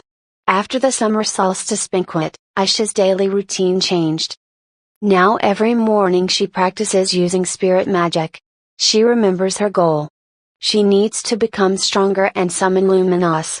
So, Aisha increases her spirit power and prepares for the upcoming war. Of course, the power of light is meant for healing, not attacks, but together with Limi and Lu, Aisha was able to come up with some attacking techniques. If this continues, Aisha will soon be able to summon a high-level spirit. After a few hours of training, Aisha was completely exhausted. But knowing that she was getting closer to her goal every day, Aisha couldn't be more excited. She wondered how Luminos was doing, she hadn't seen him since the banquet. When Aisha thinks of Luminos, he's already here. Loon comes to the conclusion that Aisha really wants to summon him. Aisha will try her best. Luminos notices what she's doing. She must be tired after using so much power of light. Loon asks her to take a break. Aisha agrees with him, but she can't waste time, she needs to get stronger as soon as possible. Luminos uses his power to help Aisha regain her strength. Lu and Limi amazed at how close their king and master are. The children of the temple tell Luminos that humans have important things to do as well as work. Rest and leisure are just as important to humans. So, Loon and Aisha went to the capital for a walk. Of course Aisha took care of their disguise, so no one would recognize them. Luminos doesn't like disguises, he even suggested Aisha to go to the capital on Ludian. Aisha asks Loon not to attract unnecessary attention. Loon asks her not to worry, they have already attracted all the attention of people. Aisha believes that it's because of Loon, he's standing out too much. Luminos finds her the same. Aisha excuses herself by saying she chose the most modest dress she had. Aisha notices a clothing store. Since they came to the capital, Aisha wants to buy new clothes for herself and Loon. Aisha believes that she will be inconspicuous in these clothes. Luminous says it's the first time he's done something like this. He asks Aisha how he looks now. Aisha thinks he looks pretty good, and the other women in the store think the same. So Aisha quickly leaves the store, saying that Loon had better wear a hoodie, to avoid attention. Outside, Aisha tells Loon that the wig is nice, but it's still better to wear a hood. It will be warm in it, but still. Luminous calmly takes off the hood, ignoring her worries. He explains that he's refracted the light, making it hard for people to see them. People really don't notice them. Aisha is confused, why he didn't do it earlier. Luminous was going to do it, but she dragged him into the store. Aisha notices a place where a lot of people have gathered. There must be some kind of show starting now. Aisha suggests that Loon go together and watch the spectacle. Luminous agrees.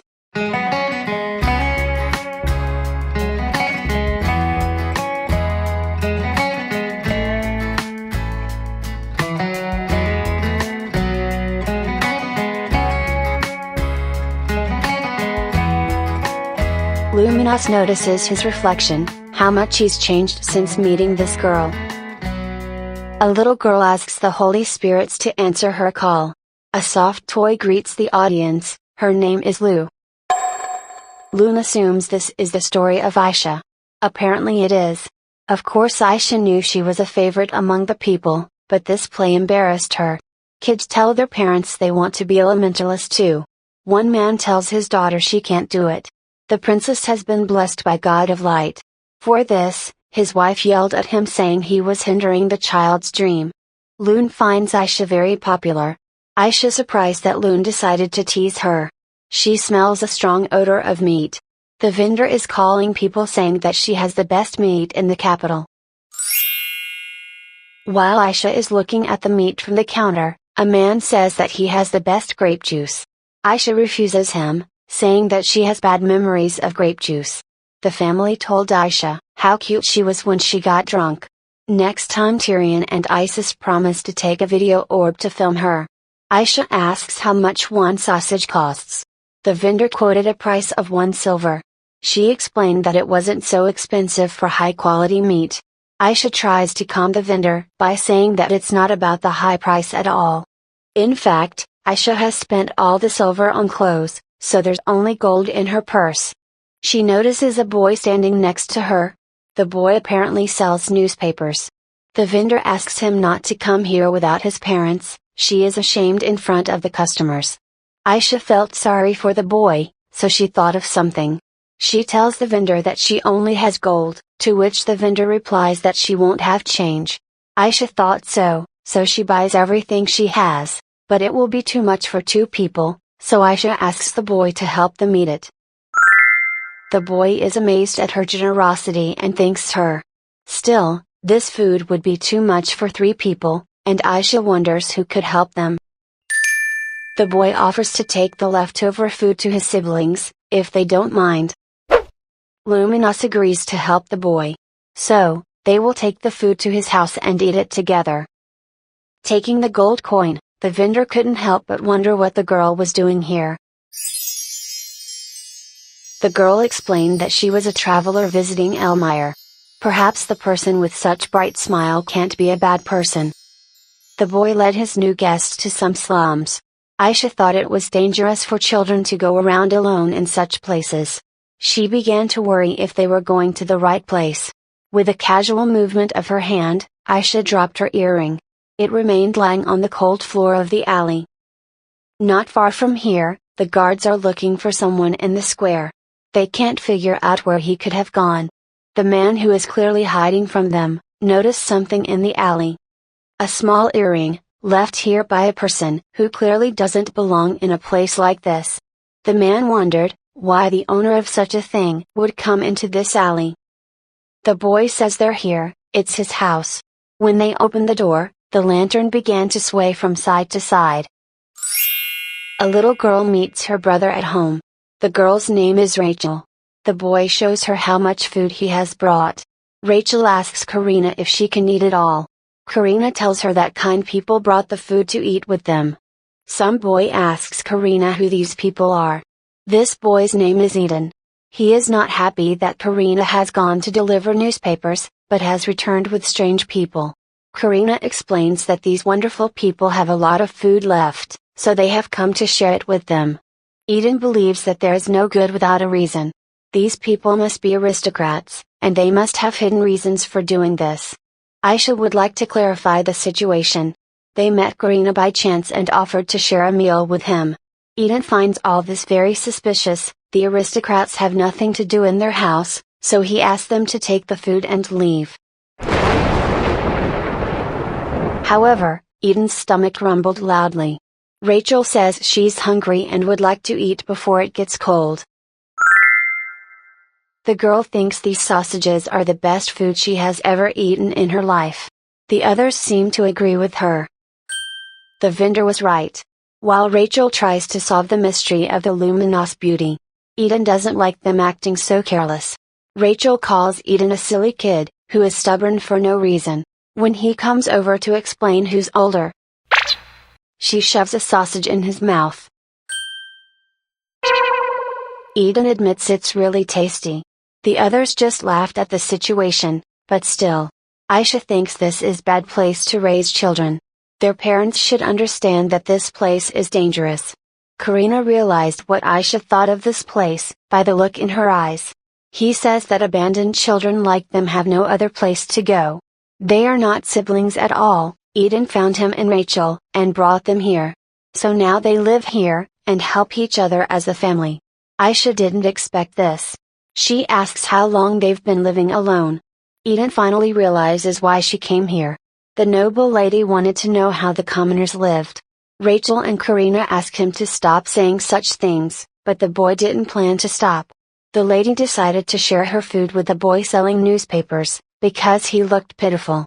This girl was just lucky to be born into a noble family, and now she can brag about helping starving children. Eden asks Aisha not to look at him that way. Her pity makes him feel even more miserable. Aisha has heard similar words before. Marianne was quite frank with her that day. She was grateful that her sister was trying to be kind to her. But such pity made Marianne feel only worse. Aisha had always felt that Marianne had no reason to betray her. But maybe she was wrong. Aisha says she understands Eden's feelings. He can think what he wants about her, but she didn't help them because of pity. If she were asked to name this feeling, she would call it love. She felt the same way about Marianne. Aisha apologized for the inconvenience. Perhaps she should leave now. She says bye to the children and leaves. Luminous stayed in the doorway and looked at Eden. Humans seem such strange creatures to him. He says that people are always missing the opportunity to correct mistakes. It's so strange, even when the opportunity is so close, they don't step forward. Sometimes we can hurt someone with words, the main thing is to apologize in time. Eden abruptly opens the door, asking them to wait a second. The swinging lantern falls on Eden with a crack. It happened so fast, that no one had time to do anything. Although, one person had enough of a moment to save Eden. The man asks if the little boy is alright. Everyone's running up to the boy asking if he's okay. Eden is clearly touched by their concern, saying he is fine. Karina is glad that everything is alright, but there is still one question. Who is this man? The stranger will try to explain everything, but first they should enter the house. He said he was just looking for the owner of an earring he found on the road. Aisha finds his behavior logical. In any case, the stranger is glad he followed the road.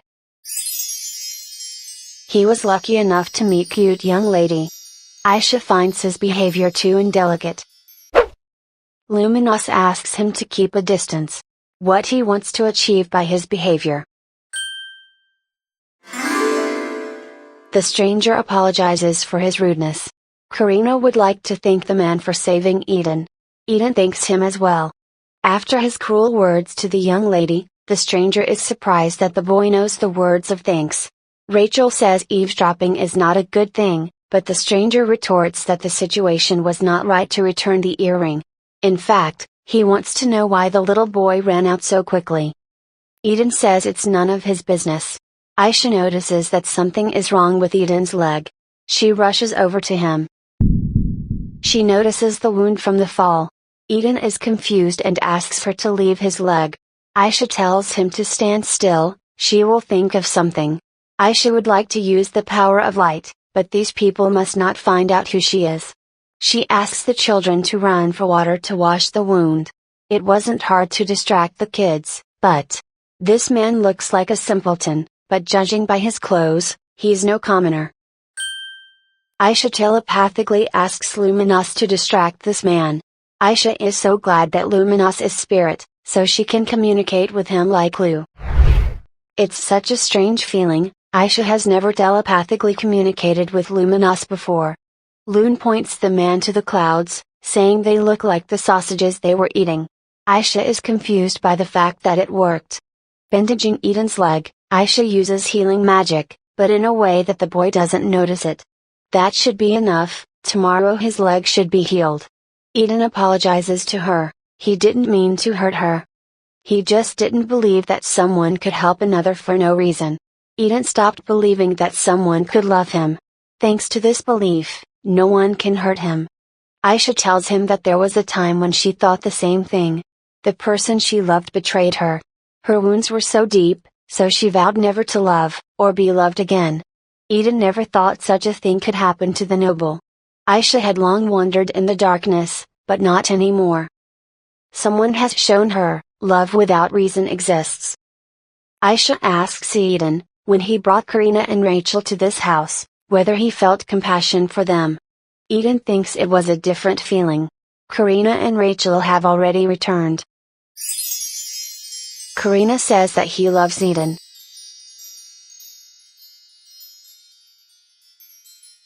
The stranger apologizes for ruining the moment, but he has to say it now. With those clothes left out in the rain, will everything be okay? The children have completely forgotten about the clothes. Soon, all the clothes were rescued. Loon thinks this is the last train of the summer. Aisha even doesn't know what to do now, they should go home already. Luminos asks if she wants him to stop the rain. Aisha is shocked, he says it as casually as if he offered her an umbrella. Luminos wasn't joking when he said that. For him, stopping the rain is easier than buying an umbrella. Aisha is so used to spending time with Luminos. She even forgot. He was a powerful spirit from another world. Rachel runs out into the alley. She wants to walk in the summer rain. Eden ran out to stop her. Karina asks them to be careful, they might catch a cold. The stranger finds the kids so funny. Of course Luminos has lived with humans for a long time, and even become like them. But no matter how much he changes, he will always remain a divine being. Aisha asks Loon if he had fun today. He did, Luminos learned a lot today. Before she returning home, Aisha would like to try something new.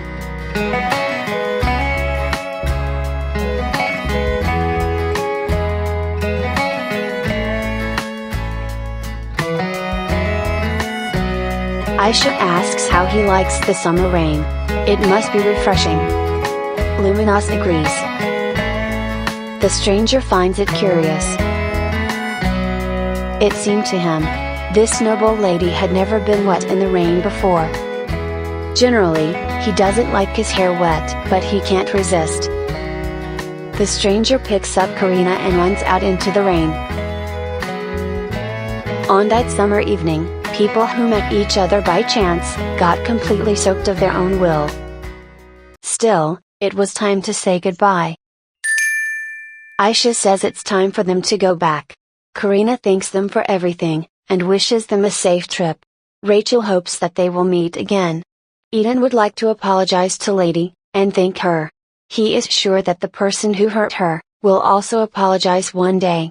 Aisha doubts that this will ever happen. Eden looks sad hearing her words. Aisha will hope that one day it will happen. The stranger says he has to go, He was glad to meet them. By the way, he never found out their names. Aisha says the first names that came to mind. Well, what's your name, stranger? After a bit of thought, the stranger says his name is Aldi. They can call him Aldi. Since Shasha lost the thing, Aldi wants to keep it as a souvenir. With these words, Aldi runs away. Aisha is shocked at how frivolous a rascal he is. Aldi walks through the deserted streets of the capital. His feeling was quite faint. There was an unusual energy emanating from this girl. Aldi was curious about this girl, how many times she had managed to surprise him during this day. Someone interrupts Aldi's thoughts, calling him brother. The girl asks what he's doing here. Doesn't he realize that his behavior is killing her? Aldi asks her to calm down, he was on his way back. The girl asks where he has been all day. She notices a small earring in his hand. His sister asks him not to forget why they have come such a long way. They have a very important job to do. A man gives Aldi his cloak. The Aldi cloak is embroidered with a coat of arms, showing two snakes with a shield. He asks his sister not to worry, he remembers why they are here. They go to the imperial palace of Elmire. The summer season is over at the Elmire. The first days of fall came with a cool breeze. Aisha is enjoying the fall, after a hard summer training. She can enjoy the happy moments spent with her family. Cloudless skies and delicious cakes. Tyrion informs Isis and Aisha that they have both received marriage proposals. That's how unexpectedly, Aisha received her first marriage proposal. Elmire's only star and Elmire's small son is in shock.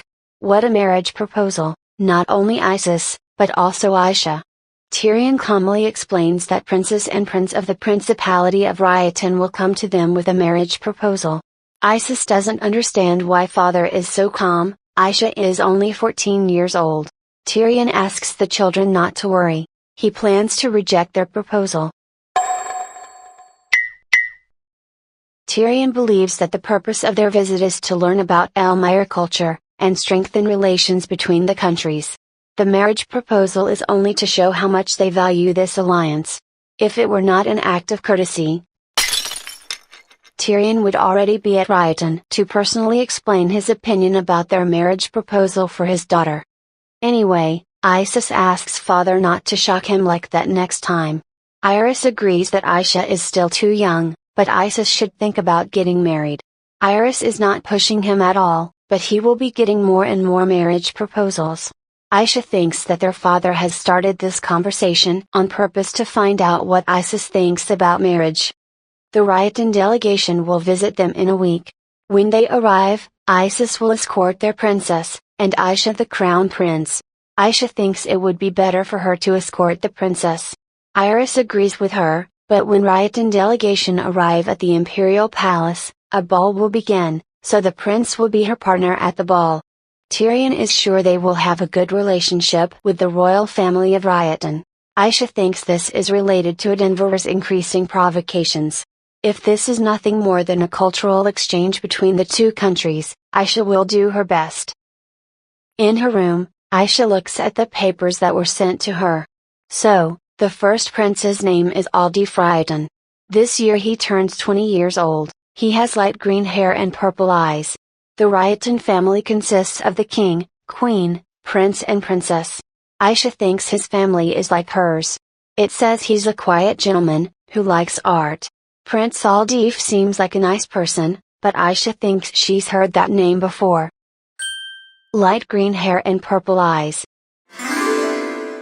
It can't be, but he really looks like that guy. The Rioton delegation should be arriving in a week, so why is he already in the capital? Such person can't be the crown prince. Florence says that the carriage for Her Highness is already ready. Aisha completely forgot that she has to attend the event for the new salon today. After the summer solstice banquet, Aisha started attending various social events. Florence wishes her a good trip. Aisha thanks her, but is still nervous. After her debut, Aisha started attending social events quite often. A lot of young ladies come around Aisha to greet the only Elmire star, and ask how she is doing. Aisha feels uncomfortable with all this attention, it's hard to be the princess. In addition, the ladies clearly want to say something to her, but apparently shy. Aisha gets uneasy, maybe someone can tell her what's going on. One lady wants to address Her Highness. Finally, now Aisha will know what's going on. The lady heard that the priest who visited the imperial palace during the summer solstice banquet was very handsome. What Her Highness thinks of him? Quite an unexpected question. The other ladies immediately start discussing his beauty and blonde hair that looks like gold. Indeed, what else are young ladies to discuss but handsome men? One lady says she saw him at the banquet with her own eyes.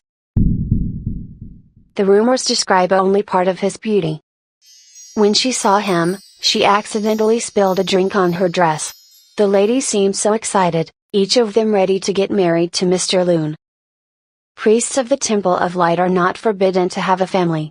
So, they can get the temple's blessing and get married. The ladies find Her Highness even more popular. Her Highness has relationships with 3 of the Empire's handsome men. His Highness Isis, Lord Vian, and even that mysterious priest. One lady believes that despite the new priest's beauty, His Highness is still the most desirable groom in the Empire. The lady who saw the new priest in person, doesn't think so, she fell in love with him at first sight. The third lady confesses that her first love was Lord Vian. I even found this girl when Vian first met Aisha. Aisha agrees with ladies, all of them are wonderful people. The girls think Her Highness is something wrong. In any case, the girls would like to know something.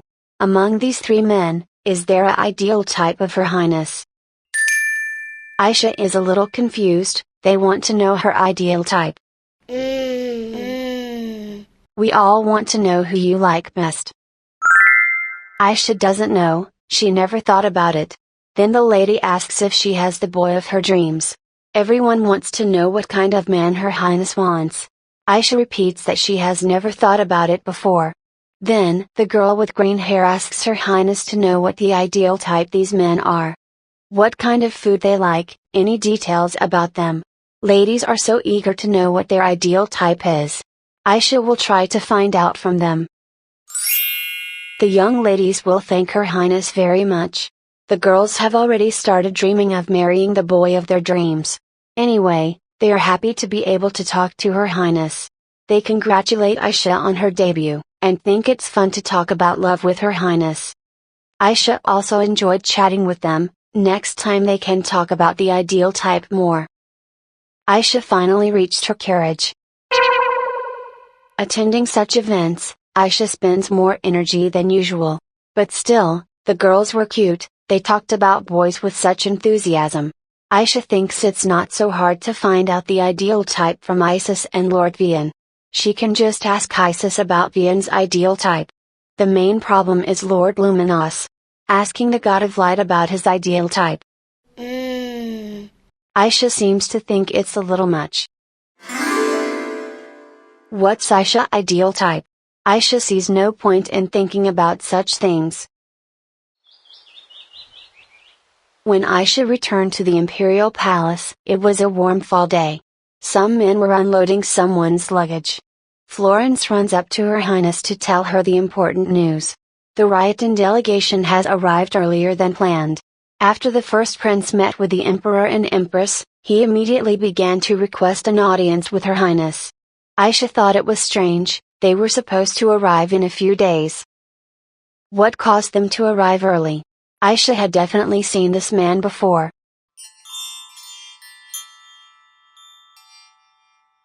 Aldi is pleased to meet her. He introduces himself as the first prince of the Principality of Riotan. His name is Aldif Riotan.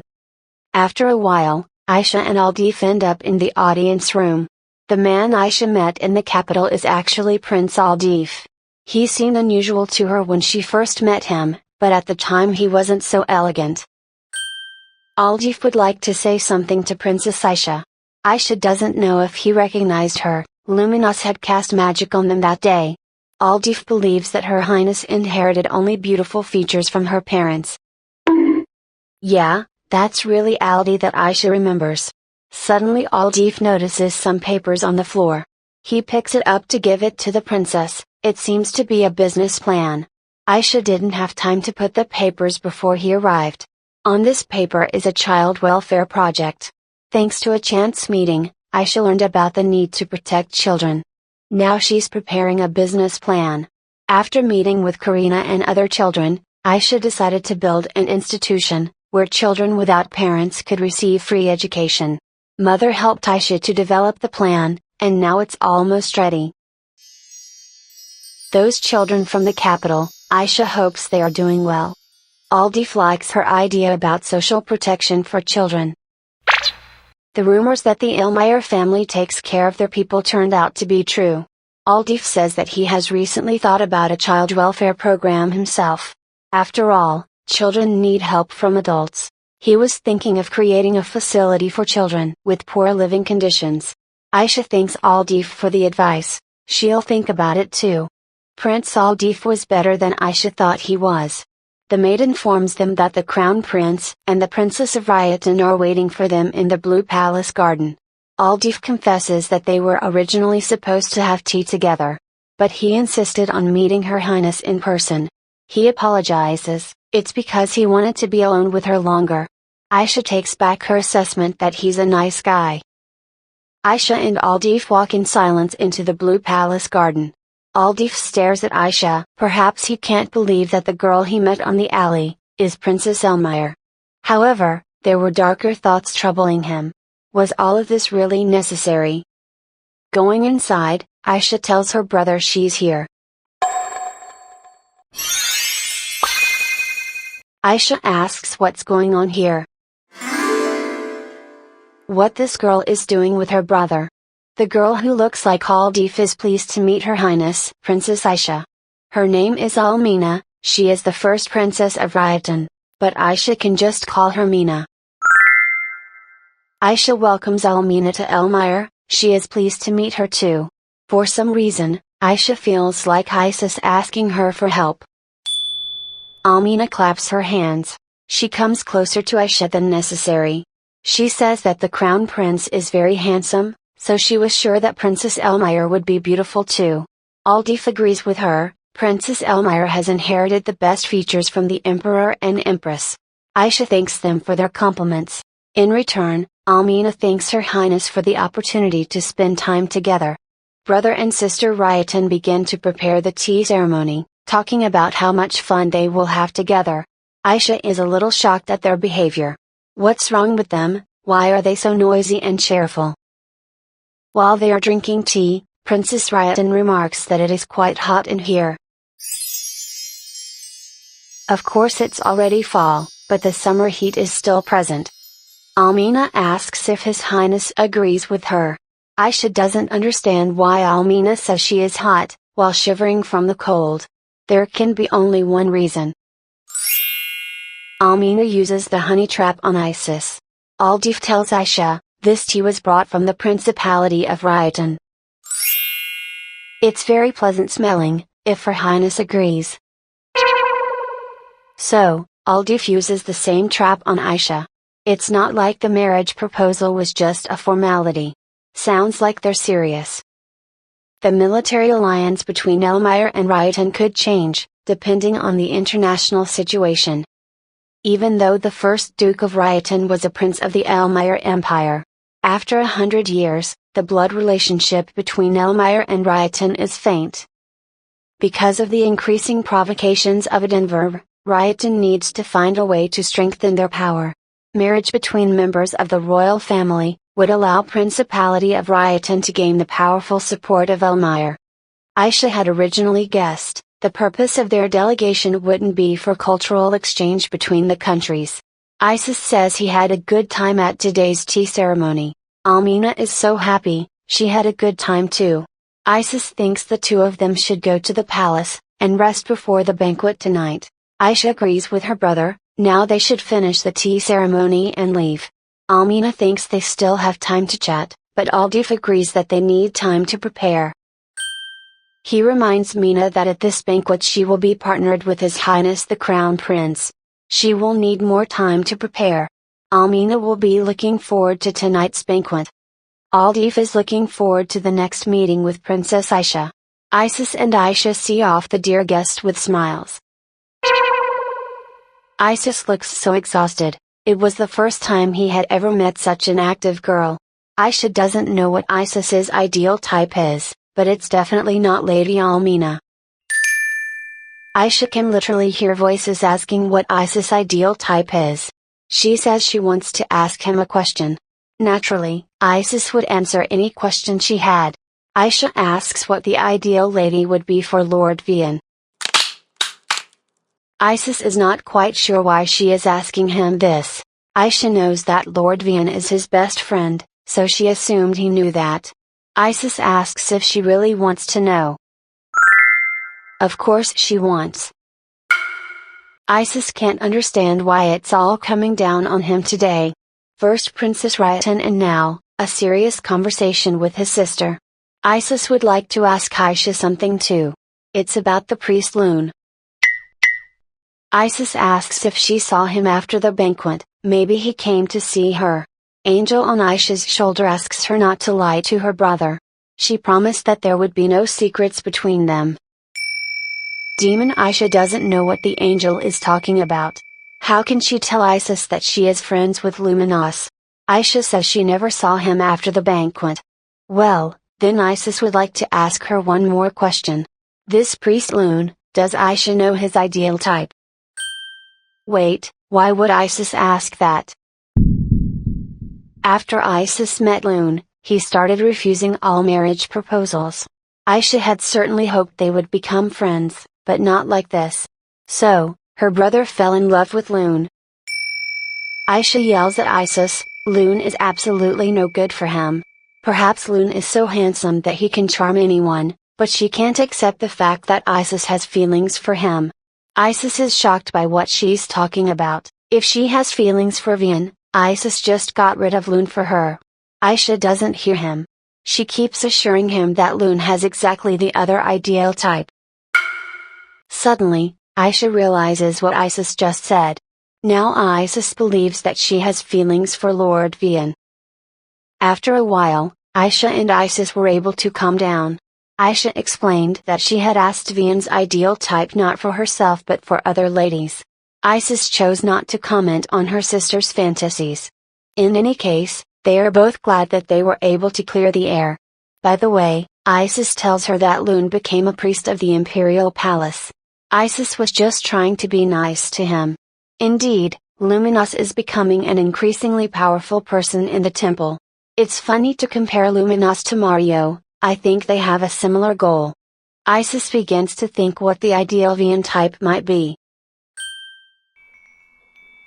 He thinks Vian likes a loving woman who treats the people around her well. A woman with her own mind, and a strong will. Aisha agrees, it's really like Lord Vian, but what about Isis? Isis says he hasn't thought about it before. Aisha asks him to speak freely about it. In fact, she'd be curious about her brother's taste in women. Well, Isis starts thinking out loud. He would prefer her to be older than him. It's important that she be able to fulfill her duty as the Empress. She must be intelligent and determined. Isis would prefer her to be more elegant than cute. At the same time, she should have a bright character and a kind nature. She should love children, and treat everyone well. And she should be decisive, when it's necessary. Aisha would like to interrupt him. Aisha lists all the things his ideal type should have, asking if she's missing something. Isis thinks the ideal type is the ideal type. Aisha can't believe that Isis has never thought of it before.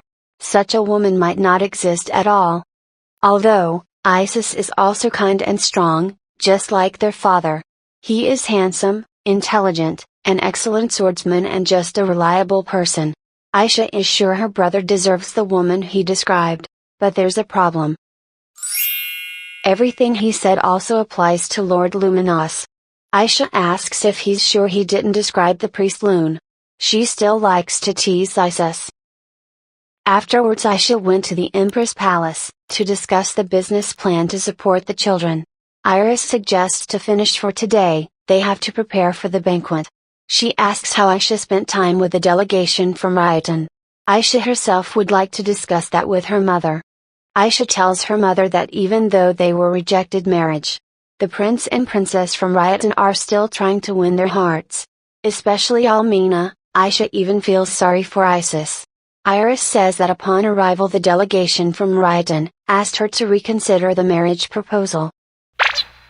Aisha ponders, what if Princess Almina becomes Isis' wife? Isis won't be able to keep up with her. He will die of exhaustion. Aisha assures her mother to refuse them again, even though this alliance is important. Iris asks her to hold on for a second. No one is forcing them to get married. Why would she refuse them now? What if Isis himself wants it? If they want Isis to be happy, they should wait for his decision. Aisha agrees with her. The most important thing is what Isis wants.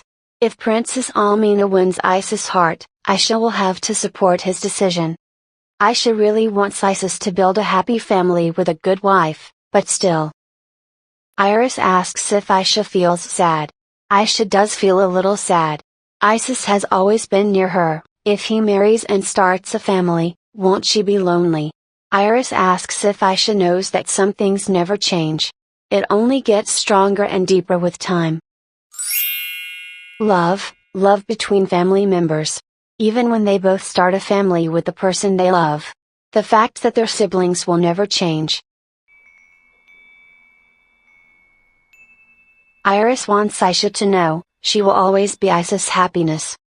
And of course, Isis will continue to love his mother.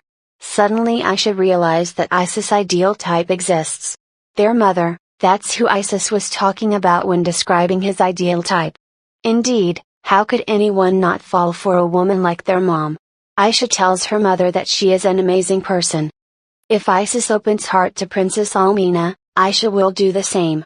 But first she has to check something. Renee asks if everything is okay with Her Highness. She thinks Aisha is preparing too carefully. For tonight's banquet, Aisha dressed to win the battle. Aisha has learned many things from high society. If the princess from Ryotan wants to seduce her brother, Aisha must find out if Princess Almina will be good for her brother. Prince Aldif waits for Aisha to go to the banquet with her. But his thoughts wander far away from Elmire. At the last council of Ryotan heads, they discuss their defeats in the skirmishes with Edinburgh. Thanks to their agreement with Elmire, they are able to contain Edinburgh. But the troops Elmire has sent will not be enough to resist the invasion. If a real war breaks out, their country will fall. The only way for Ryotan to survive is to make an alliance with the Elmire Empire. The barons explain to His Majesty that the only option is marriage. Only this will help them make a lasting alliance with Elmire. Aldif knew it would come to this, he is just their political tool.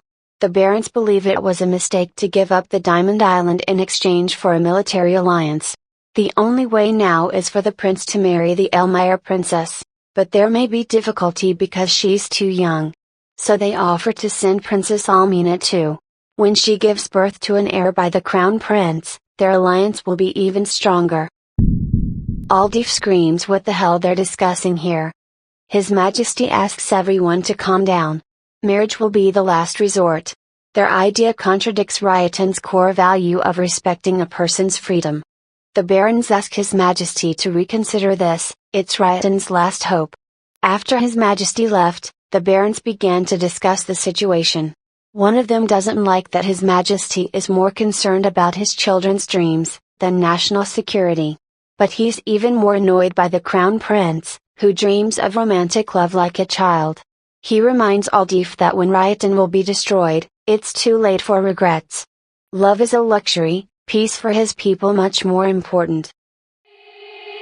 They said, don't fall, don't forget all the things you've been taught, you've been told. Don't blink, don't run.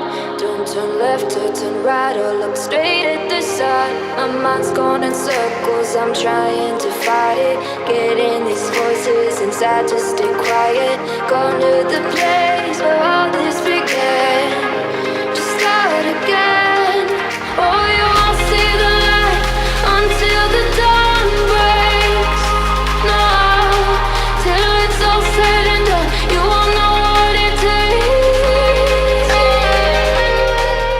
Aldif was waiting for Princess Aisha, so they could go to the banquet together.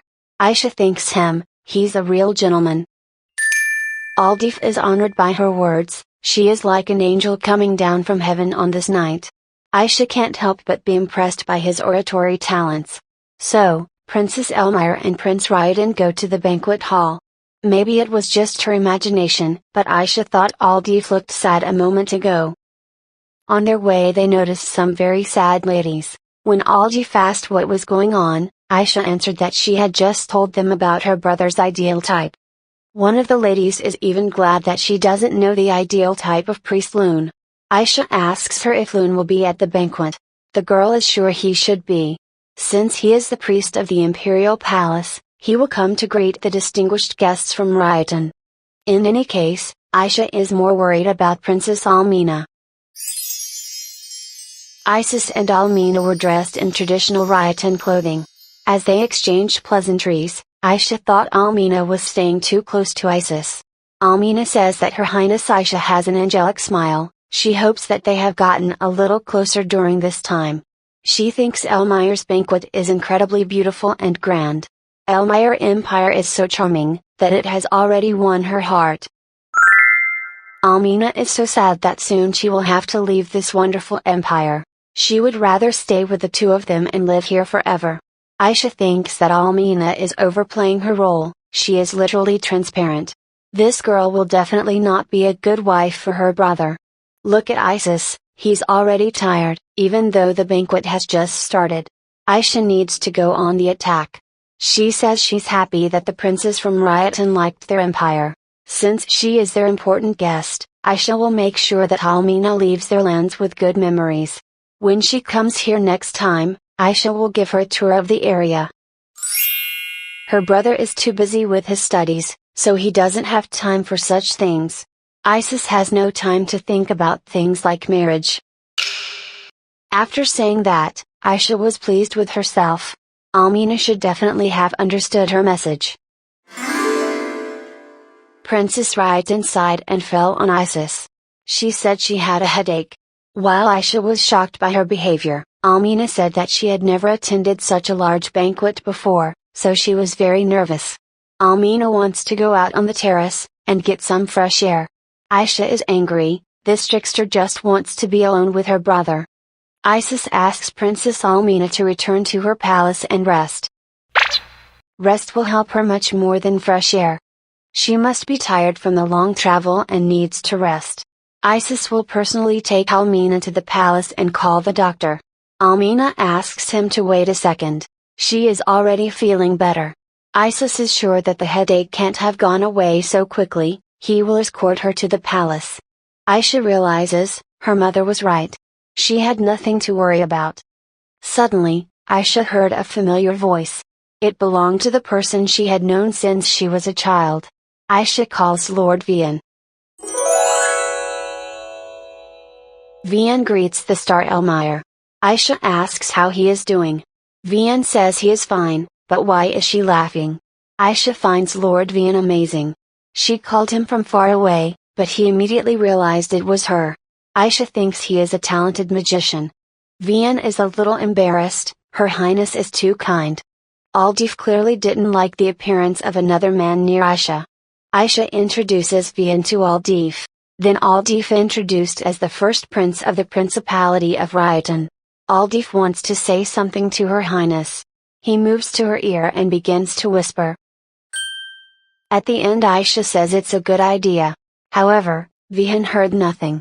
Aldif suggests to discuss it with Her Highness tomorrow. Discussing with Her Highness gives him incredible pleasure. So he will wait for tomorrow. Aldif apologizes to Vian for this secrecy, but it's something that only the two of them know. Aisha explains that Aldif is helping her with her business plan. If Aldif's plan was to piss off Vian, he succeeded. Vian says he heard something about it. His Highness told him he was interested in her business plan. Vian offers to discuss it with His Highness.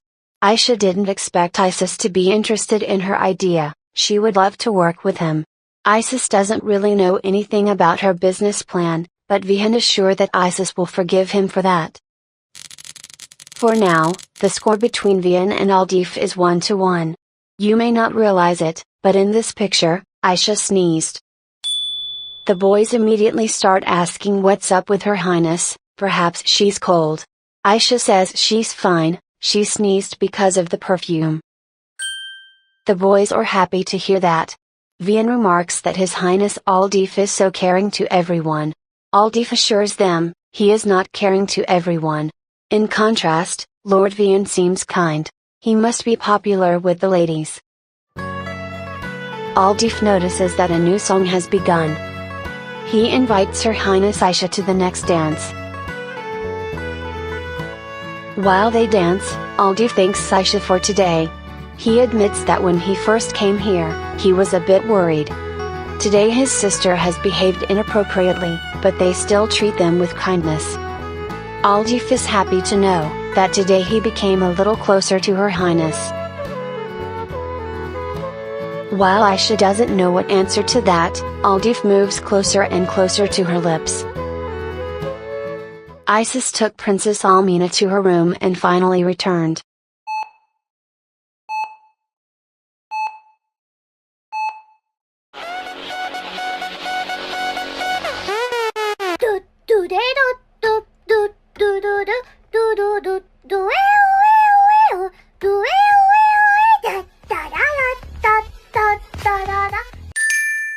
Aldif explains that there is such a tradition in Ryotan.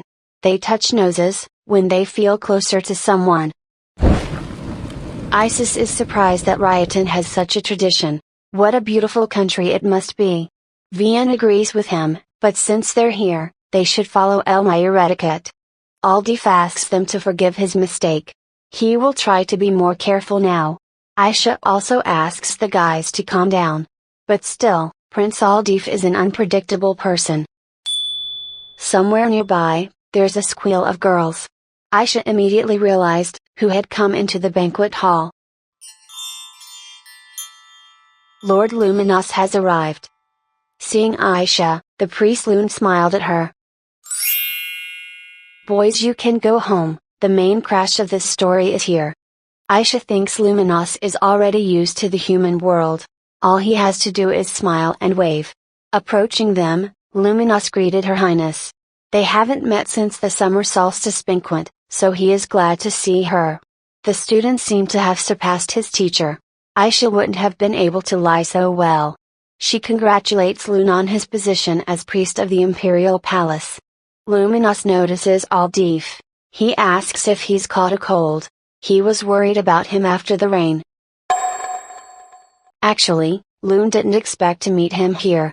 Aisha is shocked. She starts coughing and sneezing. When the boys ask her how she's feeling, she says it's because of the perfume. She needs to get some fresh air. She wants to go out with the priest Lune. As the holy maiden, she has some questions for him. Aisha feels relieved.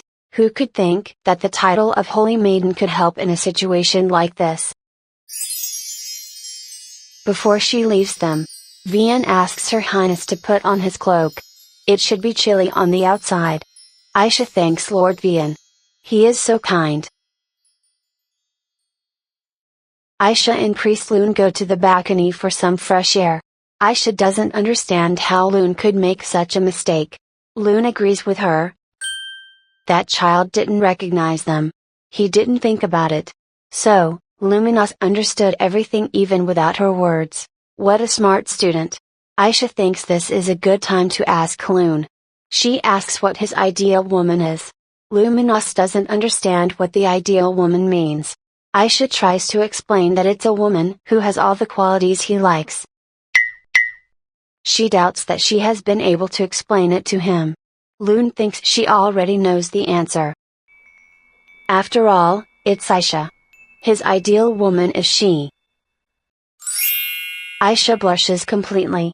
How can she be his ideal woman? He must not have realized. She was asking him about his ideal type.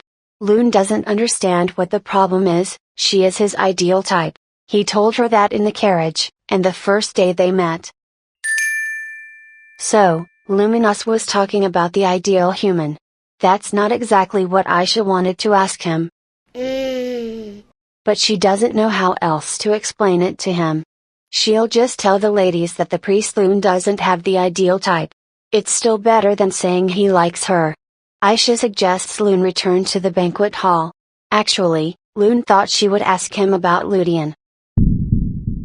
She failed to summon him, didn't she? A few weeks ago, Aisha tried to summon a high-level spirit. She drew a summoning circle and had enough mana to do it. Lu encouraged her master that she would succeed. She had practiced so much spirit magic. Aisha had been preparing for this moment for a long time, now she was overflowing with incredible power.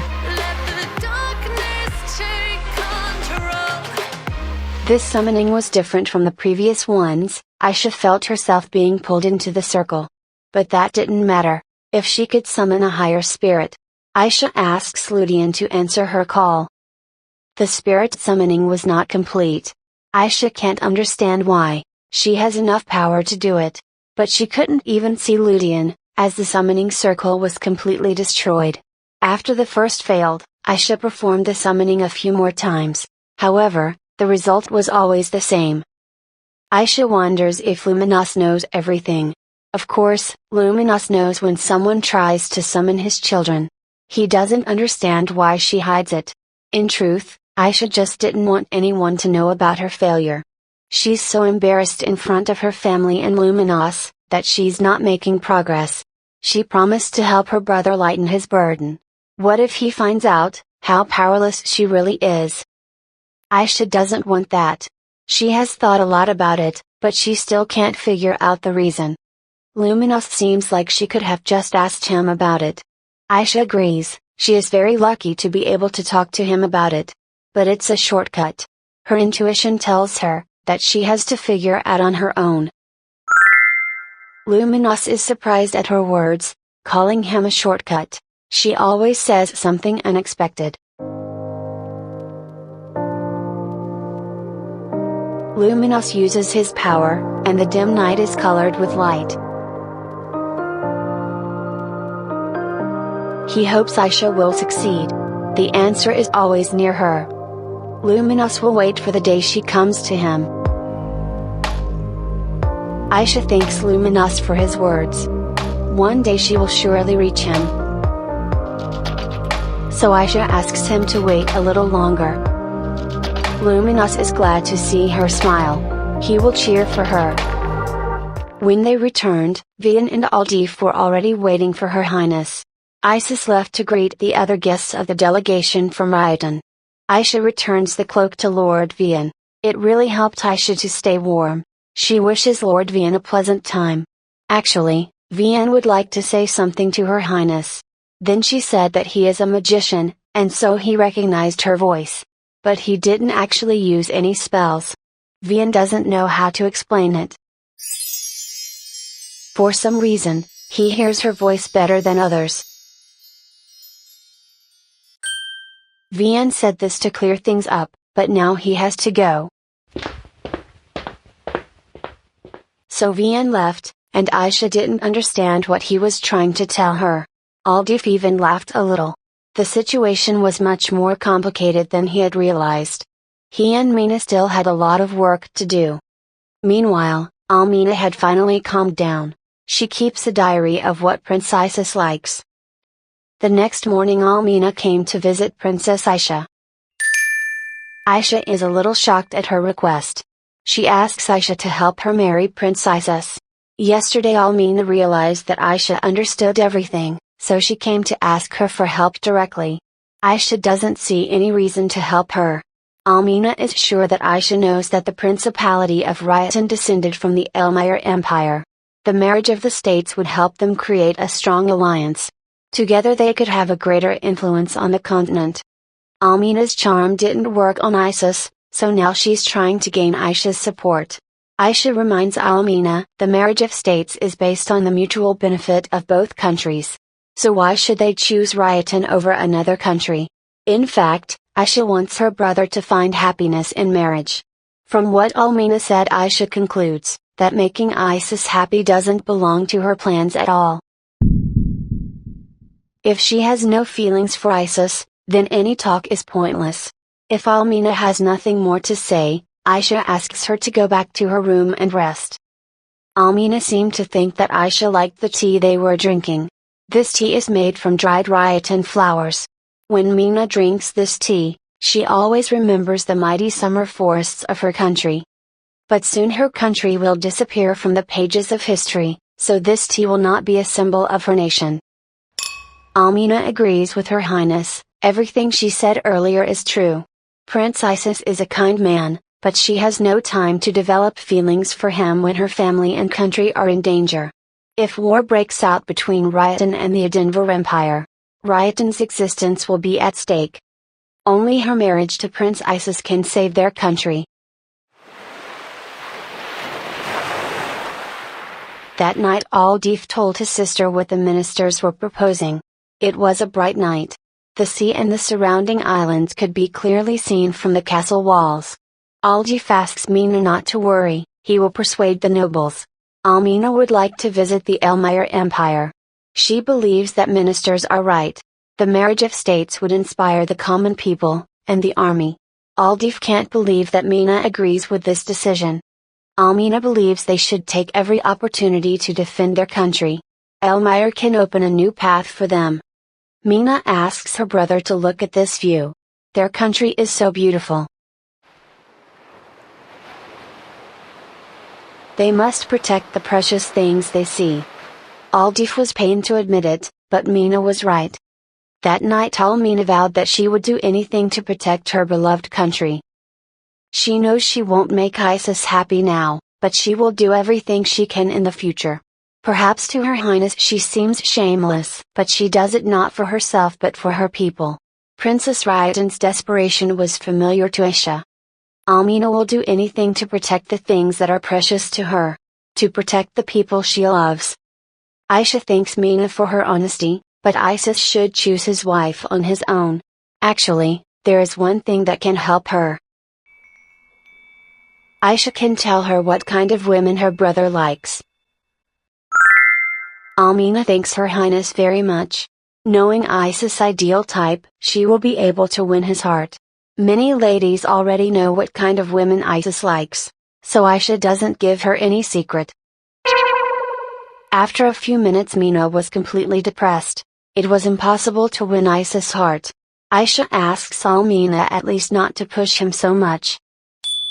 Alright, Aisha will try to make her the ideal woman for Isis. After a while, Aisha finished making up Princess Ryetan. While Mina looks at herself in the mirror, Aisha asks how she's feeling. Mina feels awkward. She'd never dressed like this before. Aisha tells her not to worry, she looks beautiful. Almina thanks Aisha profusely, she would like to help Her Highness too. Aisha reminds her that it's time to meet the boys, so Mina should hurry up. Someone's knocking on the door. The maid says it's Prince Aldif, he came to see Her Highness. Mina rushes out of Aisha's room, wishing her a good time. Aldif is surprised when he enters Aisha's room. The girl who had just left Her Highness' room seems so familiar to him. Aisha says it was Princess Mina. Aldif is shocked, how could he not recognize his sister? Aldif came to show the cultural education program for children. They could provide children with a new life and education. The main goal is to teach the children to be self-reliant, so that they can live after graduation. While Aisha scrutinized the documents he brought, Aldif couldn't hold back a smile. He had spent all night studying these documents. However, he still didn't understand why he was doing all of this. Aldif wanted to impress Princess Aisha, but it took longer than he thought. Even Mina managed to get to know Isis better, by spending more time with him. Maybe it would be better to just chat with Aisha. That's her plan to culturally educate children.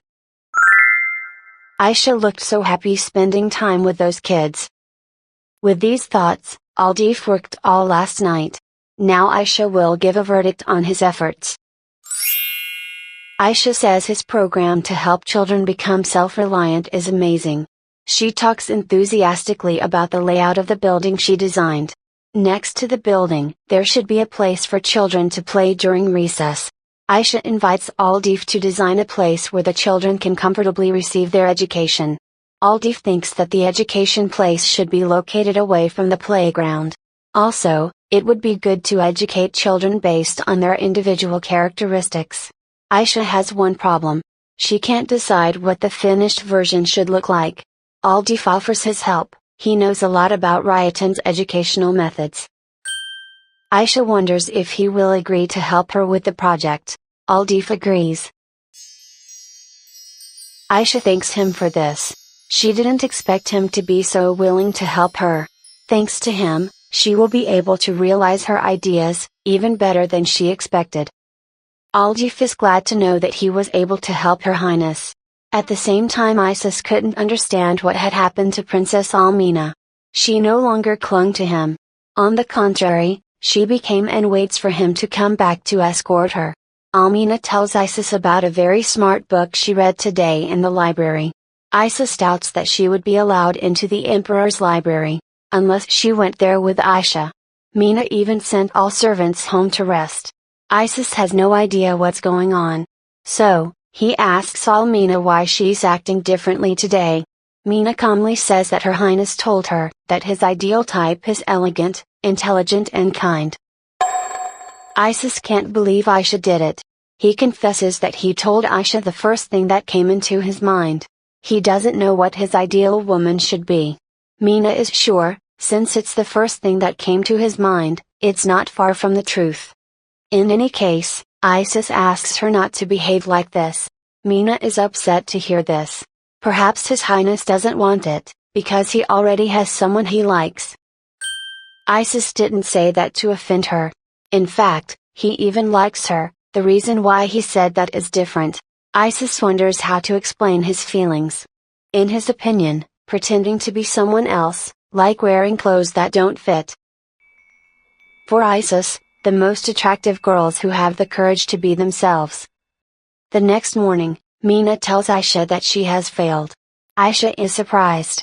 Didn't Isis react in any way? Almina says that Isis reacted to her.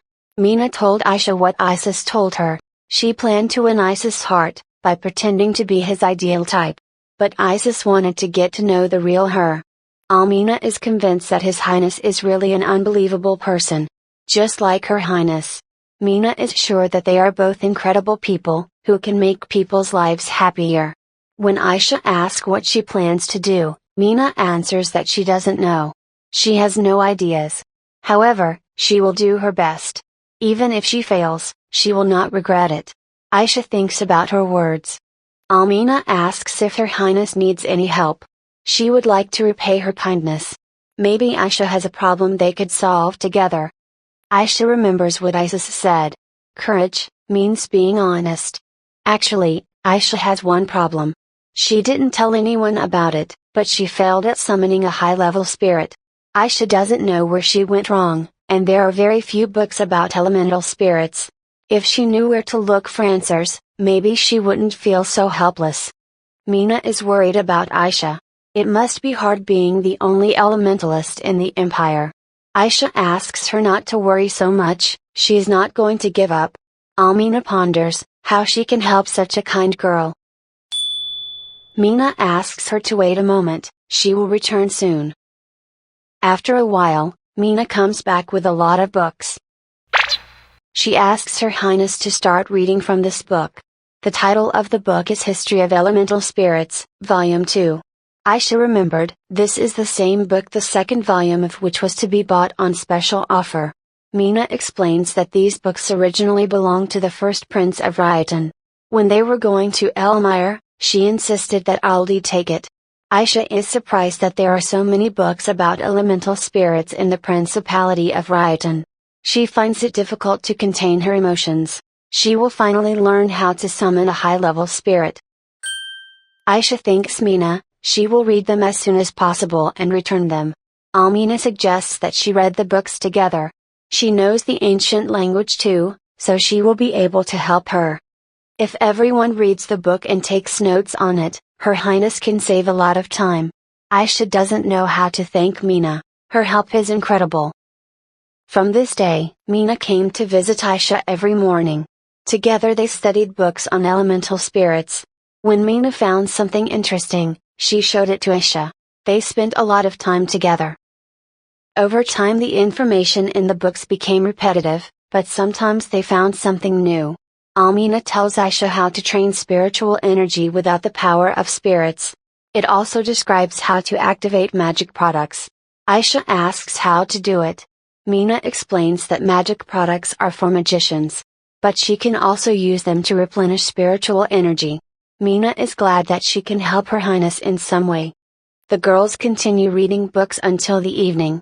Aisha read 3 more books, but found nothing interesting in them. As the sun was setting, she decided to finish for today. Aisha suggested it to Princess Mina. Almina fell asleep with the book on her lap. Aisha is sure she had a difficult reading all those books in the ancient language. However, Mina came to her every day, which surprised Aisha. She thought that Princess would get bored and stop visiting her.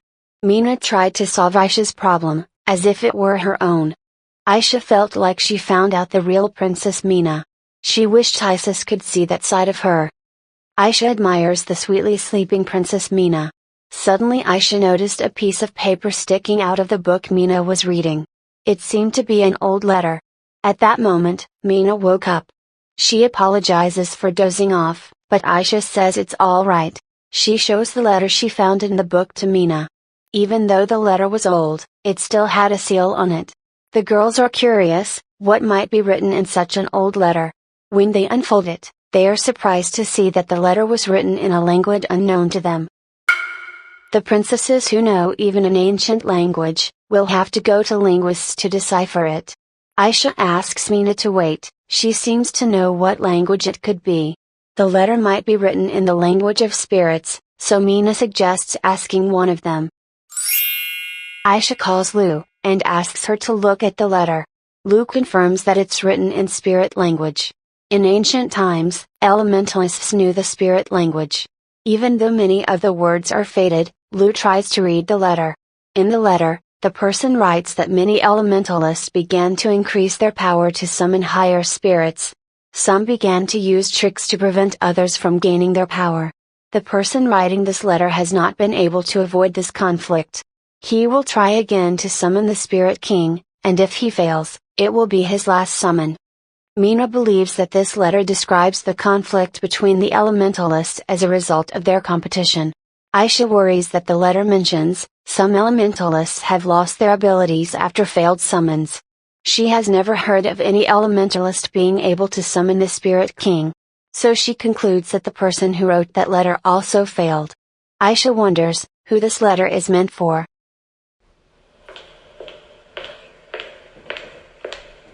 When Almina returned to her palace, it was already dark night. On one of the balconies, she saw her brother.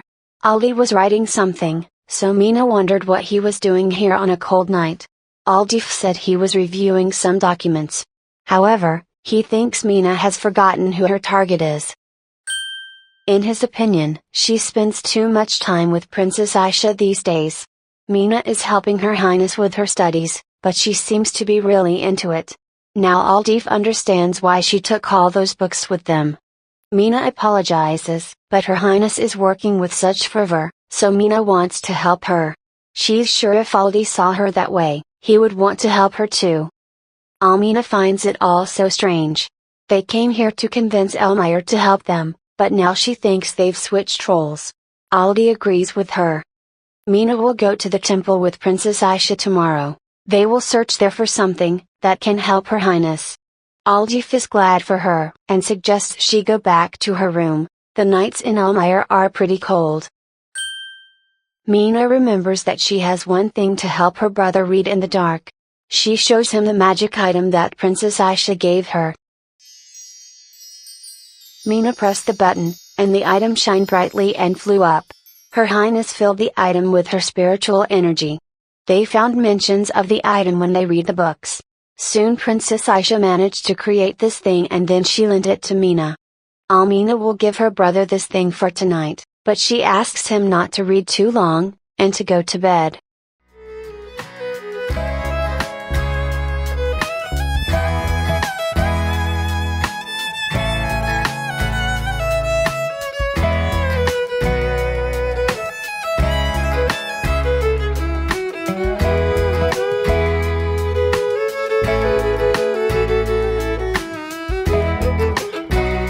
Aldif never thought light could be so pure and warm.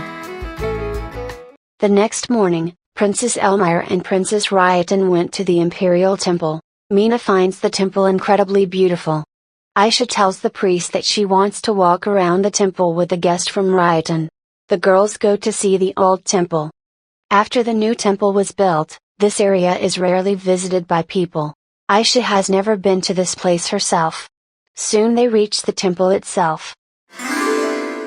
It was so bright, that Mina couldn't contain her excitement. Aisha explains that light temples are designed to contain as much light as possible. Almina read in a book that natural energy can affect spiritual magic. Aisha knows it, that's why she feels so peaceful in this old temple. Nature's power comes from the essence of things. Aisha suddenly felt a strange energy emanating from the depths of the temple. She followed the thread of light energy calling to her. After the girls opened the massive door, they saw a beautiful place. Aisha had never seen such a place before, but she thought it was an altar. In the past, this place could have been the center of the temple. The place contained a great amount of natural energy that had not been used for years. Aisha thought that maybe she just didn't understand the true essence of light. But in this place, she would succeed.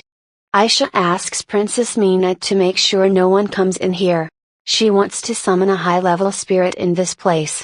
Mina will do whatever Her Highness asks. Soon Aisha drew a circle to summon the high-level spirit. Since the power of nature should affect her spiritual energy, it should work this time. When Aisha began the summoning, Mina felt an incredible power that tried to pull her inside. All the lights in the cave gathered around Her Highness. With all of her spiritual power and natural power gathered here over the years, Aisha would be able to make a successful summon. The pillar of light coming from the temple reached up to the sky. Ordinary people, priests of light, and all those who were not far from the imperial palace could see it. A powerful light visible even in the daytime, that hadn't been seen since ancient times. Mina couldn't see Her Highness because of the bright light, but she seemed to have succeeded. Soon the light began to fade, and a lot of dust rose up in the cave. Mina began to search and call for Her Highness. Near the altar, Aisha continued to sit on her knees in silence. She can't understand why. Why, despite all her efforts, she failed.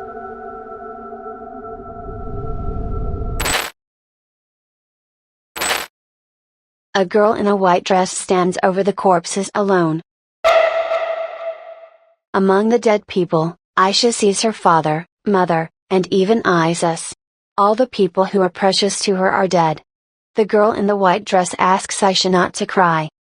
Such loving family doesn't suit her.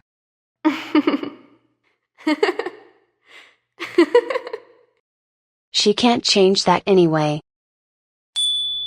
Mina grabs Aisha's arms saying it's not true. She can change everything if she really wants to. Aisha doesn't believe in herself. Even with all the natural energy gathered here, she couldn't summon a spirit. Almina tells her that she came to Elmire to find help for her country. And no matter how everything ends, she always believes in herself. Her Highness can believe in herself too, but if she still can't, she needs to remember someone who believes in her. There is one person who always believes in Aisha. Her new life is full of warmth and happiness thanks to Isis. When Aisha was drowning in darkness, Isis' kind words created a world of light for her. She doesn't need all the light of this world to summon spirits. She needs to reach the brightest place in her heart.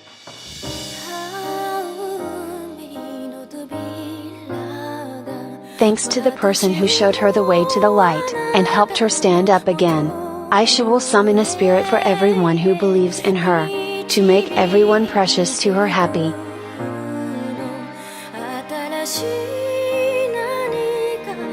Aisha got rid of her fears, and believed in herself. And Ludian, a high-level spirit of light, made a contract with her.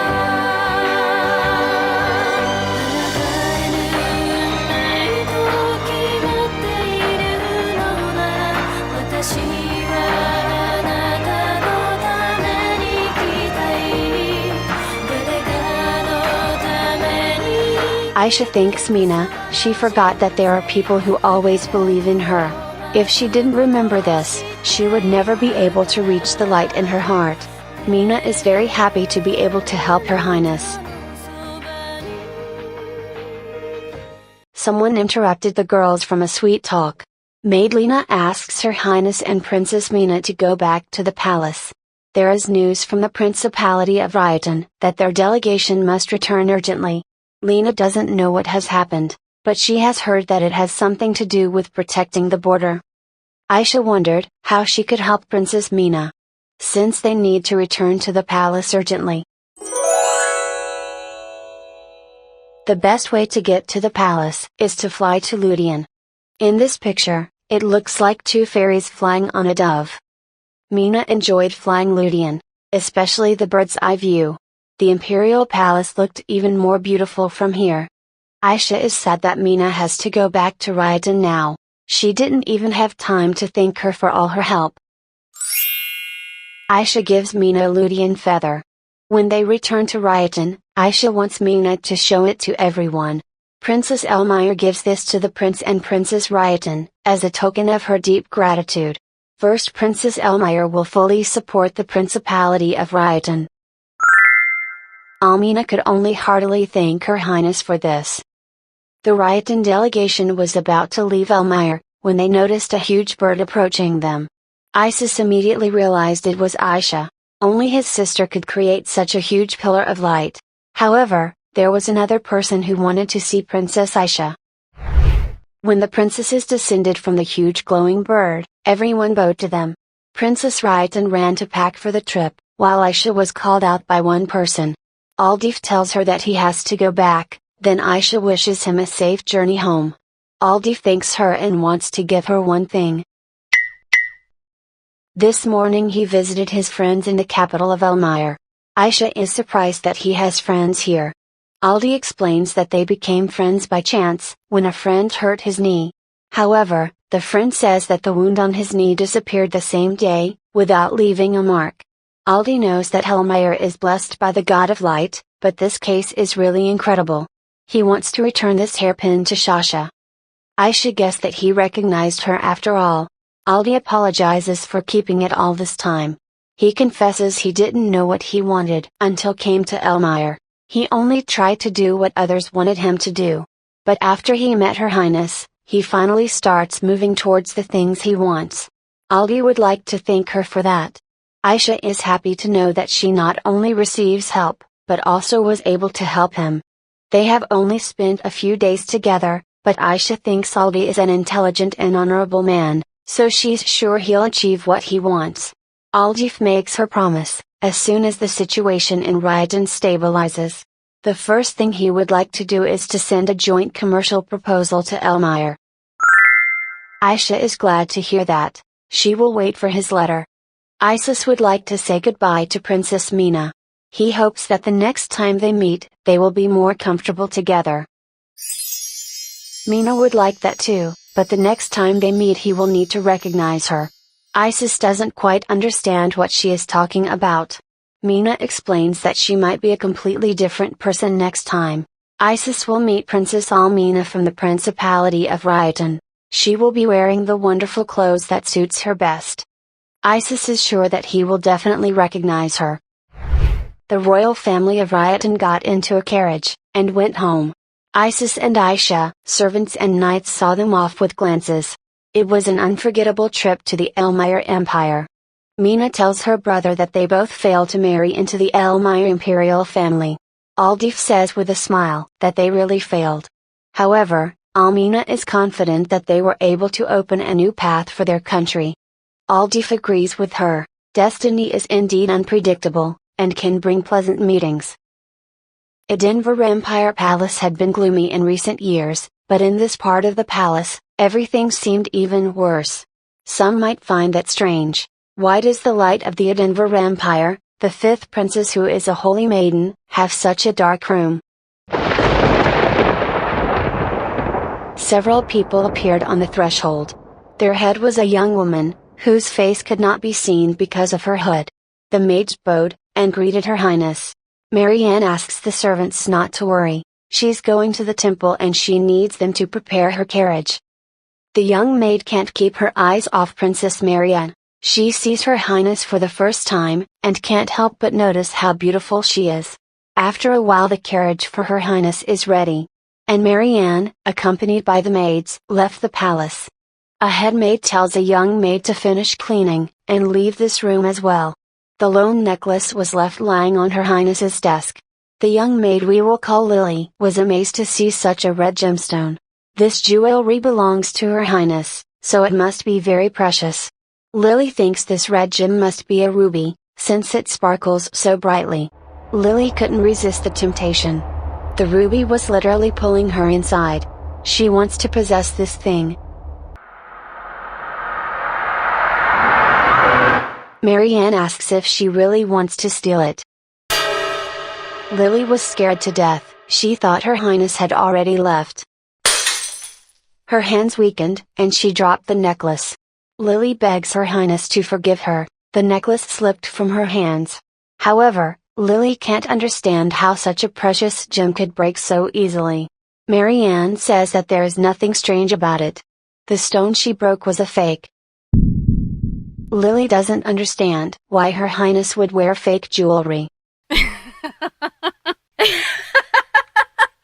Marianne laughingly says the maid doesn't know anything. Who cares if it's fake, when she can make it real? Lily asks Her Highness to explain what she means. Marianne says it's simple.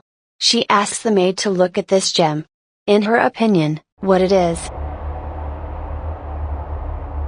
Lily has been hypnotized by the stone again. She believes she sees the most precious ruby in the empire. What Her Highness holds is a real ruby. Marianne was satisfied with her answer. While Black Magician Marianne was weaving her plans, life in Elmira was still peaceful. Aisha slept soundly. After everything that had happened, she needed a good rest. A fresh breeze was blowing from the balcony. Just as lightly as the breeze, Aisha's old friend walked into her room. Luminous was proud of Aisha. She had summoned a high-level spirit even without his help. But not only that, Aisha was able to get rid of darkness in her heart. Luminous wants to reward her for that. He will show Aisha her hidden memories. She must face it, in order to move on.